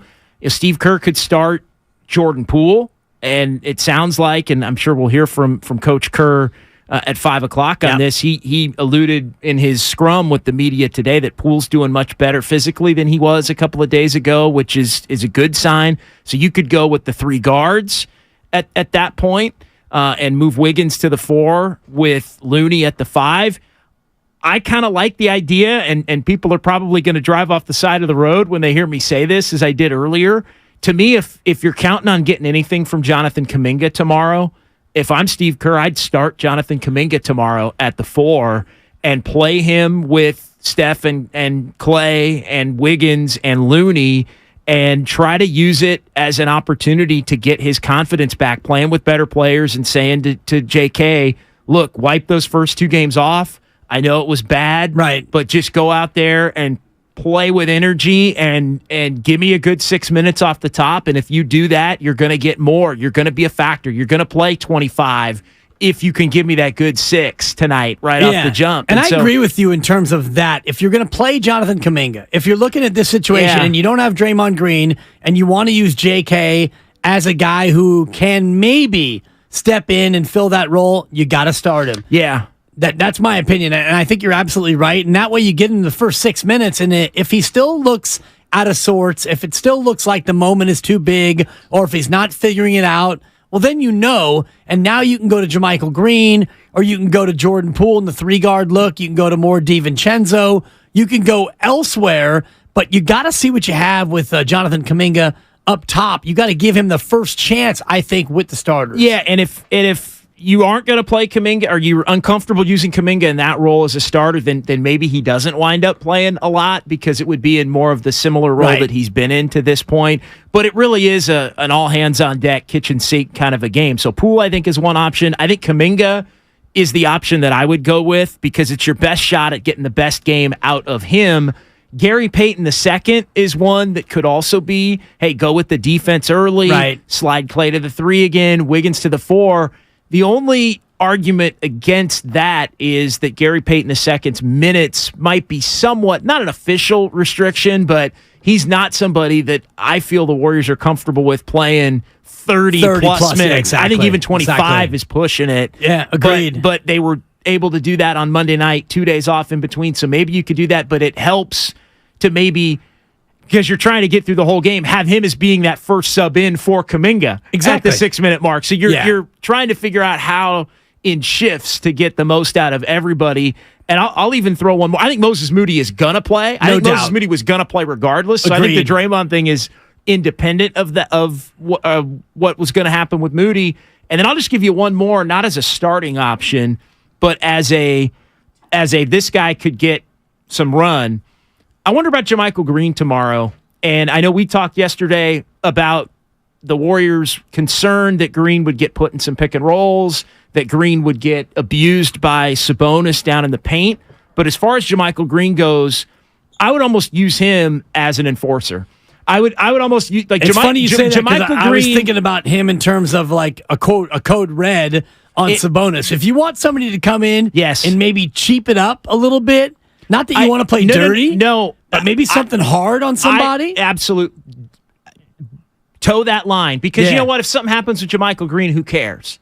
Like if he gets run, if he gets 5 fouls in 10 minutes, so be it. I would almost deploy JaMychal Green as an enforcer when needed. Right. Hey, you're gonna get out there. You're gonna lay wood. You're gonna throw your body around. You're gonna try to get Sabonis to be a little bit off his game tomorrow. You're gonna get Sabonis to try and do something out of pocket that the officials notice and brings the crowd in the game, or maybe the Zaza Pachulia role gets him run out of the game as well. And here's the other part of that with Sabonis is that it can go a couple of different ways, right? You know, the Kings are going to be telling him, Mike Brown's going to be telling him, hey, don't take the bait. Exactly. Don't take the bait. Don't take the bait. Well, you know what? Okay, if he's thinking about not taking the bait, maybe he plays a little softer. Maybe he gets back to being more of the Sabonis that he's been known for being in his career than the Sabonis that he's been in these last 2 games. 888-957-9570. Howard's in El Cerrito. He wants to weigh in on the Draymond Sabonis. What's going on, Howard? What are you doing?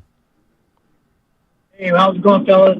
So, first of all, I agree with both of you that Draymond should not have been suspended. That was definitely excessive. But here's another way to look at what happened. If you look closely, when Sabonis fell down and Draymond was on top of him, Sabonis was going up to his face to kind of protect his face.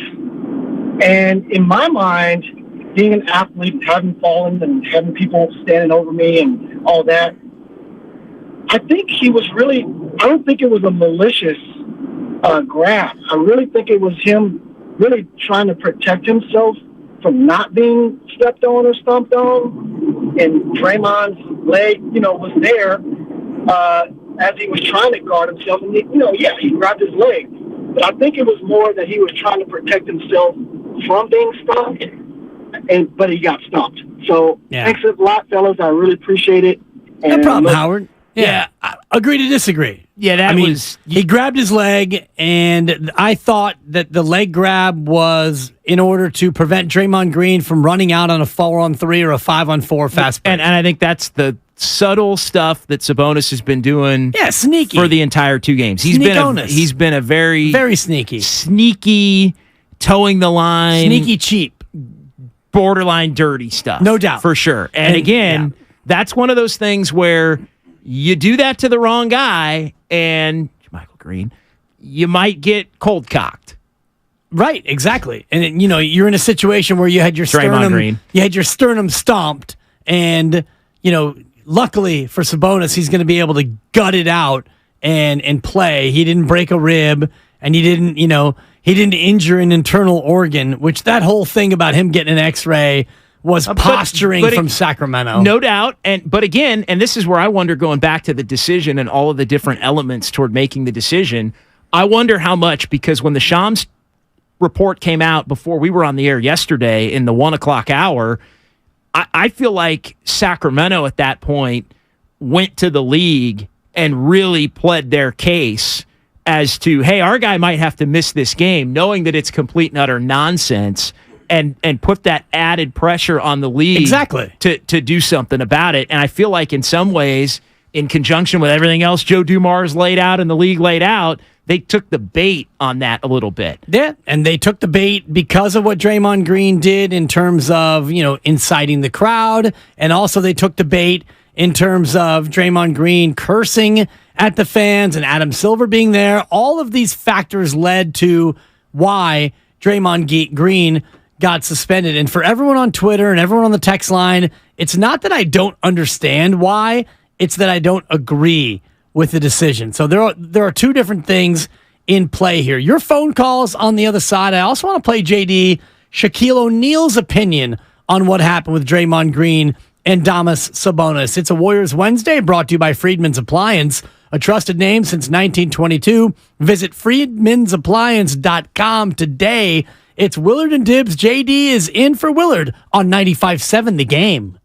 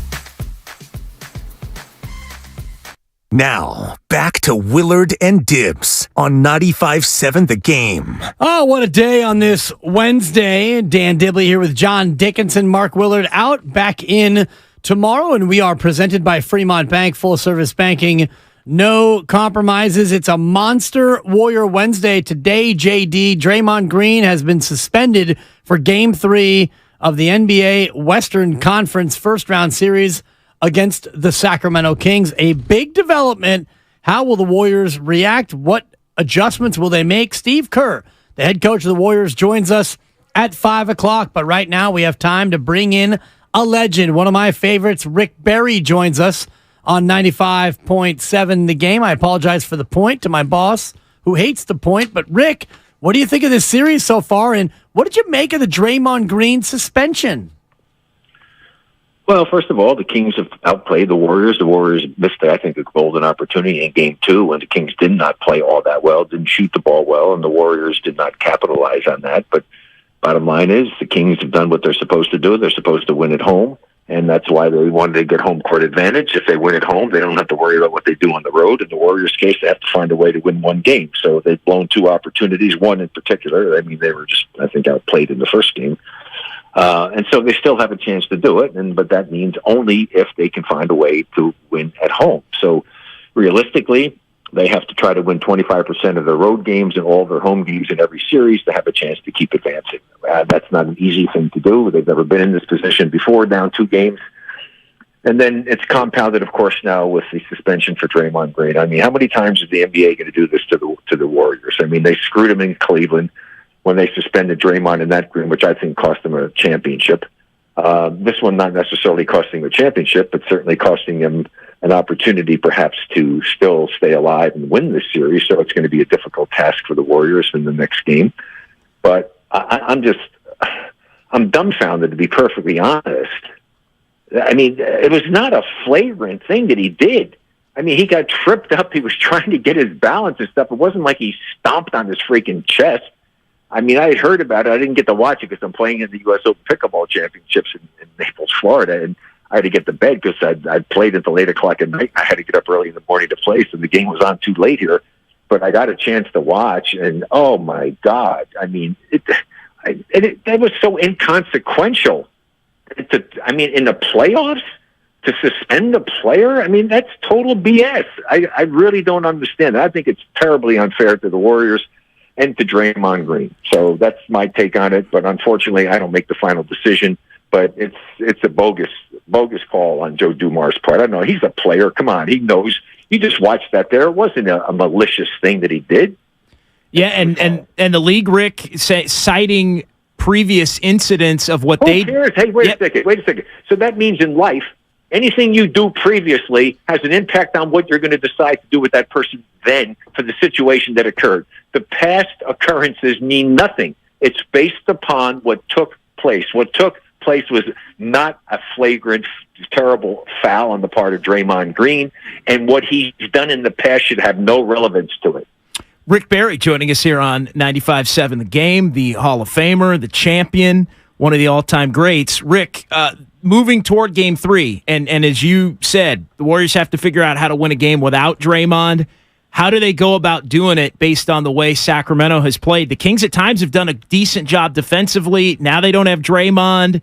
What's the most important thing they have to do to get the Game 3 win, which sets up the rest of the series? Well, it's not Draymond's defense is a big factor. It's how they're going to guard their 2 guards that are just killing them and attacking the basket. Just look at the Warriors are playing a perimeter basketball game.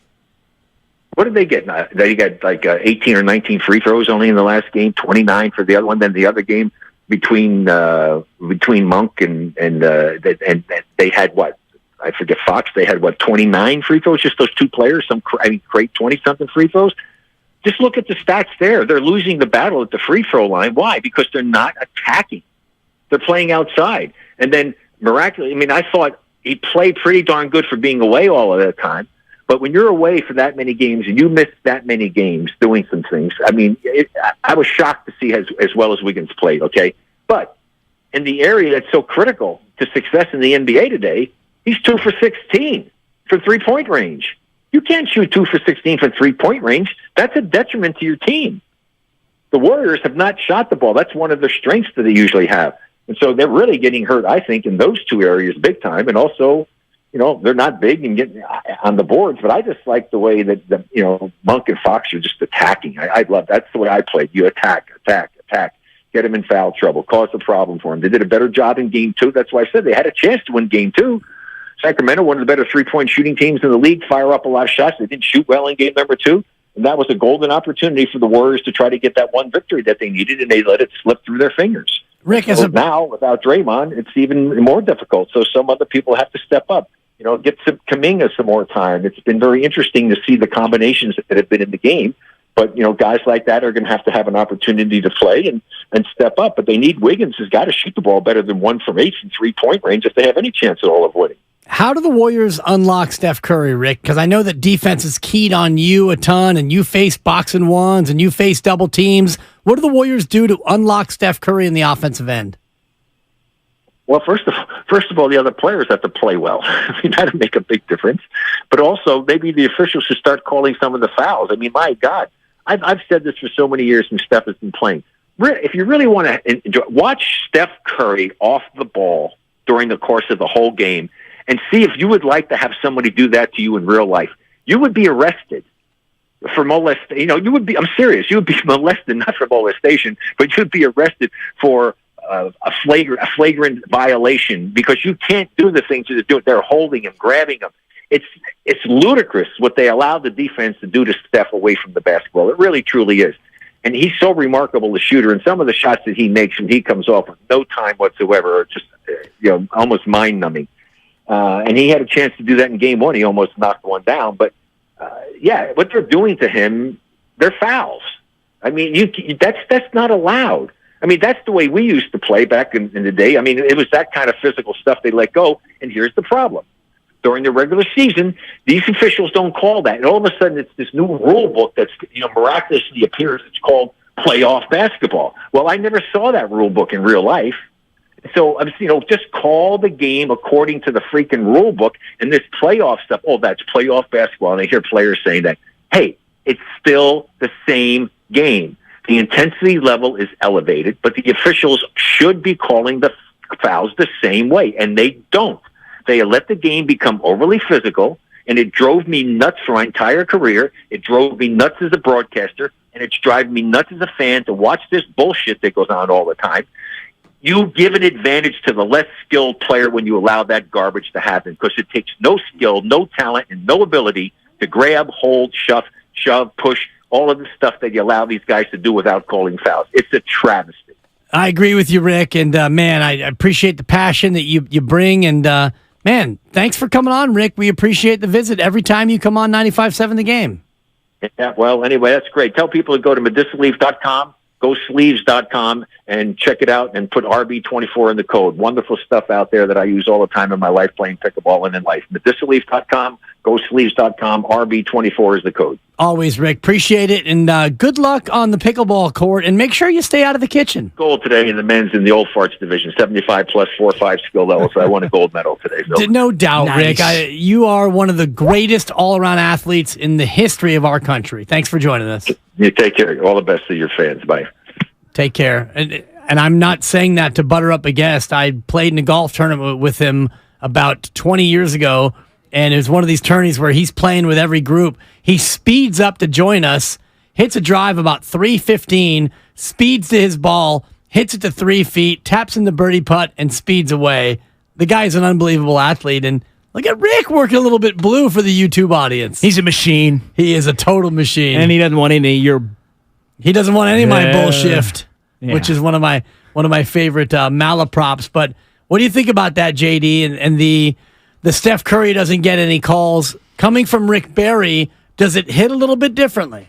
Look, I don't necessarily buy into it in the regular season as much as it becomes a topic of discussion among the fans. I think in the playoffs, we have seen series where teams have gotten away with physicality, not only against Steph, but against Klay Thompson when the game is allowed to be called differently than it is in the regular season. I also think in those series, though, for the most part, there has been a shift. As those series have gone on, teams haven't necessarily been able to get away with as much as it gets deeper in as they have. But the reason for that is the Warriors have been able to make the adjustment in drawing attention to what the opponent is doing and using it against them. And so I think Rick's right on with the continuing to attack what can be a porous Sacramento defense and running plays that draw attention to the fact that they are clutching and grabbing and holding and trying to use extreme physicality to assert their dominance. And the dominance has been all Sacramento so far in this series, and Rick was clear to point that out, and I appreciate him saying as much because the Warriors do have to play better. They've got to find more offense outside of Steph Curry. That's been a big-time problem for the Warriors so far through 2 games. But really, Draymond or no Draymond, if this team turns the ball over like they did in Game 2 with 22 turnovers, it doesn't matter if you have Draymond Green or not. 888-957-9570 is the phone number. We'd love to hear from you. And we are presented by Kirby. It's a Warriors Wednesday brought to you by Kirby, your driveway mechanic. Check out Kirby at CURBEE.com. Let's go to Misha on 280. She wants to weigh in on the Draymond Green question. What's going on, Misha? Hi, this is Mitra. So basically, I think what's happening to Draymond is totally unfair and ridiculous. But I'm wondering if Draymond's outspokenness over collective bargaining agreements had anything to do with basically what they're doing to him. It's just basically a slapdown for him speaking his mind. I'm just wondering, and JD, I just wanted to say you're incredible. I listened to your show, and I learned so much from you. I learned about basketball just listening to you, so thank you for all your wonderful insight. Thank you, Misha. I appreciate you calling in. JD, that's a pretty deep take right there from Interstate 280 in terms of the league clapping back on Draymond for his outspokenness about the collective bargaining agreement. Do you think there's anything to that? Or is it more a case of them clapping back on Draymond Green and just the way he goes about playing the game on the floor? It's more playing the game on the floor, and it's more any of the 5 or 6 things that either have been referenced or reported as to why the league ultimately got to this decision. And it sounds like cobbling them all together, whether it's the fan component, the actual stomp, Sabonis potentially being injured, although he's obviously going to play tomorrow in Game 3. And the prior acts of unsportsmanlike behavior, all of that stuff, I think has factored into this, and it's more about that than anything with the CBA. I don't think that's anything to do with it. Agreed. Bob Myers, by the way, his comments from earlier this afternoon coming up at the top of the hour. It's Willard and Dibbs, John Dickinson in for Mark Willard here on 95.7 The Game. Let's keep going with the phone calls, though. Carrie is in Scottsdale and weighs in on Steve Kerr's role in all this. What's going on, Carrie? Yeah, I appreciate you taking my call. And I didn't know if you can ask Steve when he comes on at 5 o'clock. I listened to the show yesterday, and you were mentioning the turnovers and also the Warriors fouling, and that this is correctable. Well, whose job is it to correct this? This has been going on all season long, and now we're in the playoffs. I don't see fire in the belly for Steve Kerr. I don't see him leading this team. I don't see him coaching this team the way he needs to be coaching them for them to win. Either he's coaching them and they're not listening, or they're not going over certain fundamental things to get this job done. And then on top of that, with Draymond, does he sit him in the back and go face-to-face with him and tell him, hey, listen, man, we understand what happened, but we've got to be better. We've got to have poise. He doesn't do it on the court, but he doesn't look like he has fire in the belly, and the Warriors do not have the energy to get this done right now. Just wanted to get your take on that. Thank you, Carrie. I appreciate your thoughts on the matter. JD, I'm going to kick it over to you because the notion of a coach in the NBA, Steve Kerr pulling Draymond aside and giving him a talking to, or talking to the team and saying, guys, you know what? We got to stop turning the ball over. How much does an NBA coach actually coach 84 games into a season. Well, I think he is having the conversations when they go over their film study on the turnovers and the reasons why and the careless ones and the ones where ball pressure Film study is involved. Right. I mean, that does happen in film study. It's not call a guy into the office and rip him to shreds. Right. Stop passing to the other team. Stop throwing a left-handed cross-court pass, Steph, on the first play of every game. Like, no, I don't think it's like that, although it maybe could be. It would be cool if he did. But I do think, and I know we're going to play Bob coming up at the top of the 4 o'clock hour. There was one particular quote from that I've seen that I'm not going to mention, but about the message to Draymond now, which I do think is important. And I know we get into a fervor talking about the suspension because it just happened and it's on everybody's mind. But along the lines of what Bob will say, you got to move. You got to there is also a game that is essentially a must-win game for the Warriors, and it could be his last game ever as a Golden State Warrior. Yeah, they have to figure out how to win, and so the you can be mad and think that you're being wronged, and I think there are some areas in where the Warriors believe that. You got to be able to find a way to push through and put all of the focus on winning the one game, because as bleak as it looks right now, you win that game tomorrow night, right? And all of a sudden it's on, and you're back in the series. Draymond comes back for Game 4. You haven't lost home court in terms of you don't have the home court advantage, everybody's but still you held serve. Exactly. You've all held serve. Draymond comes back on Sunday. You win that game. Now the pressure's on Sacramento again. The Warriors have to just get this series, and it doesn't matter how they do it. They just have to get this series to a point where it's 2-2 or even 3-2 if you end up going down 3-1. But you got to get it to a point where, let's just say 2-2. You get to a point where it's 2-2, and Sacramento's starting to feel like maybe they've missed an opportunity by not winning Game 3, and they feel the Kings have played this whole series like they got nothing to lose. They've played this whole series to a point of like, hey, we're the upstarts. Yeah. It doesn't matter. These guys are the defending champs. And there's absolutely nothing that can go wrong for us. And the Warriors have to make them feel it a little bit. And I think you get the sense, and I definitely have gotten the sense from people that I've talked to on the other side of this thing, that like they are starting to feel like they can win the series. Like, to me, that's what Game 2 plus the suspension has done. Like, I don't know a lot of people in Sacramento that believe the Kings could actually win this series, even off of Game 2 and the 2-0 lead alone. I think they're starting to believe it that town. No doubt. I think the team is starting to believe it. And this is where the experience factor can come into play. If you can create a little bit of the belief that the Kings are starting to have something that they're letting slip away. Right. If you can create that dynamic, the Warriors have them.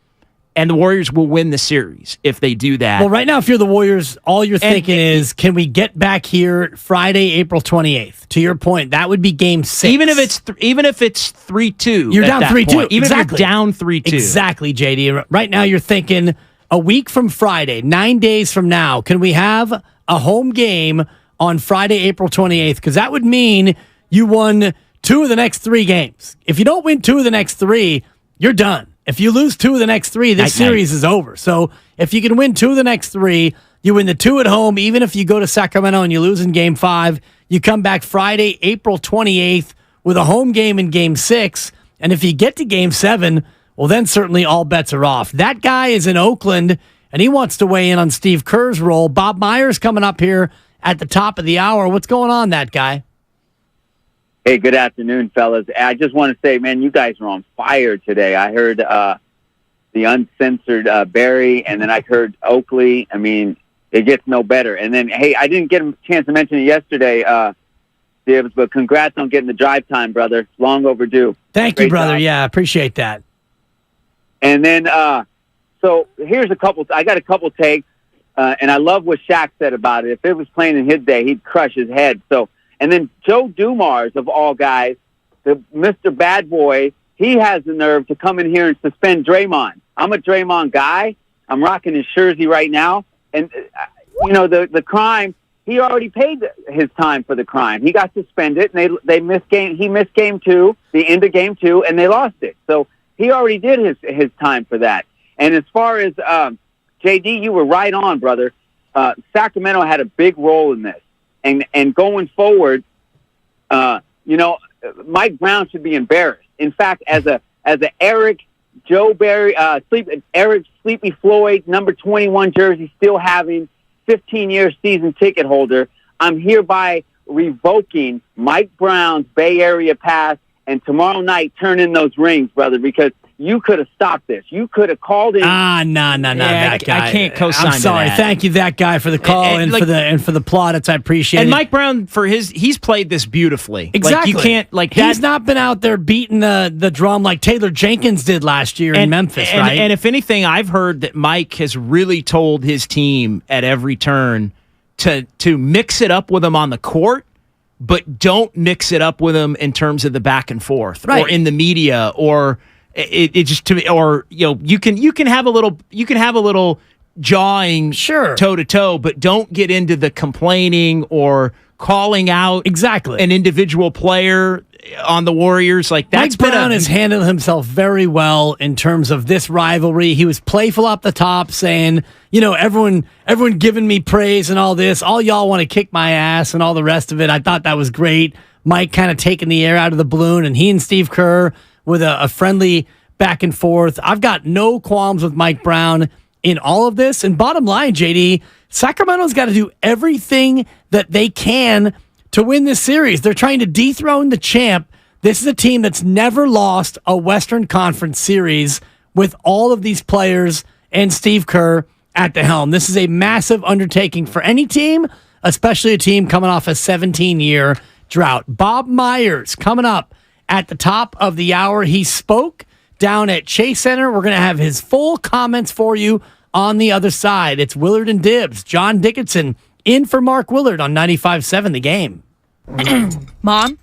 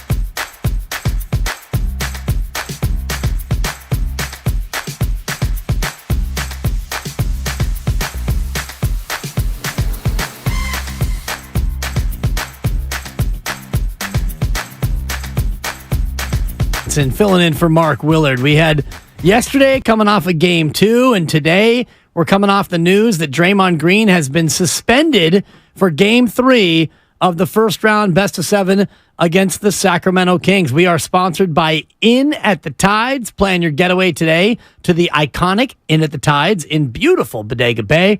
Rooms start at just $199 per night with their midweek spring special through April 30th. Experience stunning bay views, relax in refreshed rooms, and enjoy free breakfast. Book now at inatthetides.com. John Dickinson in for Mark Willard today. More of your phone calls coming up, 888-957-9570. We've got Steve Kerr coming up at the top of the hour. But first, Bob Myers met the media moments ago, and we have his entire press conference, and it starts right here. What is just the organization's instant reaction to, the decision to suspend him, and what was the communication level with the league over, I guess, leading up to it? Yeah, the league texted me the night of and said, if we need to talk to you, we'll let you know, and that they needed to speak to Draymond. And they didn't need to talk to me, and so they told me last night. They called me and said he's suspended, which, in their defense, what do they care what I have to say? I mean, they know what I'm going to say, so they don't need me to make the decision. So as far as how we felt, we've been here before, and we got to play a game tomorrow night. Once these decisions are made, there's no appellate court. It's over. So you can react however you want to react, but it doesn't change the fact he's not playing, and we got a game tomorrow night. Do you think that a suspension was fair in this regard? Well, I know you got to ask, but it doesn't matter. It doesn't matter what any of you think. It doesn't matter what I think, because it's over. I got to focus on getting our team, whatever I can do to help the guys. Spoke to Draymond last night about it. Told him that when he shows up today, it's got to be about the team and helping them win. It's not about whether he should or shouldn't have been suspended. That doesn't help anyone. Like I said, they don't go back. Once these decisions are made, they're done. So, you feel however you feel, but I understand you got to ask, but it doesn't really matter. The league's statement said, that the suspension was based in part on Green's history of unsportsmanlike acts. What do you think about Draymond's history playing a role in this decision? If the league said it played a role, it played a role. What do I think of it? Again, these are decisions they make. We live with them, and that's all we can do. And in the middle of a series, you don't have a lot of time to think about these things. You just like if somebody gets hurt, you got to play with who you have. And there's no lens into who's in the room and who said what. And I get a call, he's suspended. You find out, somebody tweets it out. That's it. End of story. So I understand it's a big topic. I totally get that. I understand that it has potential to affect things. But really, again, what we got to figure out is we got a big game tomorrow night, and I think we've got enough to win it, and we have to figure out how to make that happen. Bob, how would you characterize that conversation with Draymond, sort of his reaction to this decision? And then separately, what did you think of the incident and how it unfolded? Draymond's going to probably give you whatever answer he's going to give you. He was more quiet with me. All I said to Draymond was, whatever you have to say, don't say it tonight. That's all I told him. Sometimes he listens to me, sometimes he doesn't. But I'm always one that would tell somebody to sleep on a reaction before. And as far as I know, he hasn't said anything yet, but I'm sure he will. How do I feel about what happened? I feel bad because we lost the game. That's what I feel. These things are big parts of winning and losing, but having been in a lot of situations, just observing as a general manager and playoffs, there's all kinds of things. I mean, I've seen him suspended in a finals game. So this stuff happens, and I'm more focused, Ron, on what can I do. I can't do anything about what happened, and now it's about putting our energy into the game, really. You mentioned the Cleveland series suspension. Do you flash back to that immediately, and can you give us a sense of what the team's reaction, just the players, Steve, yours, this time as opposed to what it was like that time? Well, that was the finals. That's the biggest distinction. that was the NBA Finals, which, as you know, and many of you have covered our team, there's a different tension. And also what the distinction between that and this is, that was actually an accumulation of actions. That wasn't one act that led to that suspension. So there was a distinction there as far as a certain amount of points, and I think you were around us, you knew. It wasn't one game that cost him the next game. So that's one thing that's different. But also for me, if you're asking me, and you can ask Steve, you can ask Draymond, or he'll say it, or anyone, there's a magnitude of the finals. Not that this is the first round, but suspension in the finals is a completely different. The amount at stake is enormous. So that was what I felt. Bob, Steve, everybody credits Draymond for walking this fine line of just pushing it just far enough, typically, but sometimes too far. I mean, how you don't want him to change, right? I mean, but sometimes it becomes costly. Yeah. Yep. I mean, winning is messy, if you want to be honest about it. The last 12 years are not perfect, or 10 years, or however long we've been doing this. There's a edginess to it. There's tension, and certainly he's crossed that line, but he's been punished for it. So the people that are wanting to see a punishment, he got one. So yeah, Draymond's not perfect, but I haven't met anybody that's perfect. So I'm not going to sit up here and say he gets it all right. And I know you're not saying that, but yeah, that's part of the whole thing. But all in, he's been a big part of a lot of winning. But that's a personal thing. Everybody gets to decide what they feel about that. Bob, going back to Cleveland, you sat with him during his suspension and watched the game. Do you know what will transpire tomorrow night? I don't know. I don't know, Ann. I think that felt like easy and obvious to do that. I don't know. I might see what he's doing. I don't, a lot of people don't know he can't be in the building. I think you guys know that, but I think people assume he gets to watch the game, but the rules are you're not in the building. So if he wants me and needs me, I'll do it. So I don't know the answer to that yet. The public's gotten their own explanation for why he was suspended. When the league gave you the call, what was the explanation that you got? The one you got. Yeah. So No, I didn't get anything different. I got what you got. They have a job to do. They try to do it the best they can. I don't buy into conspiracy stuff personally, but again, that's whatever everybody wants to think they can think, but they did their job. Being on the other end of some of those decisions, because that's who they call me first. Depends on who you are as a person, how you respond. But what I've learned is it doesn't matter what I say. At that moment, it's done. It's over. So I call Draymond, I call Joe, I call Steve, I call Steph. But by the time I think I barely got to Steve before it was out, which I get that too. So you don't have a lot of time. So in real time, as you got the call, you processed it the way you did, but in real time, it made sense to you, or were you? No, I don't. I guess anytime there's a chance something can happen, there's a chance it can happen. So I kind of brace for everything. You can put a percentage on it. I don't know what everybody's percentage was on it. You can write. You probably have opined on it. You think it's fair? It's not fair. It's good, bad, whatever. Anything can happen when a guy gets kicked out of a game. I don't know. So that's what they decided, and that's what it is. How did you feel like Draymond moved past the incident in October? And do you feel like what happened the other night maybe took away some of the goodwill that he's built up in recent months? I don't know. I mean, I think depends on who you ask, Connor.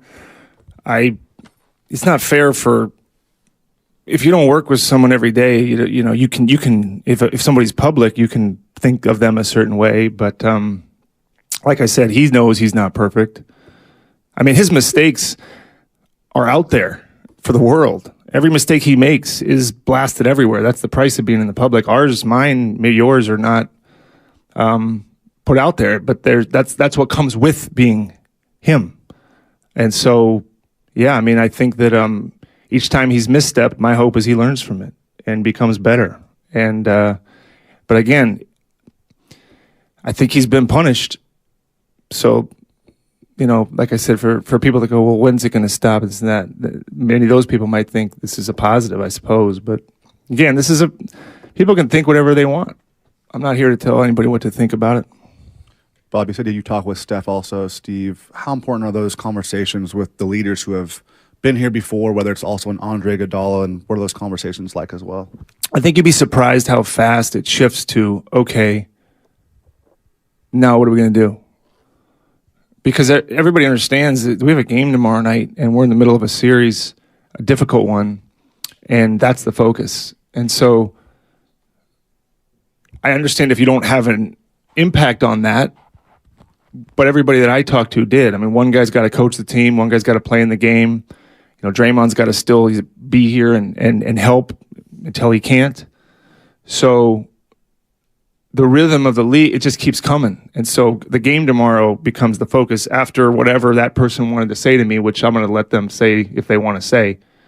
But they do that, and I'm communicating it, so I've already had time to live with it for a little bit. They haven't. So then I get the immediate reaction.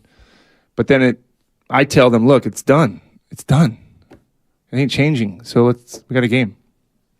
You said the focus turns to the game, and I think you said earlier that you feel like you have enough. How does this affect the game tomorrow night? How difficult does this make your quest tomorrow night? Sports is crazy. I don't know. That's why we'll see what happens. I believe in the team. We've won without him before. We've won without other players before. We've won playoff games without Curry. So it's going to be fun. The crowd's going to be great. We've been good at home all year. And I'm excited. I mean, it's going to be a very telling performance. You know, it's going to be fun to see. But I believe it. I believe the players believe they have enough. I know Steve thinks we have enough, and we're excited to get a win at home. Well, just a technical detail. Do the 2 flagrant points stay on the board? Yeah. Forgive me if this has been asked before, but you've had to do now a couple of these sort of impromptu press conferences this year. How has this year been for you, starting with obviously having to do one of these with Draymond and Jordan's incident, and then the Wiggins situation, and now again having to come up and sort of explain a situation the best you can that no one wanted to see coming? Well, yeah, been up here more than maybe I wanted to be, but that's the job. I mean, that's what I'm supposed to do. That's what people that lead in any organization, that's what's required. But I can say, honestly, there's been tougher years or years where I haven't been up here, but there's been a lot of things that don't get exposed that are as difficult, or years that are as difficult. So I don't like being up here for the reasons I've had to. I don't think anybody would. But I can also say that this year, as far as difficulty, they're all hard. They're all hard. When we won, we won 73 games one year and lost in the finals. And that's not easy, losing game 7 home. So for those of you who covered us a long time, there's a lot of ups and downs. But yeah, sitting up here this year, probably more than some other years. Bob, there have been times in the past, generally I think, when before a suspension is handed out, that the league office will contact maybe the player, somebody that's involved or somebody from the team. Did you anticipate hearing from them before the suspension was announced? Did you think that might be some dialogue beforehand? Yeah, sometimes they want that dialogue, sometimes they don't. This time they didn't, but they spoke to Draymond. If I don't, every time's different. And if you say, did I expect him to call or not? I didn't really have any expectation. If they needed me, they'd talk to me. That's all. My understanding was that Joe didn't talk to Draymond until this morning. Yeah, but I don't know if that's true or not. If that's what he said. Oh, that's what he said. Okay, he talked to him this morning. He said, maybe I don't know. Maybe they tried to. You know, when it's in the hands of something like this, what happens is the league requests to speak to a player, and that's done through the league and the player security. But as far as sometimes the league doesn't, as I understand it, they make a decision, they don't need a player's opinion, or it doesn't factor in because they've got an angle on it, or they've got everything they need to know, and there isn't a question of something that isn't on camera. I mean, I can't guess how they do these things, but I don't know.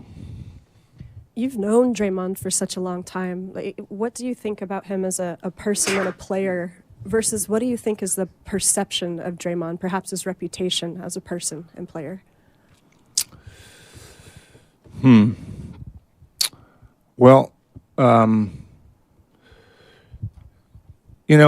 he's a force. The guy's a force. He's unique. He's a leader, but he will tell you that he's made mistakes. And like I said, you can't hide from them. They're out there for everybody to see. He's got a good heart. He does. I know that, but that doesn't mean he's mistake-free. I'm not.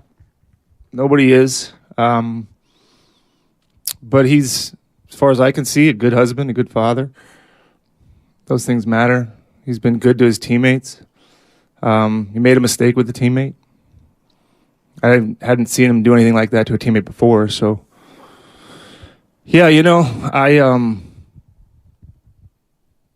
mean, if you want to talk about like what he's done for the organization, that's not up for dispute. I mean, he's helped us. Without him, we don't probably have any of the championships. So, but complicated guy, for sure. Okay, Dumars made it pretty clear that it wasn't just the stomp or the step that caused this. It was lack of contrition, speaking. I mean, like you said, if he had not spoken at all, maybe, or the egging on. Is there any way? I realize it's in the moment, but is there any way to stop that? Do you think we could have done something to pull him out of there, and it doesn't get this far? I don't know. I mean, I'm not down there. I went down there one time and thought nobody saw it. So I was like, I don't know, Tim. I mean, so many things. There's so much emotion around these games. And so could something been done differently? It's hard to go back and wonder, like, what should have or shouldn't have been done. And it's tough to say. I understand your question, but I just don't know the answer. Bob Myers, from his press briefing earlier this afternoon, asked a lot of questions about Draymond Green's suspension and how does Bob feel? Didn't really have an answer. I mean, how are you supposed to feel when one of your best players is out for Game 3? He mentioned a little bit about the timeline on when Draymond Green discovered he was going to be suspended, and Draymond Green, when he got a call from Joe Dumars, at the league office. But JD, you had an interesting takeaway as we were listening to that together for the first time. Bob Myers, a mix of sadness and anger. Yeah, he went from emotional to white hot angry. I think at a couple of different points in, just feeling bad. I think that this is another situation involving Draymond, based on his reputation, I think, which is something that they've had to deal with seemingly every few months at different points. But also, you can tell they're fuming as an organization as to the decision itself. And Bob is a classy guy. Yeah. And he doesn't want to come off as ripping the league or anything like that. But that, for Bob, seemed like about as angry in different moments as I've ever heard him, without going over the line in terms of making an accusation or coming down the league's road in an uncouth fashion. Well, and Bob actually said off the top, we've been here before. Once these decisions are made, there's no appellate court. It's over. You can react however you want, but it doesn't change the fact that he's not playing. It doesn't matter. So from that standpoint, the frustration was clear because they've been through this before, and it's been 7 years since the NBA Finals where he had to miss Game 5 of the NBA Finals, and the Warriors would go on to lose after a 73-win regular season. And many people think that the fact that Draymond Green wasn't there in Game 5 is what cost the Warriors that NBA championship. Forget Game 6 where you lose in Cleveland and Game 7 where you come back and lose at home. I mean, you lost 3 straight games. 2 of those Draymond played, and Game 7, Draymond had a monster game, as I recall. He did have a monster game, but it does go back to Game 5 where LeBron and Kyrie both had over 40, and it was really in that second half in particular, that's when the Cavs found something offensively that they were able to hold on to for Game 6 in Cleveland, and then Game 7 was a slugfest, obviously, with the 93-89 low-scoring final, the fewest points the Warriors were held to at any point in that season. The key quote from Bob to me was the quote about his conversation with Draymond and the fact that Bob said it's got to be about the team and helping them win with Draymond coming in. It can't be about whether he should or shouldn't have been suspended, because I think that's the overarching, we've talked about it all day, and that's what we do. And obviously, the players got asked about it, and we're going to ask Steve about it. He was asked about it earlier. 5 o'clock, Steve Kerr right here on 95.7 The Game. But it has to be about finding a way to win that game tomorrow night. Otherwise, you're all but done. Right. As far as this season, and maybe, as Steiny was laying out earlier, maybe the entire dynasty. It could be. And, you look at Bob Myers, whose contract is unsigned going forward. Draymond Green has a player option. He can opt in or he can opt out. Klay Thompson would be entering the final year of his contract. So there are many gigantic question marks that this team is going to have to face no matter what. But if you lose in a series against Sacramento, if you get swept, if you lose in 5, if you lose in 6, even heck, JD, if you lose in 7, if you're a first round out, you can't help but think there's going to be big changes that are coming on the horizon. So Draymond Green won't play tomorrow night. And in that vein, before we get into some calls on the other side, 888-957-9570, more news and notes around the association as we go around the association with a nod to Tim Roy. Mike Brown, Coach of the Year, a unanimous selection.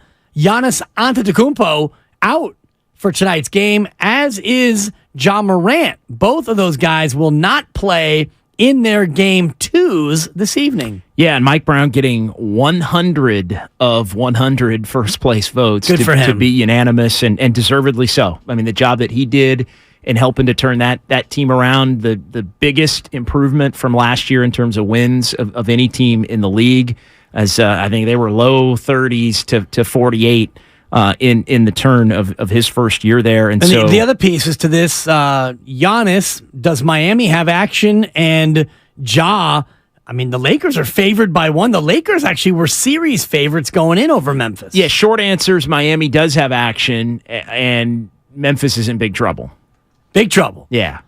Did you think that before Ja got hurt even? Yeah, I thought it was going to be a long series that the Lakers would have a shot to win. I definitely saw the Lakers probably at least splitting one of the first 2 in Memphis and then off to the races from there. I felt like that series had the potential to be a real knockdown, drag out, a lot like the way the first 2 games of the Warriors-Kings series has turned out to be. But no, the Lakers, I think, are winning that series at this point. Yeah, I told my partner months ago, don't sleep on the Lakers. And this was back when they were down in the 12 or the 13 spot. The new team had this new team after the deadline had action. That old team wasn't doing anything. Correct. I'll give you that. But when they got Hachimura, which was about a month before the deadline, and they got Reeves in there and all the changes they made. All the Utah guys. D'Angelo Russell's come in. And that team, even beyond Anthony Davis and LeBron James, they've got different ways to beat you. And they extricated themselves from Russell Westbrook, which was huge. Which is crazy in a sense that, I mean, he was absolutely crushing them he was absolutely killing them. He goes to the Clippers, and the Clippers seemingly have found a way to make him a useful player. So it really, I think, worked out for both in a lot of ways. I think it comes down to fit, because he was not going to fit with Anthony Davis or LeBron James. LeBron, a guy who likes to have the basketball in his hands, and Russell Westbrook, we know, is very ball dominant and very much a high-usage player. Well, you heard from Bob Myers. Steve Kerr joins us at the top of the hour. That'll be live. That'll be exclusive. We'll get Steve Kerr's thoughts on the suspension, what he and Draymond Green talked about, and we'll also get his thoughts on where this team goes heading into a very important Game 3. In the meantime, your phone calls, 888-957-9570. We've got open phones between now and the top of the hour. I want to hear from you. What do you think this Warriors team does in Game 3, and how are you reacting to the Draymond Green suspension. This update brought to you by Inn at the Tides. Plan your getaway today at the iconic Inn at the Tides in beautiful Bodega Bay. Rooms start at just $199 per night with their midweek spring special through April 30th. Experience stunning bay views, relax in refreshed rooms, and enjoy free breakfast. Book now at inatthetides.com. John Dickinson in for Mark Willard. It's Willard and Dibs on 95.7 The Game. Hi, I'm Brian Bakhtiari.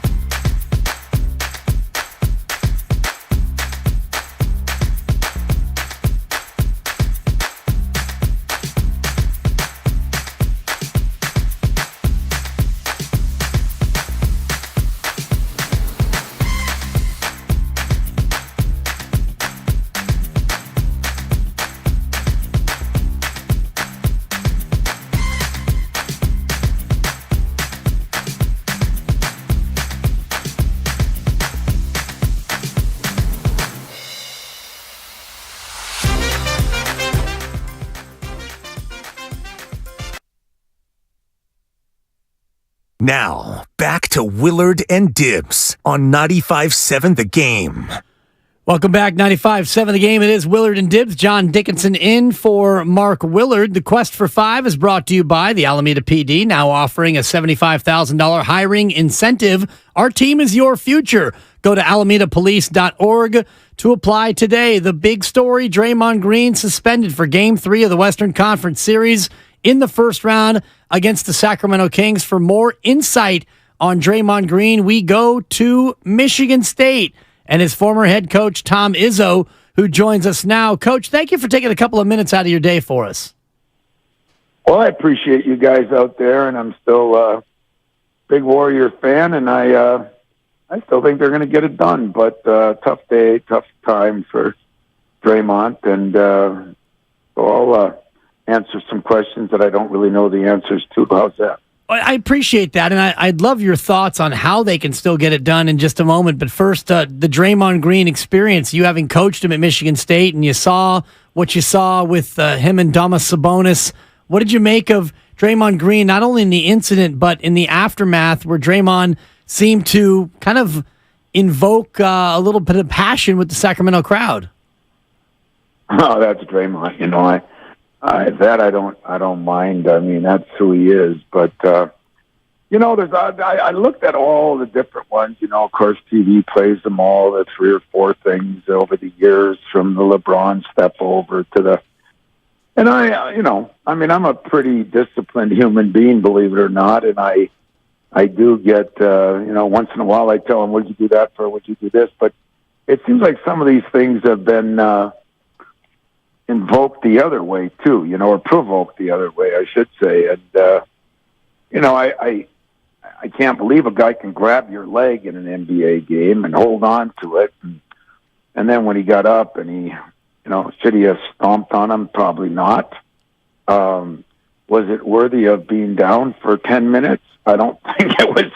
You know, I didn't think he shot him or anything, so I don't know. But you know, I'm disappointed because I think when I talked to him a couple of days ago, he was really excited about the fact that even though they lost that first game, he felt like they, you know, played good enough. Those 2 kids, Monk and Fox, had incredible games, and I thought they were in good shape. And then the second game come, and I'm sure Steve was a little disappointed. Coaches are always disappointed with turnovers, and it seems like there, you know, was a few too many. But that being said, I still think Steph, and you know, now with Wiggins back, and I think those guys will rise up and win tomorrow. And then I think on Sunday is Game 5, and I'm sure that'll be an enlightening game if it comes to that. So let's hope it's 2-1, and then the Warriors see what happens on Sunday. Coach, I want to ask you about just dealing with physical play, and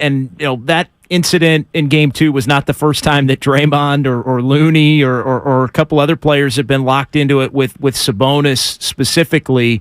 Your teams are always physical, well known. You like that style of play. You think it's important. How, though, when there's a player maybe on the opposition that is trying to maybe bait you into doing something that might get you kicked out of a game or put in a compromising position for a series, how do you draw attention to it while also keeping your cool, which was something, unfortunately, for Draymond he wasn't able to do on Monday night? Yeah, you know, I think that's a good way to put it. I mean, first of all, physical play and fighting are 2 different things. You know, the game is physical. It's gotten more and more physical. College or pro, it seems like during the year, like in college, we're not even allowed to belly bump with anybody, and then the playoffs come, and it's an all-out war, as you saw in the Tennessee-Duke game, you know, and I think the same thing happens even more so in pro ball. You know, the playoffs come, the game slows down, it gets more physical, and that is right up Draymond's alley, because he is a physical player, but physical doesn't always mean dirty, and it doesn't mean fighting. So, you know, did he get baited in a little bit and a couple of those things over the years? You know, maybe it's where he's got to take a little responsibility. Is he, you know, he's a veteran now. Should he let anybody bait him in? The answer is no. But I do struggle when the reason for it, because I didn't think anything else would happen, is because of past. I think we're to the point where we should be big enough to handle each incident as they come, and it wasn't like in the past it was that ridiculous. So I'm sticking up for him, but I think when I talk to him, he realizes that he's not going to complain about it. He just feels bad that he can't be with his guys, and like he let them down. I'm sure Steve down, and Steve's been so good with him too.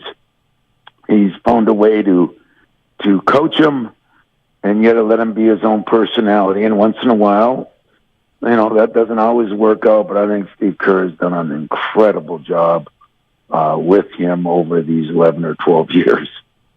Tom Izzo, head coach of Michigan State, joining us here on 95.7 The Game. Draymond Green's college coach. Have you had conversations with him, Tom, in terms of maybe slightly modifying his behavior or making it so that the league won't be so eager to come down on him when he has these transgressions? Well, I feel like I'm very tight with Draymond, but I don't tell him what to do either. He's got a great coach and GM and all the people out there and the players. And so when I talk to him, part of who he is who he is.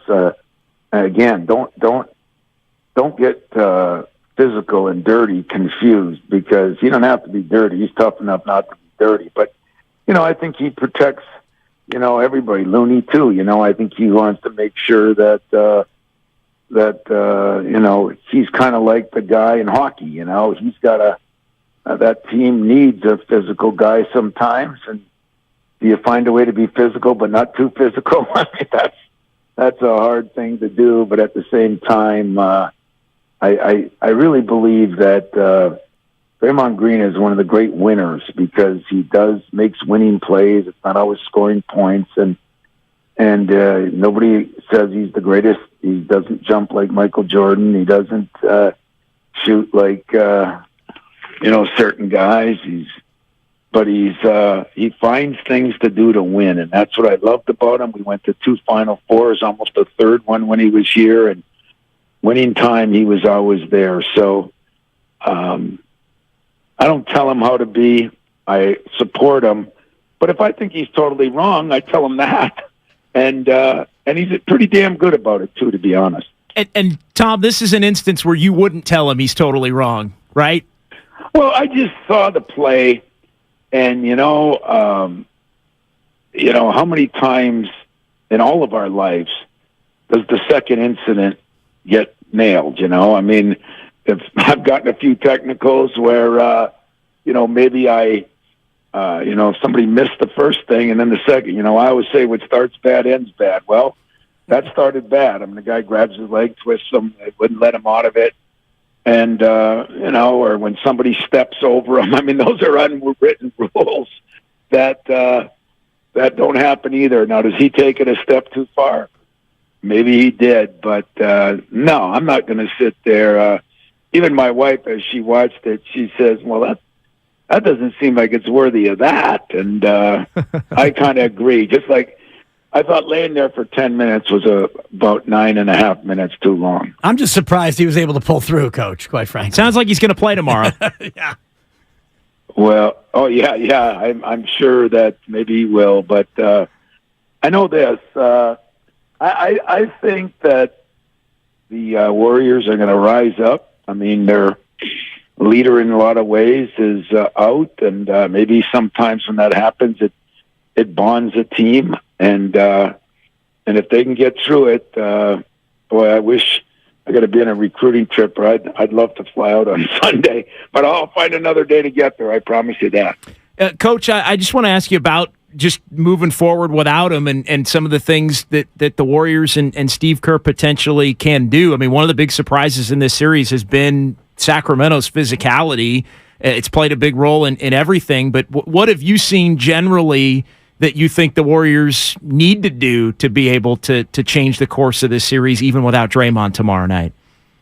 Well, just think what you said, their physicality, and maybe that's one of the reasons Draymond, that's what great players do, is they try to do what they can do, where Steve Kerr can make jump shots, incredible passes, Thompson can do this and that, and Wiggins has things he can do. Well, one of his jobs is to be physical, and I would agree that Sacramento has been physical, probably on purpose. I think as I watch it, I bet you, and I don't know this, but I know myself, I'll bet you that Steve Kerr is upset with the turnovers. There's been some turnovers in games that seem like they're a little too many, and I don't know what did I read it right? Or did I see it right? Did they have 13 in the first half the other night? Yeah. 9 in the first quarter, yeah. Yeah, 22 for the game and 41-14 in the 2 games in terms of points off turnovers, so that the Kings have really hit them in the points off of the turnovers department, even though both teams have turned it over a little bit.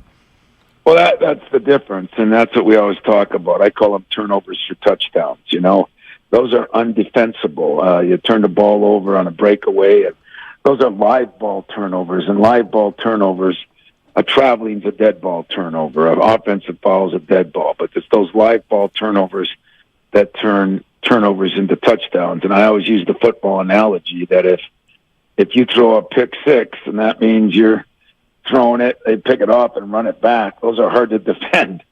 So, I think in a lot of ways, if they could turn the ball over less, their defense has probably been that first quarter the other night. It was damn good. And I think if they could do that, which seems easy, quit turning the ball over. I mean, my team's turn it over too much too. And I always say, if you watch the Super Bowl, they always talk about who wins the Super Bowl, whoever turns the ball over the least. Well, not quite that crazy in basketball because there are more turnovers, but those stats you just read, I would be willing to bet that, that's got to upset Steve a little bit. And why they're happening, I don't know. I didn't replay the game and watch it that way. I watched the whole game, but they can clean that up. They got veteran guards. They got guards that can do the job. And I think Wiggins is, as he keeps coming back, and it's going to take time, but as he does, they're just going to have to get a little play out of a little more guys on the bench right now with Draymond out. And hopefully they'll find a way to do that. And that home crowd out there, you guys better get it rocking and rolling from the radio station.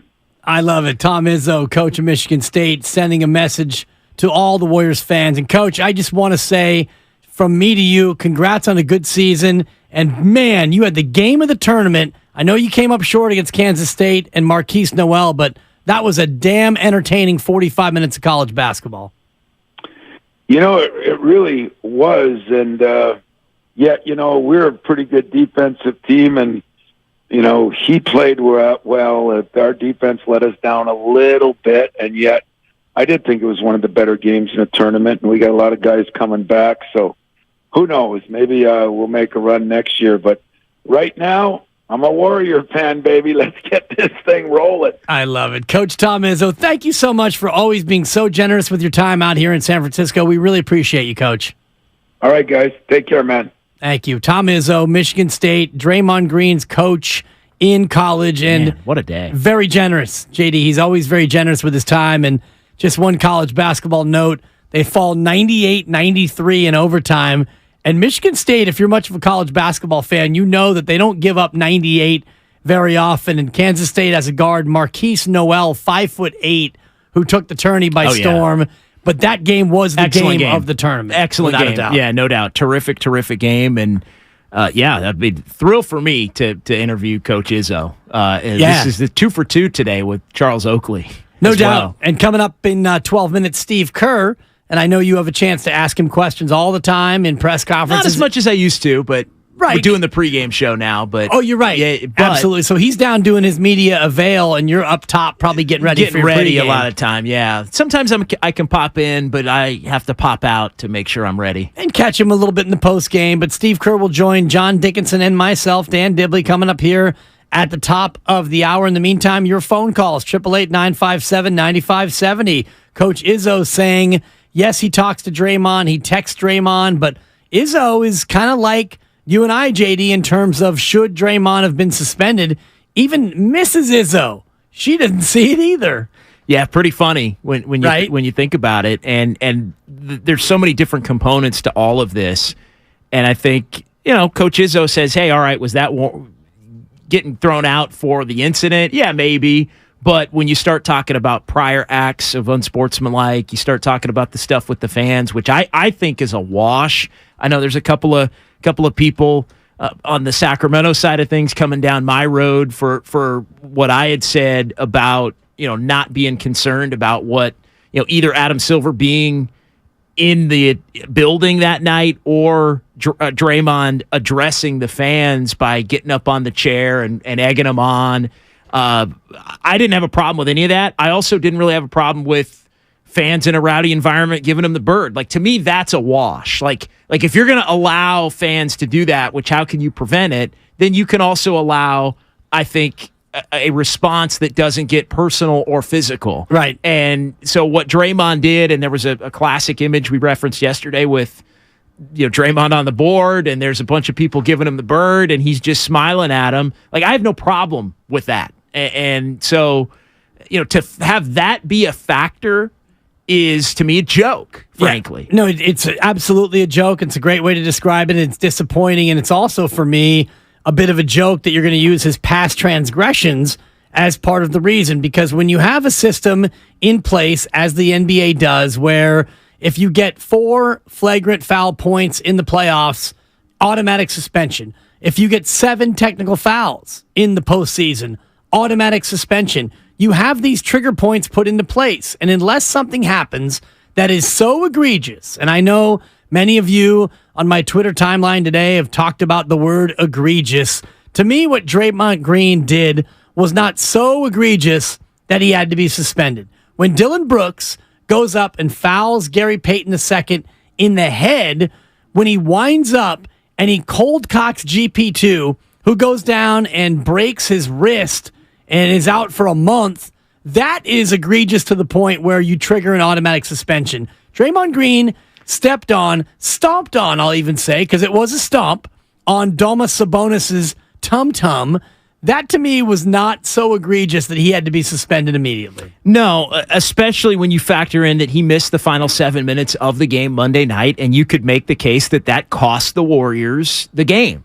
And it was big, yeah. And that being, and you don't feel bad about that, obviously, because it was an act worthy of getting thrown out. Exactly. But that's also an appropriate punishment in that instance. Right, and the punishment was you're gone for the rest of the game, and the result was the Warriors were unable to stop Sacramento because their best defensive player was no longer on the floor. You took an L, and that's on you. You took an, and maybe they would have won, maybe they would have lost anyway. I'm not saying they automatically would have won anyway, given the way that game was going. We can both agree that it was easier for Sacramento to score without Draymond Green on the floor than it would have been if Draymond Green was playing. 100%. 100%. And he should have been ejected. Agreed. Again, you and I said this yesterday. We've been consistent on that one from the jump. It's just the further penalty. It's the, as Tim Kawakami wrote, the double jeopardy, the fact that it's almost as if he needs to continue to be punished more per every incident as opposed to being punished for each incident. Exactly. And that's the part that I think,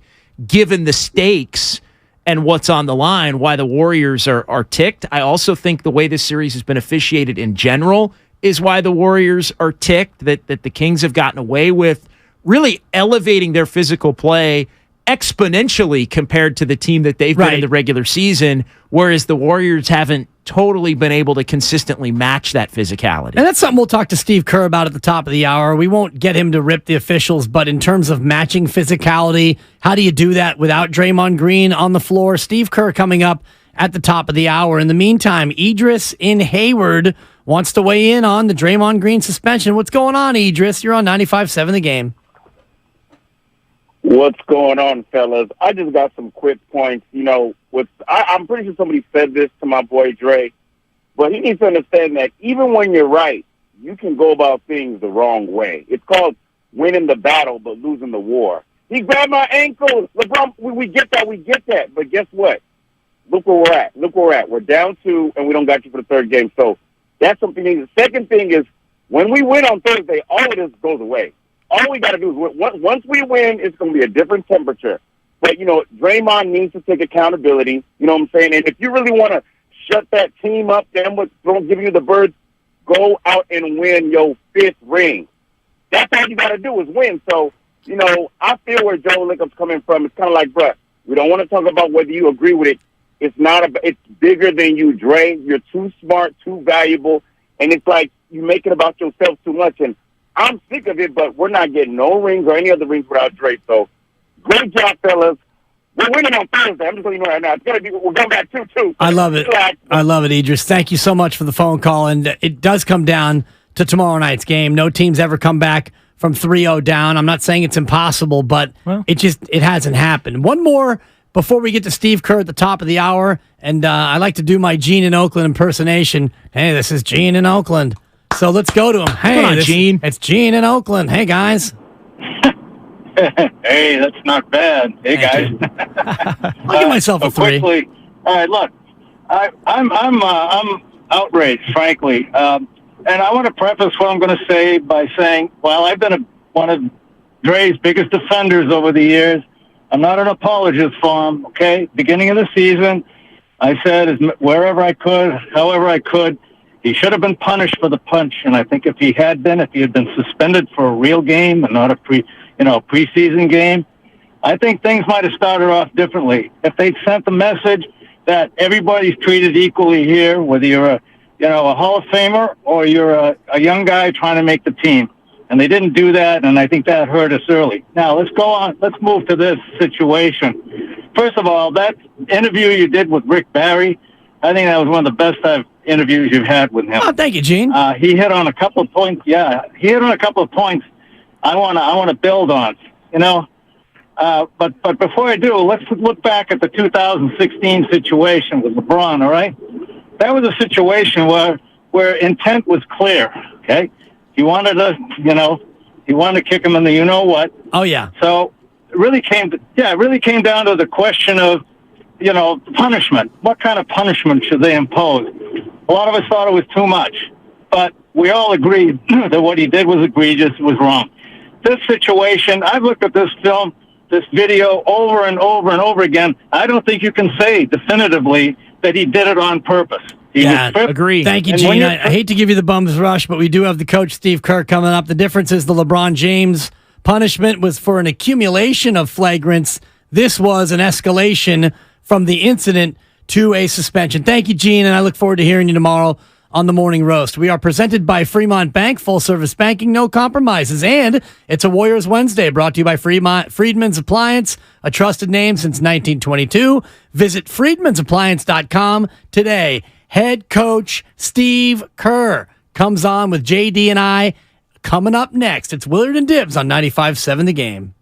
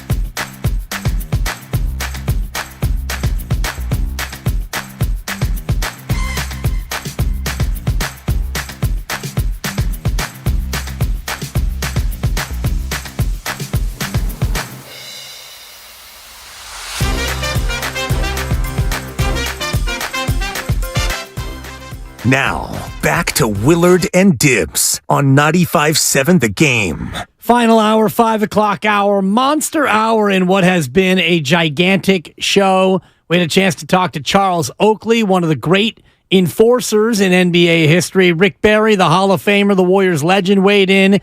And Tom Izzo, Michigan State head coach, Draymond Green's college coach, gave us his thoughts as well. We're waiting on Steve Kerr, the Golden State Warriors head coach, who will be joining us here momentarily. And JD, lots to ask Steve Kerr in terms of, not only what does he think about what happened, but where do we go from here? Yeah, because that's the most important thing. And my biggest takeaway from the Bob Myers press conference that we played earlier is they can be ticked off about it at the league or at Draymond or however they can feel however they want to feel. But their biggest game of the season is tomorrow night, and they're going to have to play it without him, fair or unfair. And they're going to have to play better without him. And that, I think, is going to be one of the things that Steve Kerr is going to deliver to us when he joins us here momentarily in terms of taking care of the ball, defending without fouling, and rebounding, things that he's always passionate about whenever we have a chance to talk to Steve Kerr. So the Steve Kerr interview here coming up momentarily. But, geez, JD, we're just sitting here now 26 hours away from Game 3, and you just hit me with that when you said biggest game of the year. It's the biggest game that they've had going back to probably last year, Game 4 of the NBA Finals, where they were down 2-1 at Boston. Yeah, they got to win 2, but they can't look at it that way. They just have to look at it as trying to throw the kitchen sink at the Kings tomorrow to get the 1, and then you get a couple of more days to attack Game 2 and see if they can put some pressure on Sacramento, if they can get it back to Sacramento at 2-2. Or get it back to Sacramento at all. So no doubt. So you mentioned they've got to win 2. They got to win 2. I mean, they have to win 4. Right. So beyond winning 4, you got to win 2. You really only need to win 1 to get back to Sacramento, but in reality, you need to get 2. But before you can get 2, you got to get 1. And in order to get 1, you've got to play a more concerted, consistent ball game than you did in Game 2. Because of Game 1 and Game 2, which one do you feel like slipped away more? I feel like Game 1 did. In my mind, because I think they had the 10-point lead in the third quarter, and I think at that point there was a little bit of doubt as in the building as to, hey, all right, it was back and forth. Warriors did their thing, grabbed the lead, up by 10. I think that was a manageable enough situation to where if the Warriors could have finished that game, then Game 2 I think would have been in some ways easier because you wouldn't have had to have gotten it. I think the crowd there would have been a little tight, thinking, maybe the Warriors are just going to sweep them at that point. So I think Game 1 more than Game 2 because they had that lead and control of the game at that moment late in the third. Either way, 2 games up, 2 games down, and the Warriors in an 0-2 hole. It's time to bring him in, the head coach of the Golden State Warriors, Steve Kerr, and it's brought to you by the Next Generation 10G network, only from Xfinity.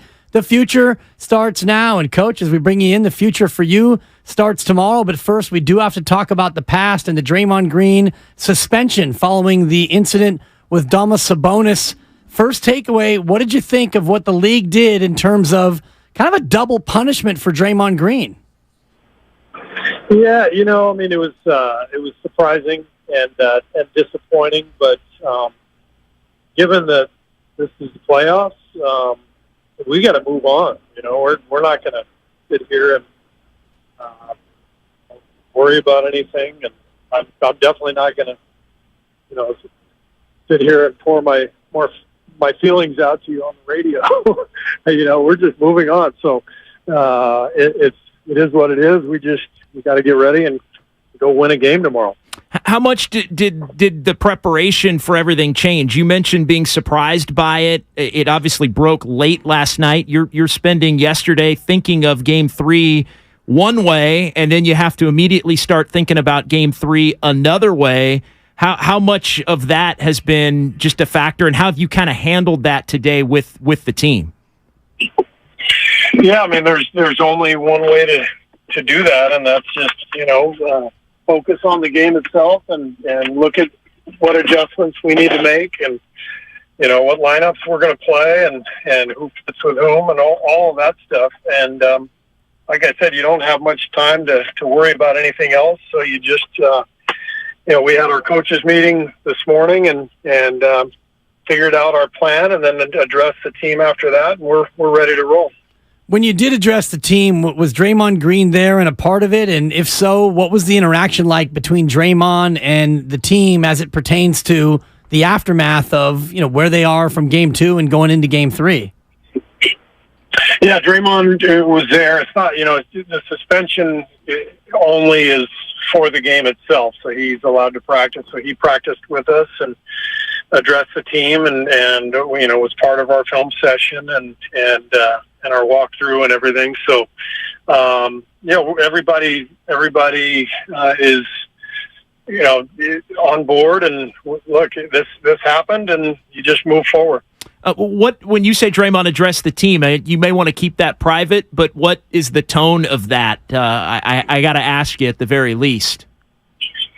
Yeah, and I will keep it private, but I'll just tell you, in general, he's one of our leaders, and it's just, hey, here's what we got to do. It's just that kind of stuff. Before we get into game 3, and we've got a ton of questions, I just want to ask you in a vacuum about the league adjudicating an incident and then basing the punishment on what had happened 7 years prior to that. Have you ever seen anything like that happen? And what do you think about that in terms of a precedent-setting move by the league office? Yeah, it is unusual, but again, it's not something that I want to dwell on and worry about. So and there's nothing we can do about it. I think that's the main thing. And when these types of things happen, you just realize, you can't really control anything. So you just get your team ready and you go play.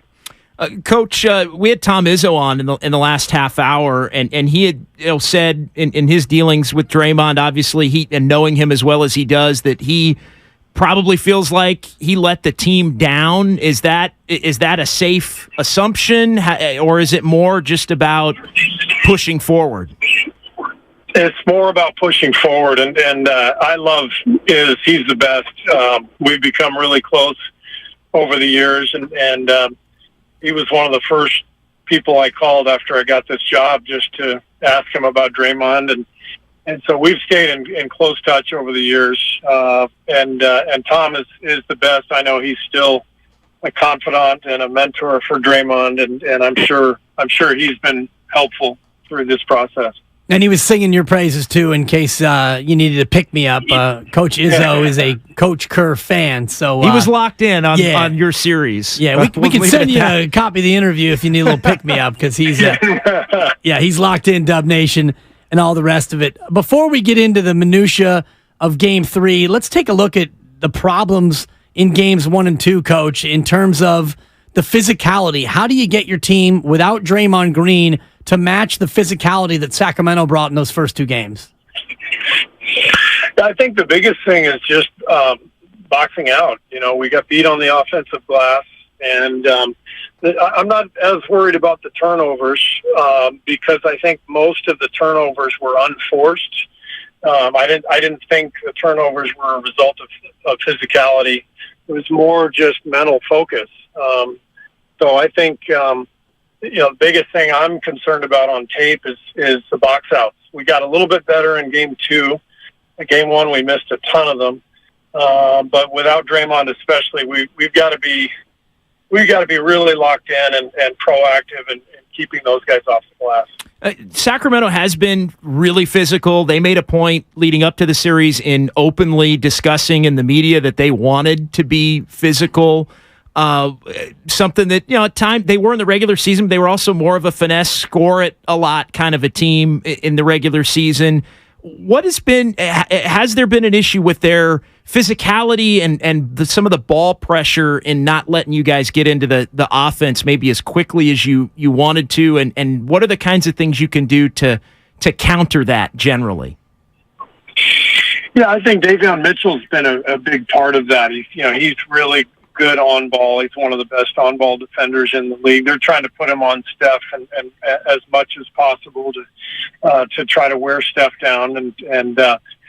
I think again, when I look at the tape, we have had some possessions that have been a little disjointed. That's what we've got to clean up. got to have a little better rhythm to our offense. But more than anything, it's decision making. Where if a play's not there, we've got to just accept it and just continue to move the ball and look for the next option. I think too often so far in these first two games, we've been forcing the issue and trying to make plays when they're not there. How do you find a player, or who is the player to key the offense if Steph Curry is being taken away by Davion Mitchell? It seems like they're playing a lot of box and one to take the ball out of his hands. Who do you look to key the offense now with Draymond Green sidelined for Game 3? Yeah, they played quite a bit of box and one in Game 1. Game 2, not much. We beat it the few times they played it, and they got out of it pretty quickly. But look, when Draymond's out, it becomes a case where you got your guards handling the ball a lot more often. Draymond is so unique because he's a kind of a point forward, but we've become a little more traditional without Draymond, and our guards will handle the ball more, and we'll probably run more basic sets and go from there. Steve, have you made a determination as to who you are going to start tomorrow? And another one of those, I got to ask you, even though I know you're going to probably decline. He'll tell us. But have you made the decision at a minimum? And did you practice that out today with that plan? We have made the decision, and you're absolutely right. I'm not going to tell you what that decision was.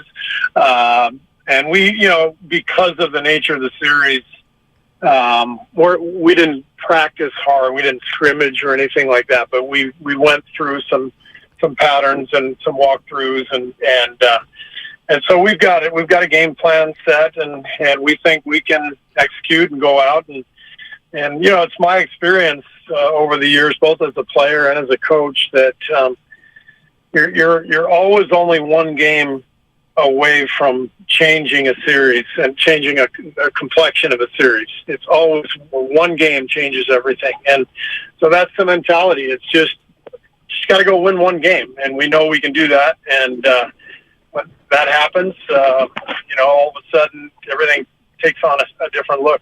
How many different players would you say in tomorrow night's game are going to have to make up for not having Draymond? Obviously, you're going to have somebody start that hasn't been starting.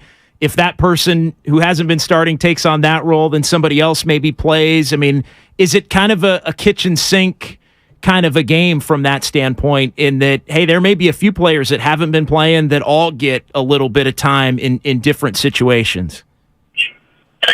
Yeah, I think you could see a variety of things happen, and it'll just depend on how the game is going. But without Draymond, it means that we'll probably try more combinations, and whatever's working, then we'll go with. But that could bring any one of a number of guys into play. One of the things that seemed to be working in Game 2 that we didn't see in Game 1 is Moses Moody. How impressed were you by his ability to come in limited minutes and make a pretty significant impact while he was on the floor? Yeah, Moses was great.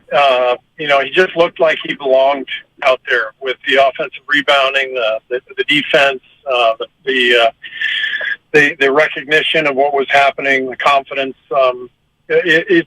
Moses is such an impressive young guy, and much of these first 2 years for him have just been about accumulating knowledge and building his body. He's still such a young guy. I mean, he'd be a junior at Arkansas right now if he had stayed in school. So I think Moses is the classic case of a guy just building a foundation, and it's all going to come to fruition gradually rather than right away. But he's just fantastic with his approach and his work ethic, and he's got a good skill set. And he showed in Game 2 that he's always ready. So it's a great sign for a young guy.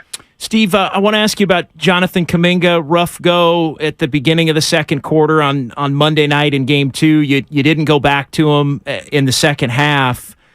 Just generally for him this season, it seems when he's kind of known he's going to play more, whether it's been because you guys are a little shorthanded, he's played better when he's been in that. Hey, you're going to get 5-6 minutes each half, maybe not as consistently, which is probably normal. But what have you seen from J.K. as far as that dynamic in a way when you've put more on his plate and given him a little freedom, he has been able to rise to the occasion some? Yeah, I think that's fair, and that's typical of young players. You know, it's easy to sort of be up and down, and the game. There's so many games, and there's a lot of emotion involved with all this stuff, and it's one of the things that you have to learn as a young guy is that one night you're going to feel like you're on top of the world, and the next night it's the end of the world, and somehow you got to find a way to get through all that emotionally with some stability and some perspective, and it's not easy. I think it took me 4 or 5 years to really feel that emotional balance and stability. And I was in college for 5 years, so this is a hard gig. There's a lot of pressure, and things are happening quickly, and so there's definitely a lot of that happens. And as far as JK is concerned, he's just got to stay ready because he's come a long way. He's had some big games for us this year, and we're going to need it.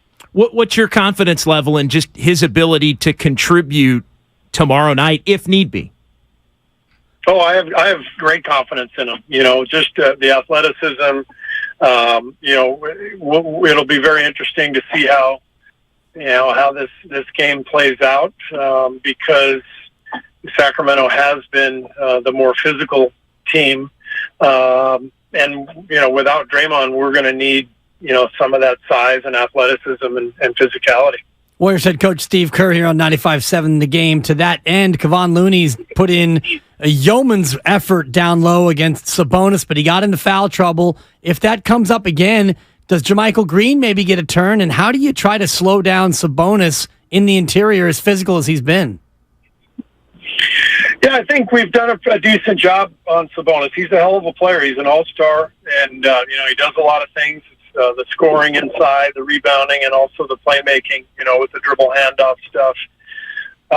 So we've battled. We've done a decent job, and as you guys know, we had a chance to win both games down the stretch on the road without playing particularly well offensively. So we've got to continue with our game plan and keep fighting, and J. Mike will definitely play a role in that with Draymond out, and we'll keep plugging away.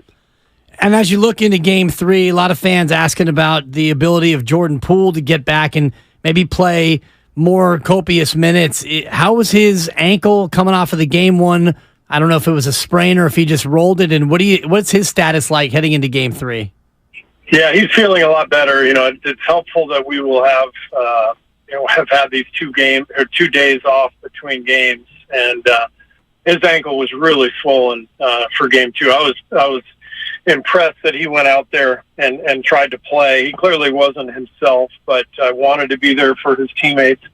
But given that he's had a couple of extra days now of treatment, he's feeling a lot better, and I anticipate he'll be ready to roll tomorrow. Steve, this one I found fascinating. There was a report, and I got to ask you about it, that some in the Warriors organization are upset at the way Domantas Sabonis is using the ball as a weapon, elbows up, that kind of thing on offensive rebounds, or maybe when he's got the ball at the high or the low block.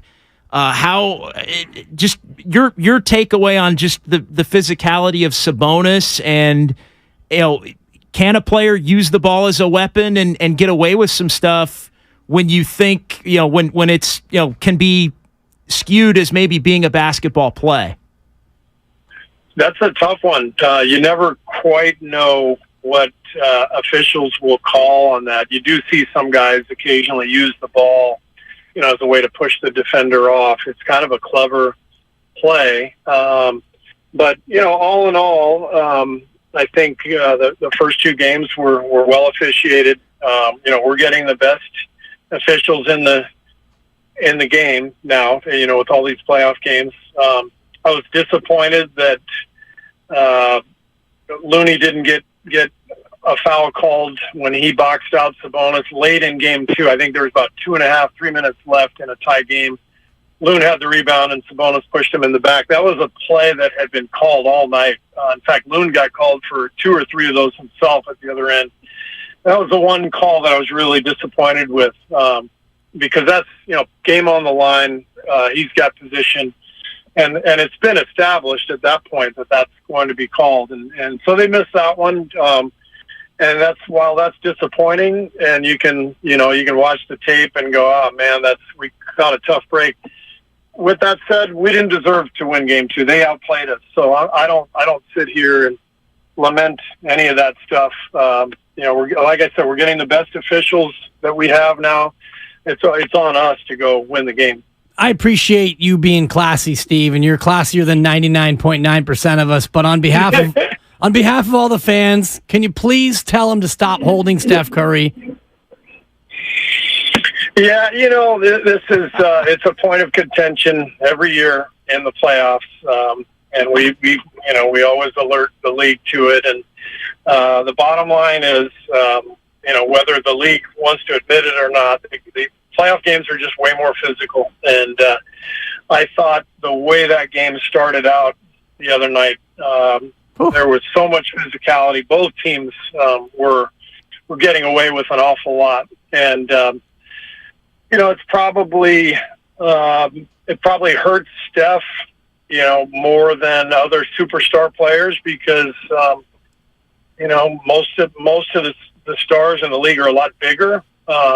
Steph's 6'3", $185, and plays off the ball, so it's much more exposed if you're a Warriors fan watching him, get held off the ball than it would be watching LeBron on the ball, or Giannis on the ball. So I understand our fans' frustration. We obviously point that stuff out, to officials during the game and all that stuff. But look, we've won 4 titles. Steph's been getting held for 12 years of his playoff runs. He knows how to deal with that stuff. He'll be fine. I think it's going to be Scott Foster on Thursday. He's free tonight, so we're smelling a Scott Foster coming to town. So maybe you can get in his ear. If not, I'll talk to him for you, Steve, because we're sick of Steph being held. Speaking of coming home, the Chase Center crowd, how big a factor does that need to be coming off of those 2 games that Golden won? Yeah, their crowd was great, as we anticipated. They have a great crowd every year, but especially this year, given that, it's the first time in the playoffs in 16 years. So, the crowd was awesome. It was a really fun atmosphere, it was loud.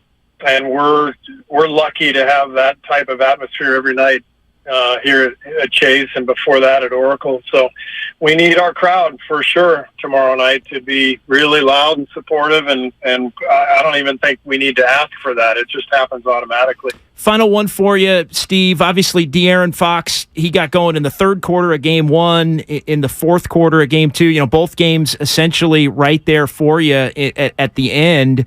And, the Kings have been, the 128 offensive rating in the clutch, which was 10 points better than any other team in the league in those situations. A lot of that's Fox. You guys really couldn't get a stop in those final few minutes against the Kings. How do you combat, if the game is close, down the stretch again, trying to get a stop against De'Aaron Fox? Yeah, you have to have everything ready at your disposal. You practice a lot of different coverages, and how do you get the ball out of his hands. There's a few different ways you can try to do that, and what makes it tricky with Sacramento is that they have great shooting that surrounds Fox. They've put together a really good roster, and so you have to understand that you take the ball out of his hands, there's a chance that you're scrambling and somebody's shooting an open 3, and you've got to be willing to not necessarily live with that, but you've got to like your chances to be able to get out and challenge that shot. And so that's what we're assessing and watching on film. And but there's no doubt they've had a great season. Fox has had a great season, and he's definitely one of the clutch guys in the league. Coach, last chance. Kevon, Wiggins, Curry, Thompson, and your fifth starter is? The Warriors fans are going to be our starter tomorrow night, Look guys. at you. Look at the coach. From the crowd will be that fifth starter. You're just so seamless. I thought you So were you're going to let them pick? Yeah. Is that what you're going to let them Should pick, we put a poll Steve? on Twitter? Yeah, let's do it that way. I thought you were going to say Zaza, which would have been also an acceptable answer. The head coach, Steve Kerr. Thank you so much, Steve, for being so generous with your time. And, man, good luck tomorrow. We need it, Steve. All right. Thanks a lot. See you guys. Coach Kerr, Steve Kerr, unwavering, JD, in his discipline. I thought I could get him at the buzzer. And I thought, you know what? It's Kuminga. There, I said it. Yeah. If you put up a fan poll, it would be Kuminga. That's actually an interesting one. Maybe we'll do that. Who should the Warriors' fifth starter be? Because you could do GP2, Jordan Poole, DiVincenzo in the restaurant quality of Dante DiVincenzo, and then Jonathan Kuminga. I think those are the four choices. And now, if you had your choice, if you were John Dickinson, head coach of the Golden State Warriors, what would you go with? Yeah, I'd roll with Kuminga, believe it or not. And I don't believe it after what you said yesterday. I've said it, but the caveat to that was if Draymond gets suspended, you're probably going to need more out of Kuminga, and he would get another chance. There's one name we haven't mentioned that maybe I can get to here that you low key throw in the hat potentially, but I think I would start Kuminga just based on the fact that he has played better when he's, I think there's been a little bit more put on him. Like, hey, we're shorthanded. You know you're going to play tonight. You know you're going to play. So in essence, letting him know a day before the game, you're going to start. And if you play well, you might get 20 to 25 minutes out of necessity. And it's really just, let it all hang out, go play and bring energy. And I think it would be the Warriors' best chance to get anything out of Kuminga would be trying to start him as opposed to trying to fit him into a box where he's only going to play that 10 to 12 minute role, which just hasn't been it. He's been unplayable in that role in this series. There's no other role for him in this series unless minutes open up via injury or, in this case, the Draymond suspension. So I think it's something Steve Kerr is probably going to have to look stronger at. And it's a tell, I think, that what Steve said to us when he joined us moments ago, and he said, yeah, we went through it at practice, and we already know who that player is going to be. So in terms of what you just laid out, and I agree with you as far as Jonathan Kuminga goes, if you're going to get the most out of Kuminga, you start Jonathan Kuminga, and you also let him know 24 or 36 hours in advance. That way he can start to get his mind right, and he can know, I'm starting in an NBA playoff game. It's going to be Steph and Clay. It's going to be Kevon and Wiggins, and it's going to be me. And he's going to know exactly what he's going to be expected to do. Now, you would imagine it's going to be Kevon on Sabonis to start, and maybe Kuminga takes a turn or two early in that game, or you tell Kuminga, look, we just need you to get in there, be active on defense. Don't worry if you happen to commit a couple of fouls. Go rebound the basketball, play nasty D, get into the dunker spot, and see what you can do. Yeah, absolutely. And I keep the ball moving. Obviously, if it finds you on offense, I think that the Kings, if Kuminga is out there at the start, would really try to push him toward the top of the key and leave him open. Don't take the bait necessarily as far as taking that open top of the key or wing three. Look to attack. Still look to make a dribble and hand off and keep the ball moving and maybe play make a little bit.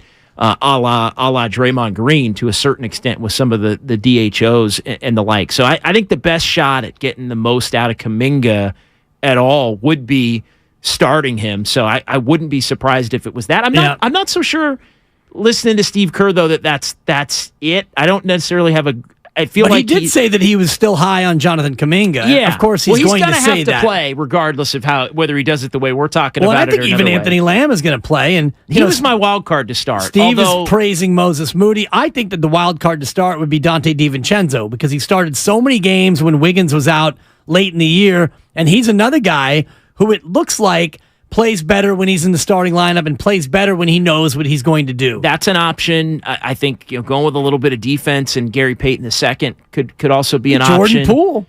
Jordan Poole. 3 guard. Jordan Poole could be an option. And look, the Kings for the most part, their DNA this year has been, we're going to win 130 to 125, and we're cool with it, and we're good at it. I really do feel like tomorrow has the potential to be that kind of game. I think the Kings, as much as Mike Brown is going to be on them, that this is their best opportunity maybe to end the series. I think they're gonna be in finesse mode. Yeah, okay. Finesse mode is probably the best. Like, they're gonna go in there hoping they can hit 18 to 23s and put the pressure on the Warriors in that way. And I think the Warriors may have to look at tomorrow as the kind of game they are going to have to win that way. The Warriors' offense in the first two games of the series has not been good enough. So why not try and put, in what figures to be a more loosely played game, potentially removing Draymond Green from the whole thing both ways. Maybe tomorrow is a night where Jordan Poole can really make his impact felt on offense, even though defensively it can be problematic, but it's just going to be one of those nights where both teams are going to score at a high level. And Coach Kerr did say he looked good in the 2 days off between Healthier, game 2 and which is game important. 3. Absolutely. And, Jordan Poole, you could see that he was trying to tough it out in game 2. He did not look his usual explosive self. And I think it showed its head when he was going to the basket, and he was even more out of control than he normally is, JD. He was unable to stop when he got to the hoop. He was flying by the hoop and just trying to shovel the ball expectantly and hopefully toward the rim. Normally, Jordan Poole is so good at getting by the defender, and when he goes to finish, he's able to elevate. I didn't see that at all in game 2, so maybe he's the wild card because he's another player who, when he starts, plays much better than when he comes off the bench. Who should the Warriors start? 888-957-9570. I'd love to hear people's thoughts because you got DiVincenzo, what he brings, GP2, Jonathan Kuminga's a wild card, and Jordan Poole, who's also started a ton of games. Your calls on the other side, 888-957-9570. And JD's got a special Game 3 no-no to talk about, something that you cannot do at Chase Center. We'll get to that on the other side as well. What else did you take away from the Steve Kerr interview, JD? Yeah, I think the fact that they've really put a focus on moving forward as opposed to dwelling on being without Draymond Green. Right. I think that's we tried our level best to get him to rip people. Yeah, and look, I do think he also gave a little bit on the officiating. I mean, I think he tried to do it in a way that wasn't necessarily going to get himself fined or draw too much attention to it. But I do think he kind of let you know without letting you know that there have been some issues in this series as far as the officiating goes that they've had some issues with, whether it's Sabonis. I thought that was an interesting answer on Sabonis with the ball and some of the sneaky, subtle, clever things that he's been doing, the way Steve Kerr alluded to it. But the most important message for the Warriors moving toward tomorrow is the fact that they can't dwell on not having Draymond. They have to just go out and win the game. And the fact that if you can win the game, it does flip the momentum completely in the series. I thought he was spot on. I've always agreed with that take, Dibs, in that it's one game away from really changing things and everything feeling different. And one game leads to two. And again, like we were talking about before Coach Kerr came on, you get back to Sacramento 2-2.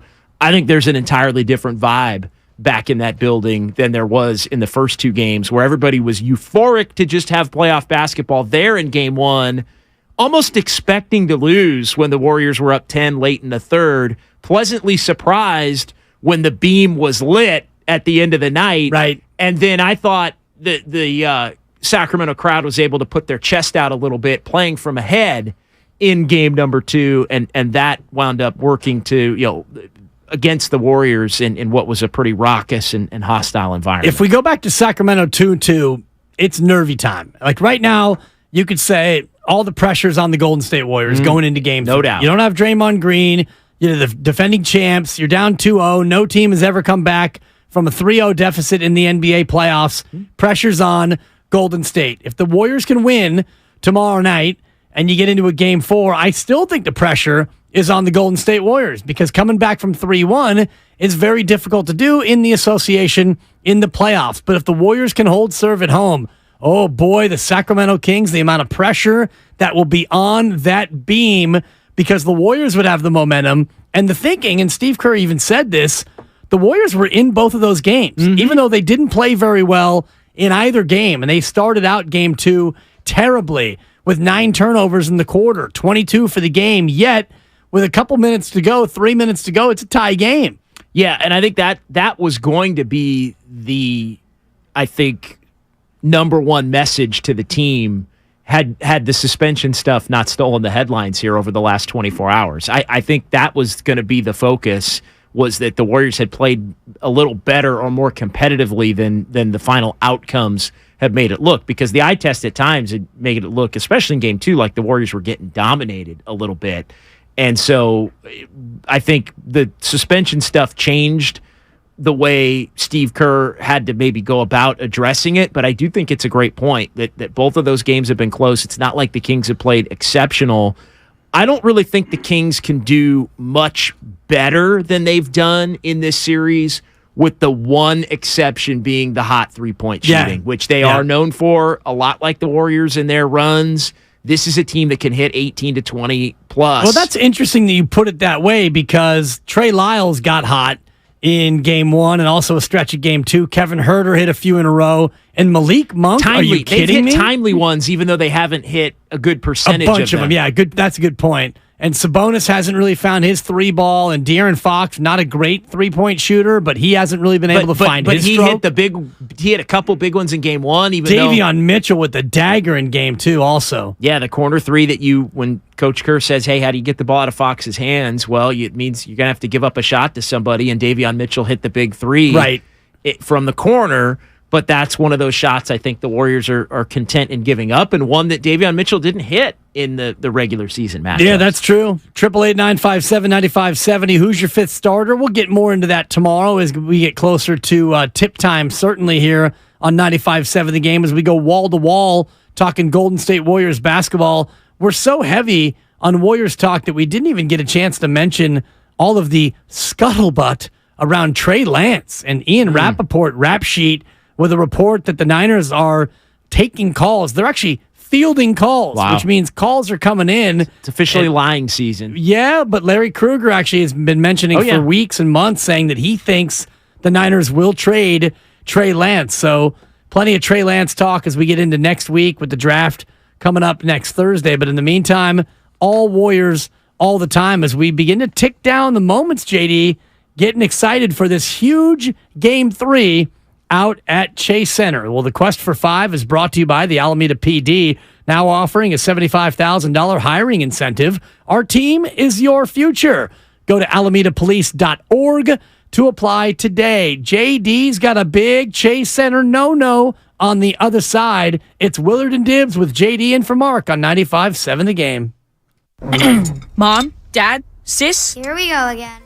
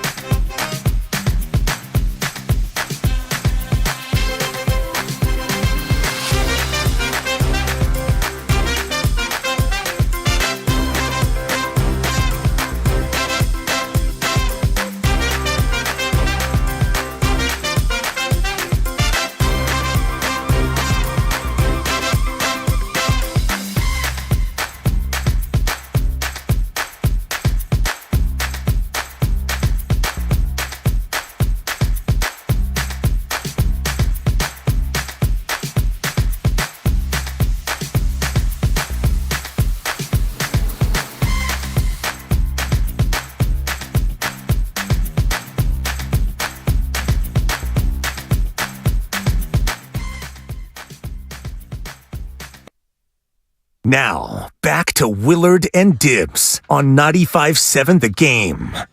Back for one more segment here. It's Willard and Dibbs. Dan Dibley in the big chair. Mark Willard back tomorrow, fighting through some laryngitis. And my guy, John Dickinson, with back-to-back bang-up performances. JD, thanks for filling in, dude. You've been awesome. Yeah, appreciate it, man. It's been a lot of fun. Looking forward to it. And tomorrow's going to be extra special. But yeah, I appreciate y'all for having me. And it's been a big 2 days. And yeah, Willard has big shoes to fill. And so I'm glad I could come in and take a little of the heat off you. Yeah, no doubt. It's always fun doing radio with you. And Willard back tomorrow. And you know that we have to win the big days. And man, today's been great. We had Tom Izzo on. We had Charles Oakley, the head coach Steve Kerr, the Hall of Famer Rick Barry. Monster guest list today. Shout out Lucas and Mark Grandy behind the glass, JT Lucan screening the calls. And before we get to the latest injury report, which just came out with a bit of an eyebrow raiser on the injury report, JD, what's the big no-no you were talking about for Chase Center tomorrow? And this is a public service announcement, maybe not for Warriors fans, but all you Cowtowners trying to come down the hill from Sacramento. Yeah, cowbells not allowed inside Golden One Center. The Kings put out a alert to their fans this couple of hours. Yeah, a couple of hours ago. Kings fans going to Chase Center. This via the Kings official Twitter account. Kings fans going to Chase Center. Cowbells will not be permitted at Chase Center. Any fan carrying a cowbell will be directed to the outdoor bag check location where they can check their cowbell and retrieve it at the conclusion of the game. Check your cowbell. You got to check your cowbell. So you try to come into the arena, and most cowbells, I guess, are metal. I guess it wouldn't work if it was plastic. So you're going to go through the metal detector, and the metal detector is going to go off, and you're going to have to fish your cowbell out, and they're going to say, you can't bring that in. You got to go to cowbell check. That's it. There's coat check, there's bag check, and there's cowbell check. That's it. So and we'll see what happens as far as if you are able to smuggle one in. I'm sure the great ushers and security staff inside Chase Center are going to be all over it. I wonder if Bob Myers had his fingerprints on this maneuver, or if it's just standard operating procedure, because I don't know if you've seen the video. I know you have. Oh, yeah, but it was great. The fans out there, if you've seen the video of the Sacramento Kings, and I'm going to say idiot fan, just because you're a grown man, and I know you want to support your team, and I love the fact that cowbells are a part of Sacramento. As a San Jose SaberCat broadcaster, pre and post, I did it all back in San Jose. They also were a cowbell culture. So cowbells were a part of the SaberCats experience. So I understand the noisemaker. If you're into that, cool. But to stand behind another grown man, knowing full well that he's the president of basketball operations for the Golden State Warriors, he's got 4 championships, and he's done more than you'll ever do in your little life, and you're going to menace him and ring the cowbell as close to his head as you can for 30 seconds? I mean, what kind of a grown man does that, JD? I didn't have a problem with it. What? I didn't have a problem with it. You didn't think that, this guy's a tool. I mean, I might think that, but I don't have a problem with it. You hate Bob Myers. I love Bob Myers, who actually. No doubt. Who does? But I thought Bob, and who knows, maybe Bob turned around and gave him the double bird. I would bet he didn't. But I don't even think Bob turned around. Which is, and he's a better man than I. Which is the appropriate response. Like, right. I feel in that situation, and as we saw here at about 1:48, I can run a little hot from time to time. That was great. But you came in spicy off the dentist appointment. In that, Did you have a cavity? In that situation, nope, no cavities. You got nice teeth. Ready to roll. Yeah, boy. Appreciate that. Boy. Yeah. Not afraid to say it keeping to that, another man. Keeping that string going. I had a dentist appointment last week, same thing, clean bill of health. Yeah. Which is huge. Knock on wood. No doubt. You go through that opening when the dentist gives you he picks at every tooth to check. Oh, yeah. And when you get through, he gets you with the pick, and it's like, all right. Yeah. And he doesn't see anything. It's like, let's get to the cleaning. Yeah, good to go. Yeah, absolutely. Attaboy. So, yeah, feeling good about that. But I would have reacted to that the same way Bob did. I just would have been like, I might have even turned around and kind of smiled like, come on, man. Like, what are you doing? Well, in this day and age I now, thought it was cool. I had no issue with it. I actually thought it was kind of cool. I just thought it was kind of lame. I mean, it's one thing, cowbell, but you're behind Bob Myers and you're going to do it like, and you're making this big face, like, I'm going to show you Bob Myers with my cowbell. Yeah, it's fine. If you feel that way, it's fine. Hey, I just thought it was a little bit. And believe me, I'm a guy who's not afraid to be an agitator. You know that, JD. You and I go way back. I didn't even have a problem with the double bird that Draymond was getting. But when you then say, oh, Draymond can't address the crowd when he does it in, whatever. Maybe there was a crotch grab. Maybe there was. So what? I mean, have you ever watched Rafael Nadal play tennis? That shouldn't factor into a suspension, and it did. And that agreed. That's unacceptable. Well, I mean, Rafael Nadal, every single time before he serves the ball, he picks his crotch. Then he smells it. Then he tucks his hair behind his ear. Grandy's doing it right now. I wish you could have that on YouTube. I haven't watched Nadal. It's bounce, pick, I don't remember that. Sniff, tuck, and then he goes into his serving motion. Just to be clear, I was not doing the crotch grab. I was doing he slides his index finger down either side of his nose. It's the weirdest thing. I'm not So he's not sniffing it. And I can't see below the console. I mean, you're through the glass and there's below the console. I see you're going. My hands are up. My hands are up. You're like a defensive player in the NBA after a reach-in foul. It's like, no, my hands are up here. I didn't reach. Yeah, you did, Grandy. But I appreciate I appreciate you pantomiming the Nadal. Mark Grandy, by the way, coming up in moments with our best of the game. But first, JD, the injury report, and we'll start with the Sacramento Kings. Matthew Dellavedova. Yes, that Dellavedova. It's always kind of fun to watch him on the bench. It's like, oh my God, Delly, you're still in the league. Well, he's out with right index finger surgery, and Domantas Sabonis is questionable with a sternum contusion. Yeah, the old sternum contusion. Mike Brown telling reporters today in Sacramento though that he thinks Domas as they call him there will be good to go. He's going to be able to pull through. He's going to be able to sternum contusion. He'll be good to go tomorrow. Right. As he was good to go after writhing on the floor for 10 minutes. Was that Izzo who said that to us? Yeah. Coach Izzo? Yeah, Coach Izzo was calling Sabonis a little soft. Yeah, he was. He's like, I didn't think that warranted being on the ground for 10 minutes. And I was like, look at you, Izzo. Yeah. I love it. Sabonis has sold it. And that's the one thing that I've noticed in watching this series back is the fact that he really has Sabonis. He has been a guy who is instigated a lot of physicality, but he's also been the first one to be like, oh, I'm hurt. Oh, my God, Totally. you hit me. Oh, God. Oh, my eye, my head. He goes down pretty my chest. easily. Yeah. Like, he's the one that always is kind of letting the official know that he's getting hit while he's the one that's really being the instigator in it. It is, to use Steve Kerr's word and verbiage, clever. Yes. He's been clever. He is a Euro. I mean, his father's from Lithuania, which is by proxy European, so he would be a Euro as well. Warriors injury report is out. Draymond Green out, league suspension. Andre Iguodala out with the left wrist surgery, although he was getting in some light work on the floor before the game the other night. Ryan Rollins out, right foot surgery. GP2 questionable, general illness. Jordan Poole questionable ankle sprain. Andrew Wiggins, JD, questionable right shoulder soreness. Your thoughts? Yeah, well, I mean, to me, that's just one they list because they've got to list it. I mean, he's got to go. I mean, I don't recall him hurting his shoulder. No, I don't recall any play. Although there has been a lot of physicality in this series, and so it's something to keep an eye on for sure. I mean, if Jordan Poole's basically playing, he's listed as questionable. They're going to have Gary Payton play. Payton's been playing questionable, all year when he's played, I think. And then Wiggins is somebody that, he didn't just come back to sit out. So barring any other reporting on that, I would think that's much ado about nothing. Yeah, just a little bit of an eyebrow raise from me in terms of him being listed at all with a shoulder injury. I don't recall him banging the shoulder up at all. So, JD, tomorrow, what's your plan? What are you doing, and where can we find you?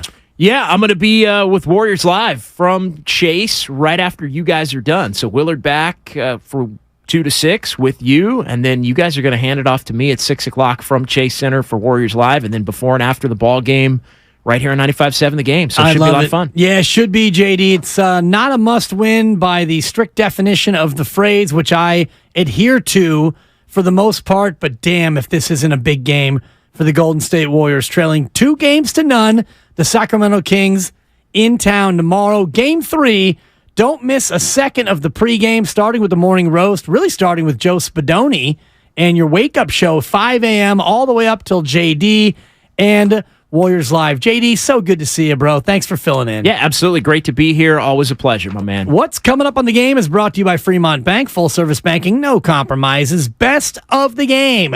An hour of 95.7 The Game's best content from today, hosted by Mark Grandy, featuring our conversation with Steve Kerr. Thank you to Grandy, Lucas, JT Lucan, and all the guys. JD, awesome job. Willard back tomorrow for everyone here. To all of you, thanks for listening, and we'll see you tomorrow right here on 95.7 The Game.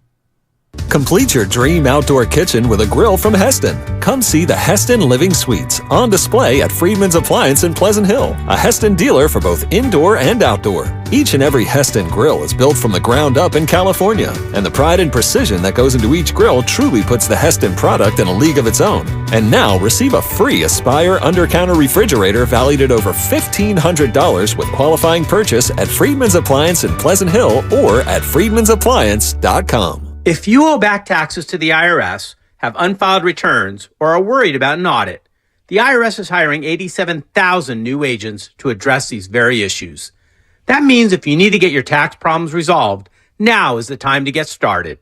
I'm tax attorney Robert Goldstein, and my firm specializes in helping individuals and small businesses resolve their tax problems. We work to stop IRS and state seizures. We may be able to settle your tax debt for pennies on the dollar with an offer in compromise. We prepare your past due returns, even if you have no records, and represent you before the IRS and state in an audit. At the law offices of Robert Goldstein, the consultation is always free, and we have offices located throughout the Bay Area. To schedule your free consultation, call 1-888-TAX-EXIT. That's 888-TAXEXIT. 888-TAX-EXIT. And make us your last stop. U.S. Bank is ranked #1 in customer satisfaction with retail banking in California by J.D. Power. Since California is home to most award shows, we've prepared a thank you speech. To Californians everywhere, we've been proud to help you plan, budget, and save smarter. Our goal tracking and budgeting tools would have no place to shine if it weren't for you, and we can't thank you enough for that. And thank you to our real-life humans who go above and beyond for our customers every day. Bravo, U.S. Bank, bravo! For J.D. Power 2023 award information, visit jdpower.com/awards. Member FDIC.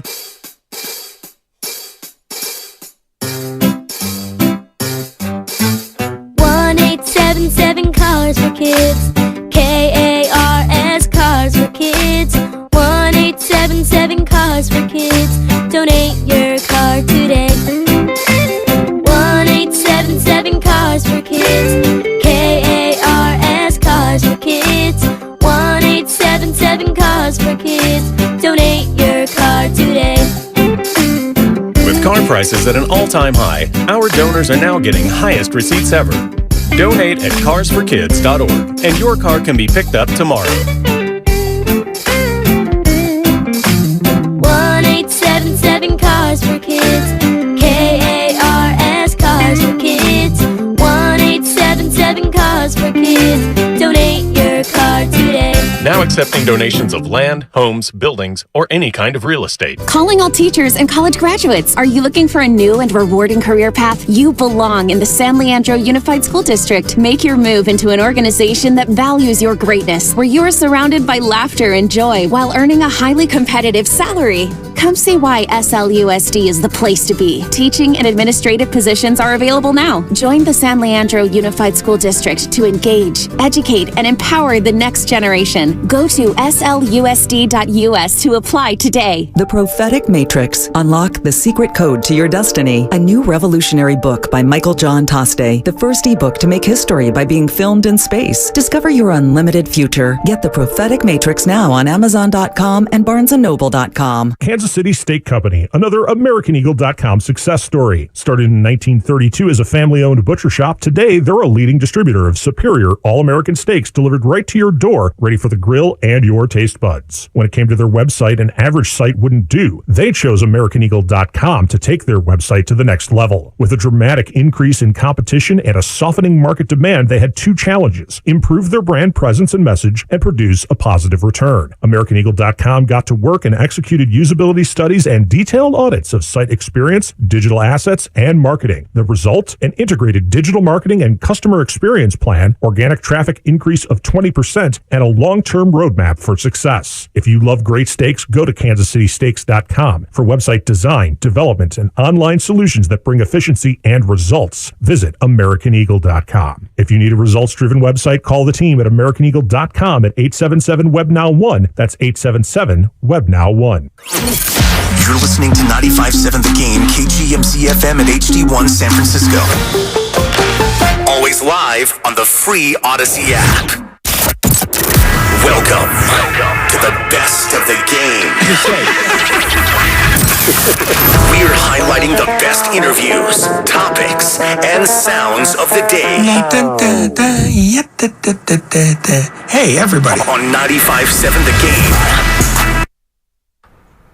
Welcome into your best of hour here on 95.7 The Game. Mark Randy with you for the next 60 minutes, and we have a lot to get to. It was a busy day here on 95.7 The Game. A lot of Warriors talk after the news late last night that Draymond Green has been suspended one game. He will miss tomorrow's Game 3 between the Warriors and the Kings. So as you might expect, all day today, reactions to that and discussing where the Warriors go from here. We will hear from Bob Myers coming up in a little bit. He addressed the media out at Chase Center earlier today. We'll hear from him. Also, Willard and Dibs on Willard and Dibs with John Dickinson sitting in for Mark Willard today. They caught up with Warriors legend and NBA Hall of Famer Rick Barry. That is coming up in the second half of your best of hour. But to begin, it's the head coach, his weekly interview here on 95.7 The Game with Willard and Dibs. Again, JD sitting in for Willard today.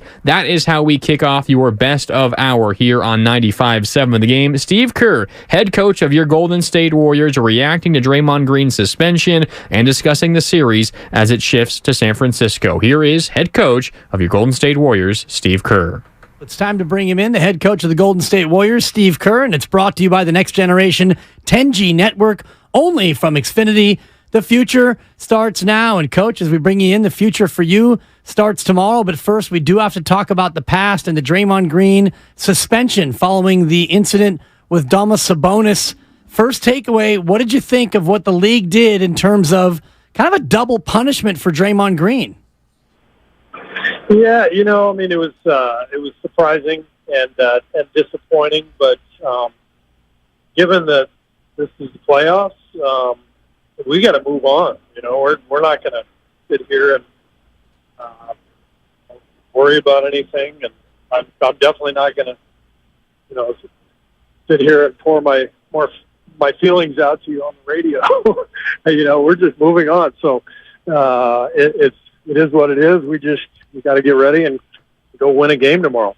How much did the preparation for everything change? You mentioned being surprised by it. It obviously broke late last night. You're spending yesterday thinking of Game 3 one way, and then you have to immediately start thinking about Game 3 another way.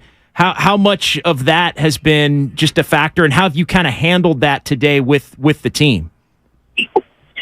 Yeah, there's only one way to do that, and that's just focus on the game itself and look at what adjustments we need to make and, what lineups we're going to play and who fits with whom and all of that stuff. And like I said, you don't have much time to worry about anything else. So you just, we had our coaches meeting this morning and figured out our plan and then addressed the team after that. And we're ready to roll.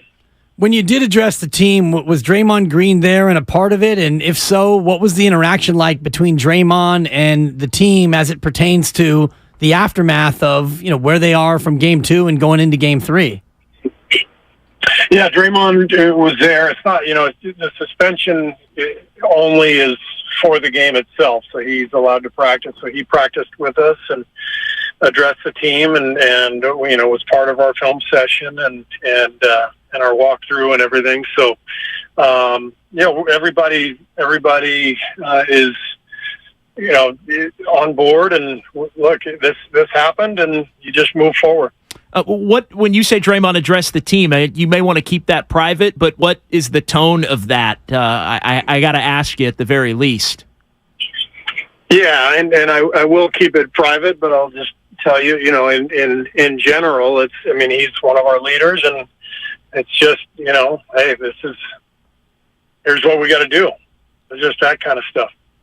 Before we get into Game 3, and we've got a ton of questions, I just want to ask you in a vacuum about the league adjudicating an incident and then basing the punishment on what had happened 7 years prior to that. Have you ever seen anything like that happen? And what do you think about that in terms of a precedent-setting move by the league office? Yeah, it is unusual, but again, it's not something that I want to dwell on and worry about. So there's nothing we can do about it. I think that's the main thing. And when these types of things happen, you just realize, you can't really control anything. So you just get your team ready and you go play. Coach, we had Tom Izzo on in the last half hour, and he had said in his dealings with Draymond, obviously, and knowing him as well as he does, that he probably feels like he let the team down. Is that a safe assumption, or is it more just about pushing forward? It's more about pushing forward, and I love he's the best. We've become really close over the years, and he was one of the first people I called after I got this job just to ask him about Draymond, and so we've stayed in close touch over the years. And Tom is the best. I know he's still a confidant and a mentor for Draymond, and I'm sure he's been helpful through this process. And he was singing your praises, too, in case you needed to pick me up. Coach Izzo is a Coach Kerr fan. So he was locked in on your series. Yeah, we can send you a copy of the interview if you need a little pick-me-up, because he's locked in, Dub Nation, and all the rest of it. Before we get into the minutia of Game 3, let's take a look at the problems in Games 1 and 2, Coach, in terms of the physicality. How do you get your team without Draymond Green to match the physicality that Sacramento brought in those first two games? I think the biggest thing is just boxing out. We got beat on the offensive glass, and I'm not as worried about the turnovers because I think most of the turnovers were unforced. I didn't think the turnovers were a result of physicality. It was more just mental focus. So I think the biggest thing I'm concerned about on tape is the box outs. We got a little bit better in Game 2. In Game 1, we missed a ton of them. But without Draymond, especially, we've got to be really locked in and proactive and keeping those guys off the glass. Sacramento has been really physical. They made a point leading up to the series in openly discussing in the media that they wanted to be physical. Something that, at times they were in the regular season, but they were also more of a finesse, score it a lot kind of a team in the regular season. Has there been an issue with their physicality and some of the ball pressure in not letting you guys get into the offense maybe as quickly as you wanted to? And what are the kinds of things you can do to counter that generally? Yeah, I think Davion Mitchell's been a big part of that. He's really good on ball. He's one of the best on ball defenders in the league. They're trying to put him on Steph and as much as possible to try to wear Steph down. I think again, when I look at the tape, we have had some possessions that have been a little disjointed. That's what we've got to clean up. Got to have a little better rhythm to our offense, but more than anything, it's decision making where, if a play's not there, we've got to just accept it and just continue to move the ball and look for the next option. I think too often so far in these first two games, we've been forcing the issue and trying to make plays when they're not there. How do you find a player, or who is the player to key the offense if Steph Curry is being taken away by Davion Mitchell? It seems like they're playing a lot of box and one to take the ball out of his hands. Who do you look to key the offense now with Draymond Green sidelined for Game 3? Yeah, they played quite a bit of box and one in Game 1. Game 2, not much. We beat it the few times they played it, and they got out of it pretty quickly. But look, when Draymond's out, it becomes a case where you got your guards handling the ball a lot more often. Draymond is so unique because he's a kind of a point forward, but I think, we've become a little more traditional without Draymond, and our guards will handle the ball more, and we'll probably run more basic sets and go from there. Steve, have you made a determination as to who you are going to start tomorrow? And another one of those, I got to ask you, even though I know you're going to probably decline. Don't tell us. But have you made the decision at a minimum? And did you practice that out today with that plan? We have made the decision, and you're absolutely right. I'm not going to tell you what that decision was. And we, because of the nature of the series, we didn't practice hard. We didn't scrimmage or anything like that. But we went through some patterns and some walkthroughs, and so we've got it. We've got a game plan set, and we think we can execute and go out and it's my experience over the years, both as a player and as a coach, that you're always only one game away from changing a series and changing a complexion of a series. It's always one game changes everything. And so that's the mentality. It's just got to go win one game. And we know we can do that. And when that happens, all of a sudden everything takes on a different look. How many different players would you say in tomorrow night's game are going to have to make up for not having Draymond? Obviously, you're going to have somebody start that hasn't been starting. If that person who hasn't been starting takes on that role, then somebody else maybe plays. I mean, is it kind of a kitchen sink kind of a game from that standpoint, in that, hey, there may be a few players that haven't been playing that all get a little bit of time in different situations? Yeah, I think you could see a variety of things happen, and it'll just depend on how the game is going. But without Draymond, it means that we'll probably try more combinations, and whatever's working, then we'll go with. But that could bring any one of a number of guys into play. One of the things that seemed to be working in Game 2 that we didn't see in Game 1 is Moses Moody. How impressed were you by his ability to come in limited minutes and make a pretty significant impact while he was on the floor? Yeah, Moses was great. He just looked like he belonged out there with the offensive rebounding, the defense, the recognition of what was happening, the confidence.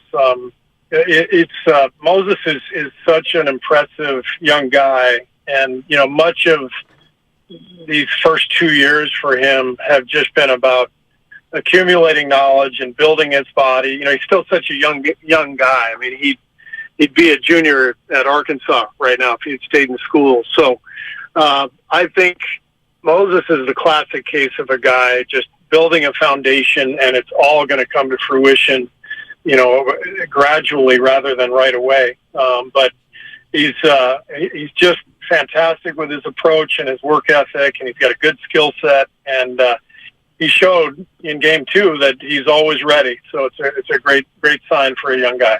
Steve, I want to ask you about Jonathan Kuminga. Rough go at the beginning of the second quarter on Monday night in Game 2. You didn't go back to him in the second half.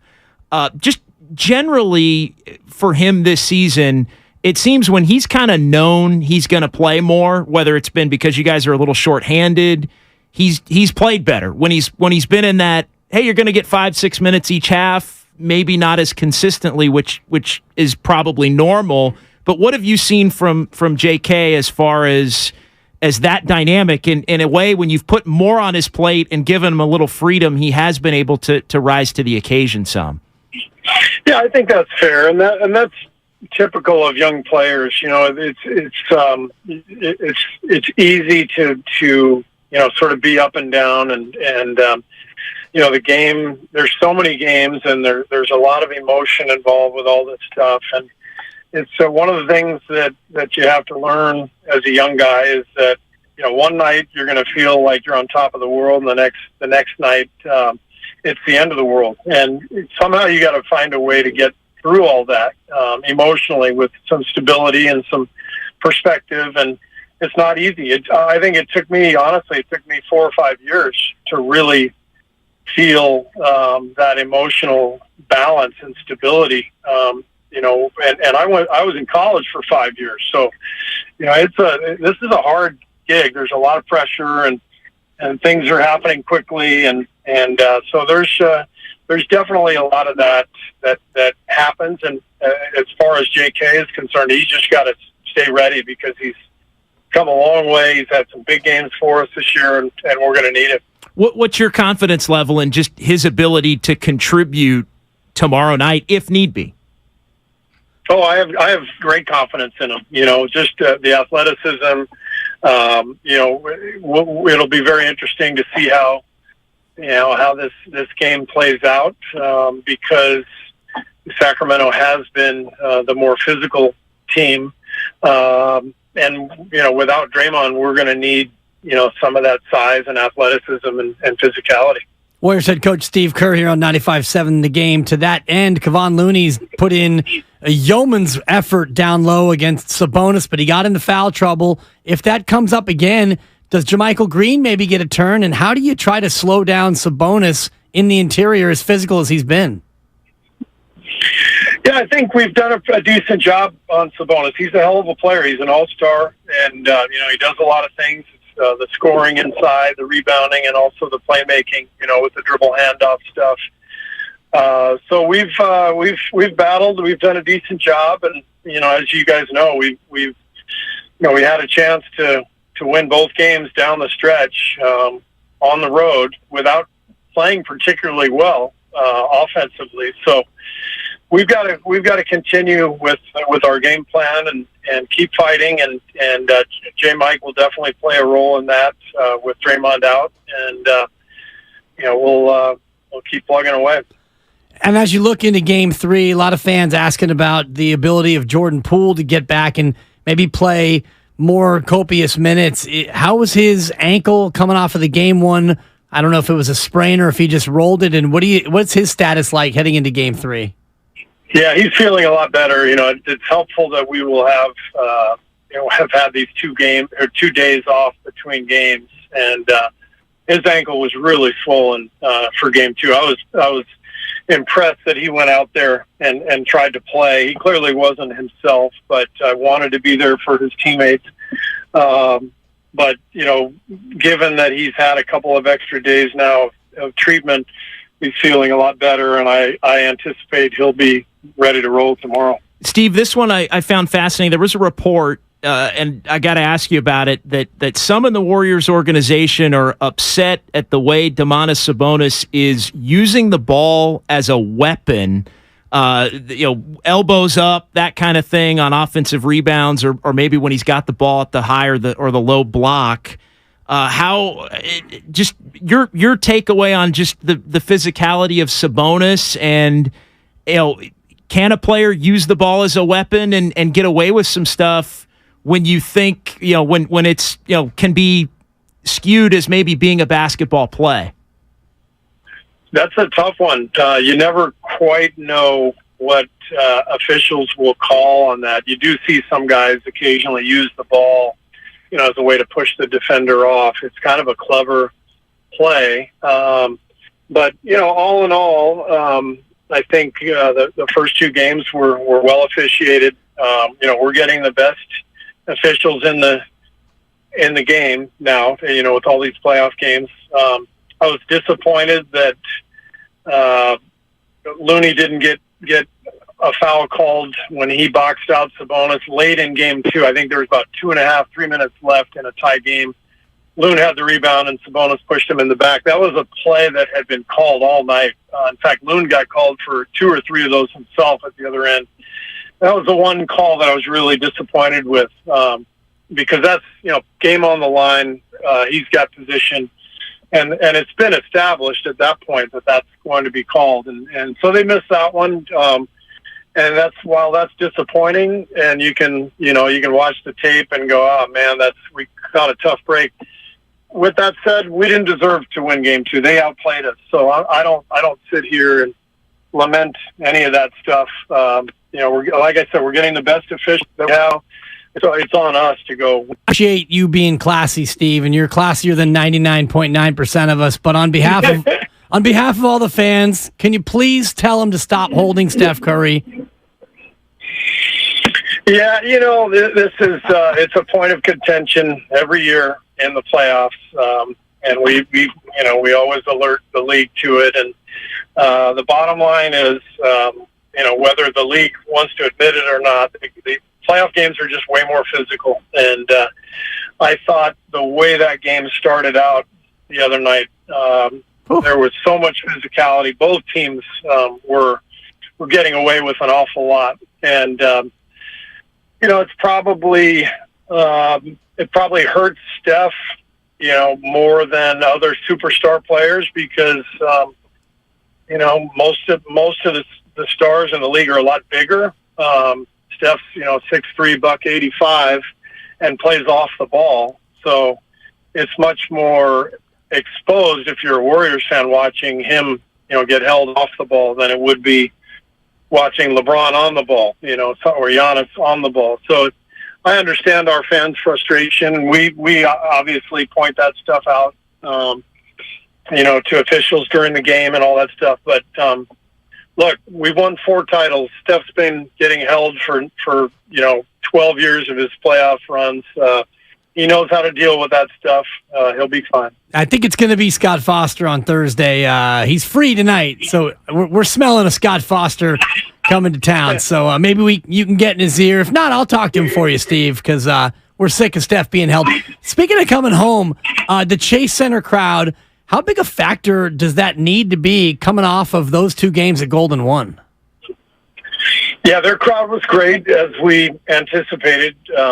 They have a great crowd every year, but especially this year, given that it's the first time in the playoffs in 16 years. So, the crowd was awesome. It was a really fun atmosphere, loud, and we're lucky to have that type of atmosphere every night here at Chase, and before that at Oracle. So we need our crowd for sure tomorrow night to be really loud and supportive, and I don't even think we need to ask for that. It just happens automatically. Final one for you, Steve. Obviously, De'Aaron Fox, he got going in the third quarter of game 1, in the fourth quarter of game 2. Both games essentially right there for you at the end.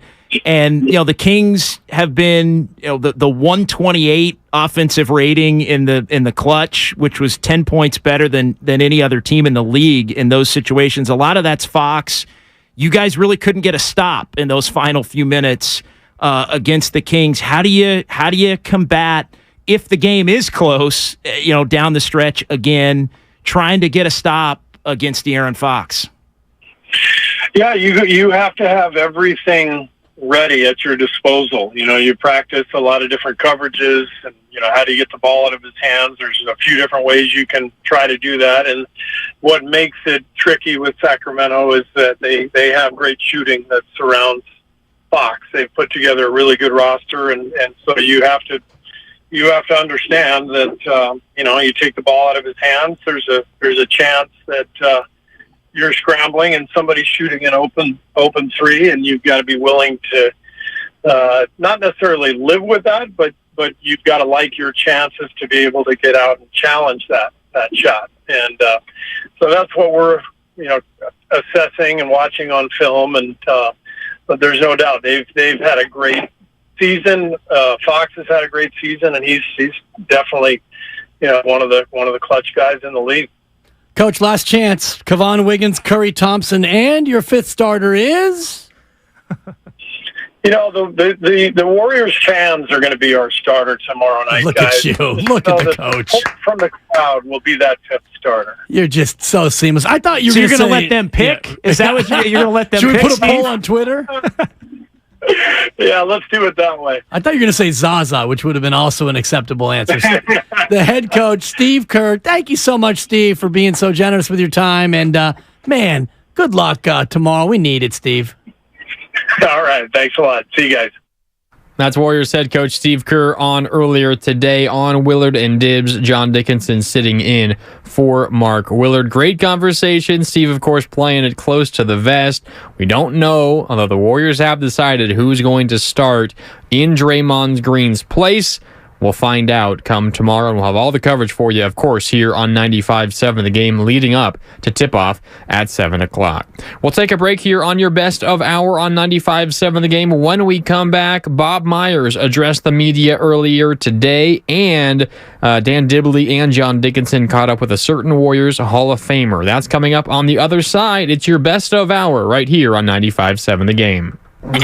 Mom, Dad, Sis? Here we go again. Why are you in a suit? Picture, if you will, a world with the best network imaginable. I'm talking about the Xfinity 10G network. Go on. Mom, remember how your reality shows wouldn't load with all of us online? Now you can binge. And Susie, we'll have fast internet in the basement. Nice. If you have any questions, here's my card. This is just your name on a gum wrapper. Introducing the 10G network only from Xfinity. The future starts now.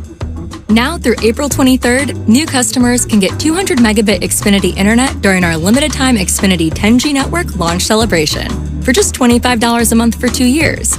Plus, there's no annual contract required and you get Wi-Fi equipment included. Go to Xfinity.com/10G, call 1-800-XFINITY or visit a store today. Requires paperless billing and autopay with stored bank account. Restrictions apply. Taxes and fees extra. After promo, regular rates apply to internet service and devices. Actual speeds vary. I'm Howard Mackler, founder of Innovation Refunds. You've heard me talking about the payroll tax refund for months. If you own a business, even if you've asked your CPA about this, you owe it to yourself to take another look. We provide a licensed and insured tax attorney who evaluates your company at my expense to determine eligibility. Businesses of all types can qualify, so go to getrefunds.com to potentially get a payroll tax refund of up to $26,000 per employee. Download the Innovation Refunds app or go to getrefunds.com, getrefunds.com. Complete your dream outdoor kitchen with a grill from Heston. And now receive a free Aspire under-counter refrigerator valued at over $1,500 with qualifying purchase at Friedman's Appliance in Pleasant Hill or at friedmansappliance.com. Please come out and support Black Men's Wellness Health Equity Summit, Saturday, April 29th at the African American Community Service Agency, 304 North 6th Street, San Jose, from 9 a.m. to 2 p.m. with support from Gentleman Health and Wellness. Baseball is back. The free Odyssey app lets you listen to local coverage for the team you love. Live stream your favorite sports radio station or jump back and listen to the best segments on demand. Don't forget we talk to the manager every Tuesday at 2 p.m. Don't listen to some guy from the other side of the country tell you about your team. Live conversations for your local team. No matter where you are. Your season, your Odyssey.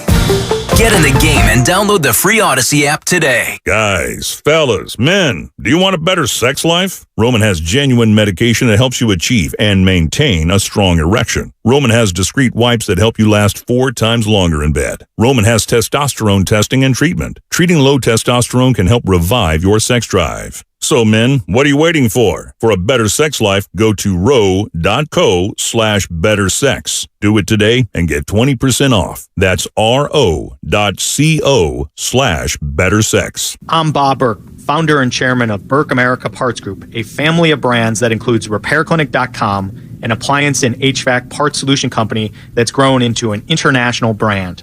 Before AmericanEagle.com, we partially launched a new technology platform developed by another firm. American Eagle helped take our technology to a whole new level with digital marketing, software development, and business insights into our key markets, appliances, HVAC, and outdoor power equipment, and did so both on time and on budget.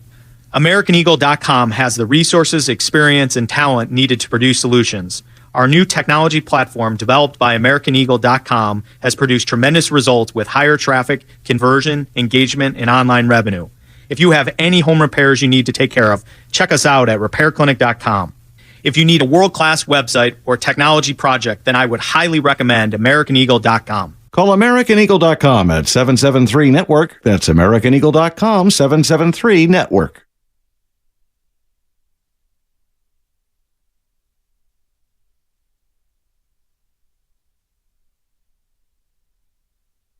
Now, back to the best of the game on 95.7 The Game.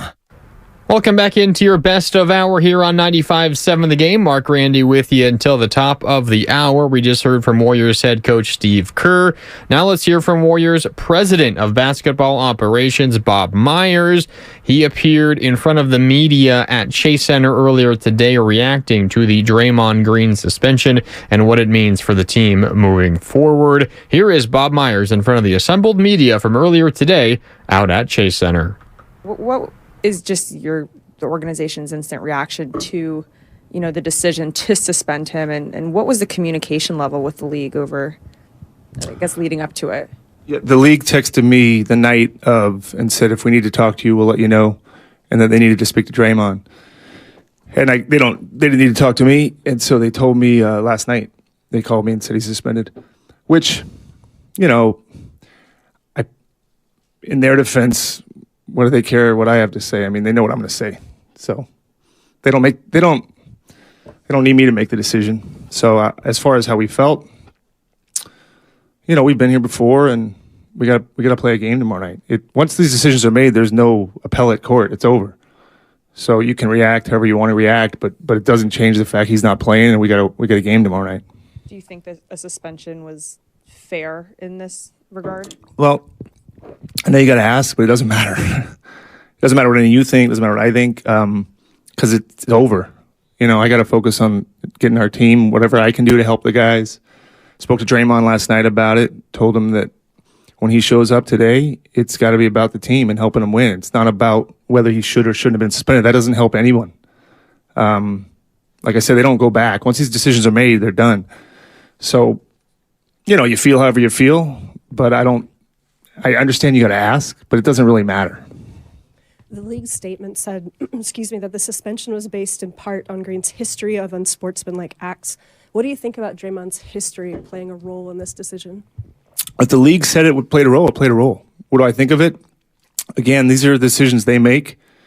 We live with them, and that's all we can do. And in the middle of a series, you don't have a lot of time to think about these things. You just like if somebody gets hurt, you got to play with who you have. And there's no lens into who's in the room and who said what. And I get a call, he's suspended. You find out, somebody tweets it out. That's it. End of story. So I understand it's a big topic. I totally get that. I understand that it has potential to affect things. But really, again, what we got to figure out is we got a big game tomorrow night, and I think we've got enough to win it, and we have to figure out how to make that happen. Bob, how would you characterize that conversation with Draymond, sort of his reaction to this decision? And then separately, what did you think of the incident and how it unfolded? Draymond's going to probably give you whatever answer he's going to give you. He was more quiet with me. All I said to Draymond was, whatever you have to say, don't say it tonight. That's all I told him. Sometimes he listens to me, sometimes he doesn't. But I'm always one that would tell somebody to sleep on a reaction before. And as far as I know, he hasn't said anything yet, but I'm sure he will. How do I feel about what happened? I feel bad because we lost the game. That's what I feel. These things are big parts of winning and losing, but having been in a lot of situations, just observing as a general manager and playoffs, there's all kinds of things. I mean, I've seen him suspended in a finals game. So this stuff happens, and I'm more focused, Ron, on what can I do. I can't do anything about what happened, and now it's about putting our energy into the game, really. You mentioned the Cleveland series suspension. Do you flash back to that immediately, and can you give us a sense of what the team's reaction, just the players, Steve, yours, this time as opposed to what it was like that time? Well, that was the finals. That's the biggest distinction. That was the NBA Finals, which, as you know, and many of you have covered our team, there's a different tension. And also what the distinction between that and this is, that was actually an accumulation of actions. That wasn't one act that led to that suspension. So there was a distinction there as far as certain amount of points, and I think you were around us, you knew. It wasn't one game that cost him the next game. So that's one thing that's different. But also for me, if you're asking me, and you can ask Steve, you can ask Draymond, or he'll say it, or anyone,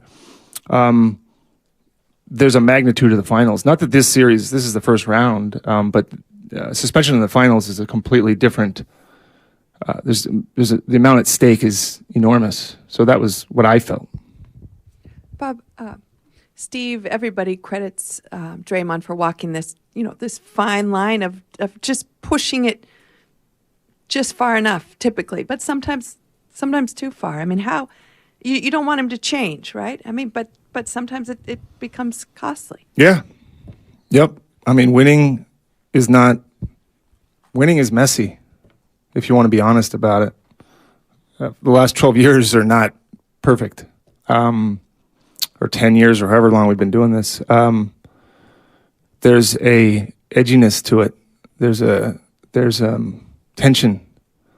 And certainly he's crossed that line, but he's been punished for it. So the people that are wanting to see a punishment, he got one.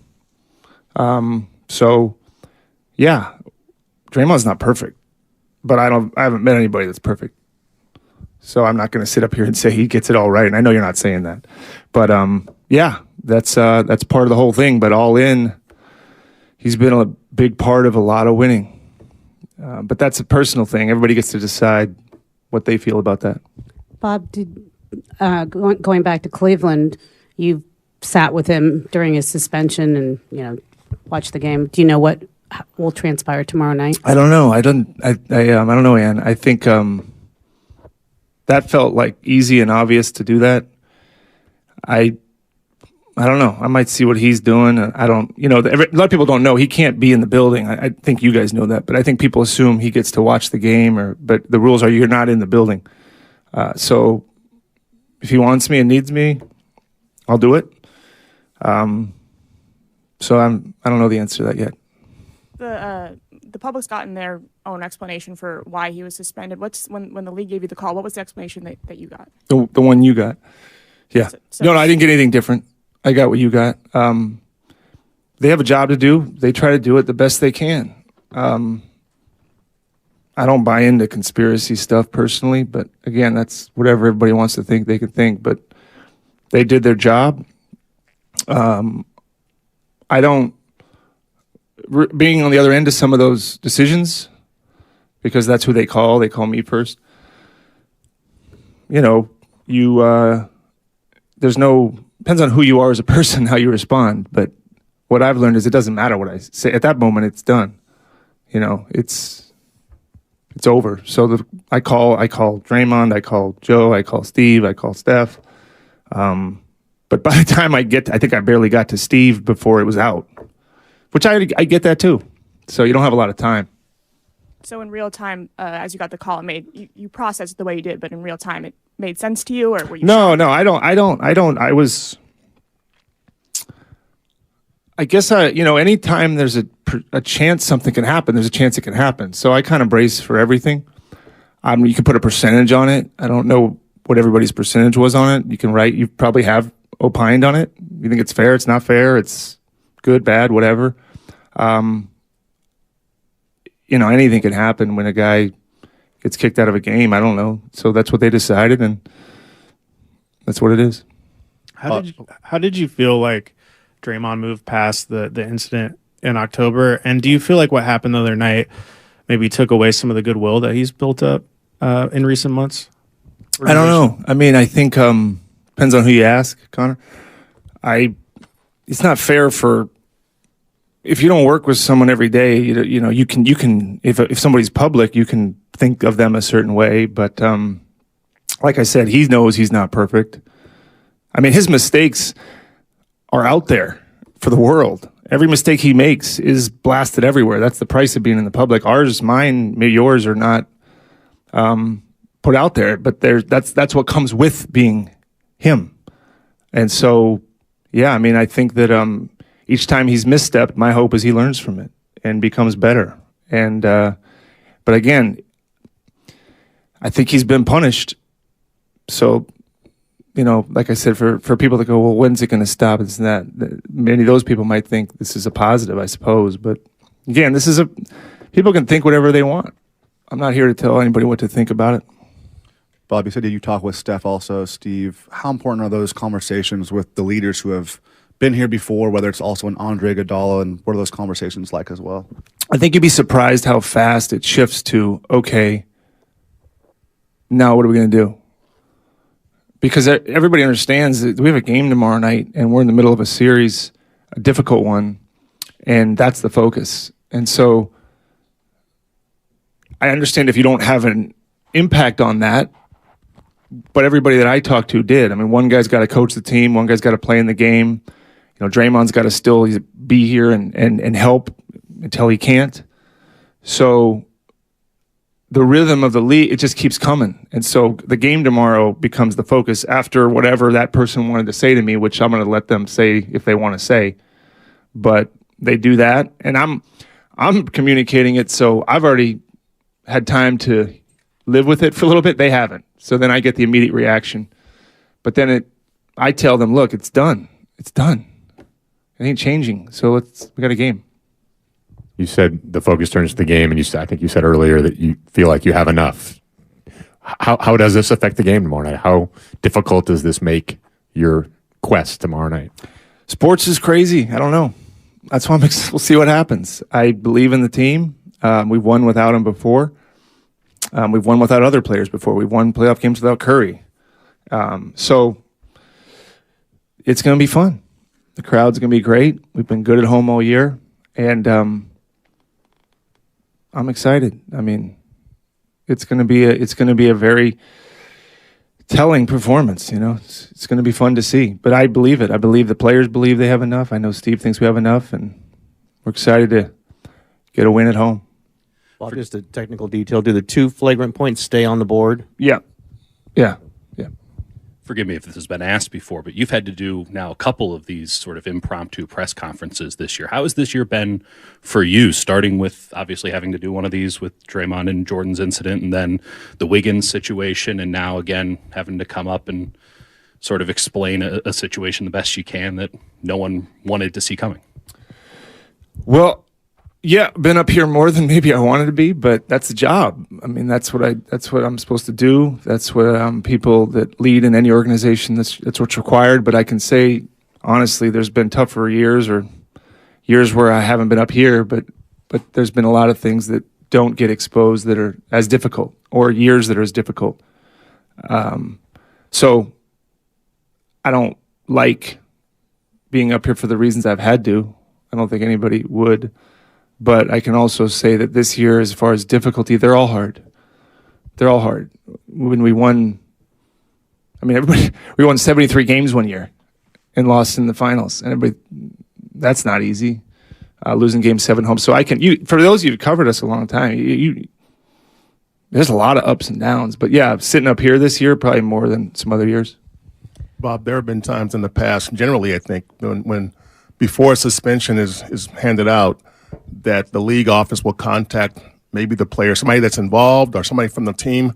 Did you anticipate hearing from them before the suspension was announced? Did you think that might be some dialogue beforehand? Yeah, Monty, sometimes they want that dialogue, sometimes they don't. This time they didn't, but they spoke to Draymond. If I don't, every time's different. And if you say, did I expect him to call or not? I didn't really have any expectation. If they needed me, they'd talk to me. That's all. My understanding was that Joe didn't talk to Draymond until this morning. Yeah, but I don't know if that's true or not. If that's what he said. Oh, that's what he said. Okay. He talked to him this morning. He said, maybe I don't know. Maybe they tried to. When it's in the hands of something like this, what happens is the league requests to speak to a player, and that's done through the league and the player security. But as far as sometimes the league doesn't, as I understand it, they make a decision. They don't need a player's opinion, or it doesn't factor in because they've got an angle on it, or they've got everything they need to know, and there isn't a question of something that isn't on camera. I can't guess how they do these things, but I don't know. You've known Draymond for such a long time. Like, what do you think about him as a person and a player versus what do you think is the perception of Draymond, perhaps his reputation as a person and player? Well, he's a force. The guy's a force. He's unique. He's a leader, but he will tell you that he's made mistakes. And like I said, you can't hide from them. They're out there for everybody to see. He's got a good heart. He does. I know that, but that doesn't mean he's mistake-free. I'm not. Nobody is. But he's, as far as I can see, a good husband, a good father. Those things matter. He's been good to his teammates. He made a mistake with a teammate. I hadn't seen him do anything like that to a teammate before, so yeah, I mean, if you want to talk about like what he's done for the organization, that's not up for dispute. I mean, he's helped us. Without him, we don't probably have any of the championships. So, but complicated guy, for sure. Okay, Dumars made it pretty clear that it wasn't just the stomp or the step that caused this. It was lack of contrition, speaking. I mean, like you said, if he had not spoken at all, maybe, or the egging on. Is there any way, I realize it's in the moment, but is there any way to stop that? Do you think we could have done something to pull him out of there and it doesn't get this far? I don't know. I mean, I'm not down there. I went down there one time and thought nobody saw it. So I was just like, I don't know, Tim. I mean, so many things. There's so much emotion around these games. And so could something been done differently? It's hard to go back and wonder like what should have or shouldn't have been done. And it's tough to say. I understand your question, but I just don't know the answer. That was the always reserved Bob Myers from earlier today at Chase Center in front of the assembled media reacting to Draymond Green's suspension. Let's wrap up your best of hour with someone who's normally a little less reserved and was today. Rick Barry, Hall of Famer, Warriors great, was on Willard and Dibbs with JD sitting in for Mark Willard along with Dibbs today. He had a lot to say about the NBA's decision to suspend Draymond Green. Here is Rick Barry from earlier today on Willard and Dibbs. Rick, what do you think of this series so far, and what did you make of the Draymond Green suspension? Well, first of all, the Kings have outplayed the Warriors. The Warriors missed, I think, a golden opportunity in Game 2 when the Kings did not play all that well, didn't shoot the ball well, and the Warriors did not capitalize on that. But bottom line is the Kings have done what they're supposed to do. They're supposed to win at home, and that's why they wanted to get home court advantage. If they win at home, they don't have to worry about what they do on the road. In the Warriors' case, they have to find a way to win one game. So they've blown two opportunities, one in particular. I mean, they were just, I think, outplayed in the first game. And so they still have a chance to do it, but that means only if they can find a way to win at home. So realistically, they have to try to win 25% of their road games and all their home games in every series to have a chance to keep advancing. That's not an easy thing to do. They've never been in this position before, down 2 games. And then it's compounded, of course, now with the suspension for Draymond Green. I mean, how many times is the NBA going to do this to the Warriors? I mean, they screwed them in Cleveland when they suspended Draymond in that game, which I think cost them a championship. This one not necessarily costing them a championship, but certainly costing them an opportunity perhaps to still stay alive and win this series. So it's going to be a difficult task for the Warriors in the next game. But I'm dumbfounded, to be perfectly honest. I mean, it was not a flagrant thing that he did. I mean, he got tripped up. He was trying to get his balance and stuff. It wasn't like he stomped on his freaking chest. I mean, I had heard about it. I didn't get to watch it because I'm playing in the U.S. Open Pickleball Championships in Naples, Florida, and I had to get to bed because I'd played until 8 o'clock at night. I had to get up early in the morning to play, so the game was on too late here. But I got a chance to watch, and oh, my God. I mean, that was so inconsequential. I mean, in the playoffs, to suspend a player, I mean, that's total BS. I really don't understand. I think it's terribly unfair to the Warriors and to Draymond Green. So that's my take on it. But unfortunately, I don't make the final decision. but it's a bogus call on Joe Dumars' part. I don't know. He's a player. Come on, he knows. You just watched that there. It wasn't a malicious thing that he did. Yeah, and the league, Rick, citing previous incidents of what they. Who cares? Hey, wait a second. So that means in life, anything you do previously has an impact on what you're going to decide to do with that person then for the situation that occurred. The past occurrences mean nothing. It's based upon what took place. What took place was not a flagrant, terrible foul on the part of Draymond Green, and what he's done in the past should have no relevance to it. Rick Barry joining us here on 95.7 The Game, the Hall of Famer, the champion, one of the all-time greats. Rick, moving toward Game 3, and as you said, the Warriors have to figure out how to win a game without Draymond. How do they go about doing it based on the way Sacramento has played? The Kings at times have done a decent job defensively. Now they don't have Draymond. What's the most important thing they have to do to get the Game 3 win, which sets up the rest of the series? Well, it's not Draymond's defense is a big factor. It's how they're going to guard their two guards that are just killing them and attacking the basket. Just look at the Warriors are playing a perimeter basketball game. What did they get? They got like 18 or 19 free throws only in the last game, 29 for the other one. Then the other game between Monk and they had what? I forget Fox. They had what? 29 free throws. Just those two players. Great 20-something free throws. Just look at the stats there. They're losing the battle at the free throw line. Why? Because they're not attacking. They're playing outside. And then miraculously, I thought he played pretty darn good for being away all of that time.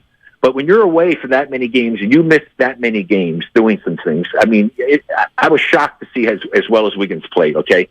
But in the area that's so critical to success in the NBA today, he's 2 for 16 from three-point range. You can't shoot 2 for 16 from three-point range. That's a detriment to your team. The Warriors have not shot the ball. That's one of the strengths that they usually have. And so they're really getting hurt, I think, in those two areas big time. And also, they're not big and getting on the boards, but I just like the way that, Monk and Fox are just attacking. I love that's the way I played. You attack, get them in foul trouble, cause a problem for them. They did a better job in Game 2. That's why I said they had a chance to win Game 2.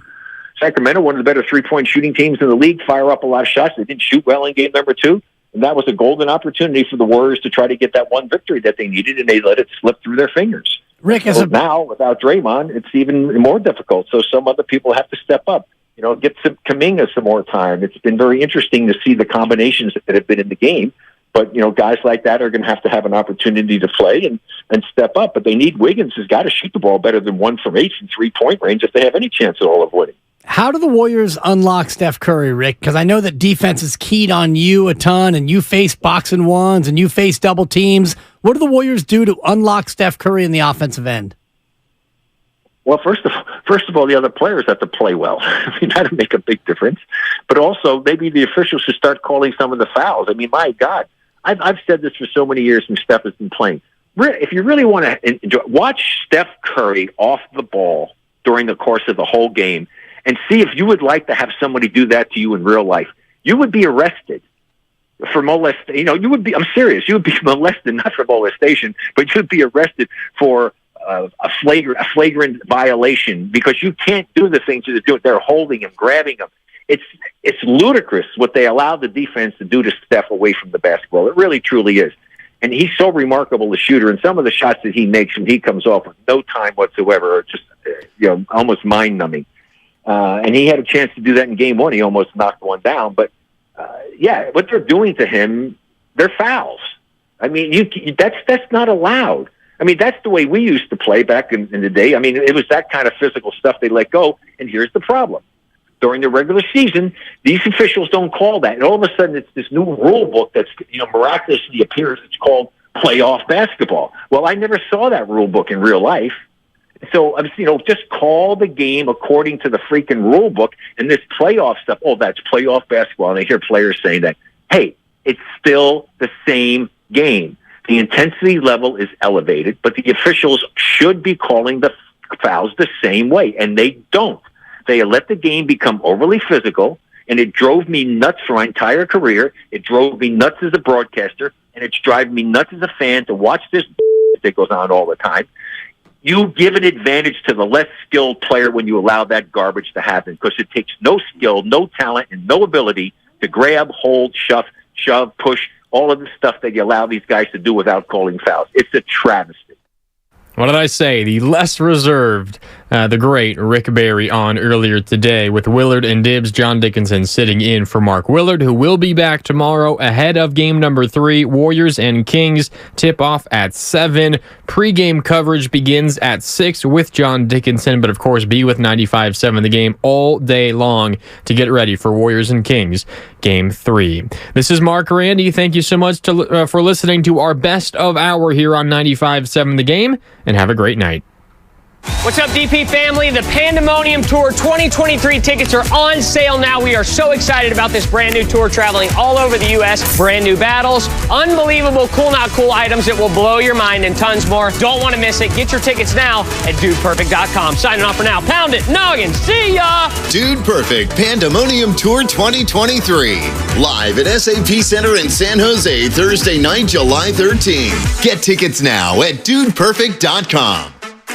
Since first opening its doors in 1964, Fremont Bank has approached banking with a simple idea in mind. Growth comes one customer at a time. You see, while some institutions might be on the lookout for the next big thing, we like to think that's what you'll be. And when you achieve great things, it leads to success throughout the community. It also allows us to continue our tradition of giving back to the region. It's a strategy that's proven successful for nearly 60 years, and we expect to continue success for years to come. Fremont Bank, putting the community in community banking. Calling all teachers and college graduates. Are you looking for a new and rewarding career path? You belong in the San Leandro Unified School District. Make your move into an organization that values your greatness, where you are surrounded by laughter and joy while earning a highly competitive salary. Come see why SLUSD is the place to be. Teaching and administrative positions are available now. Join the San Leandro Unified School District to engage, educate, and empower the next generation. Go to slusd.us to apply today. You can't host movie night on your phone's hotspot.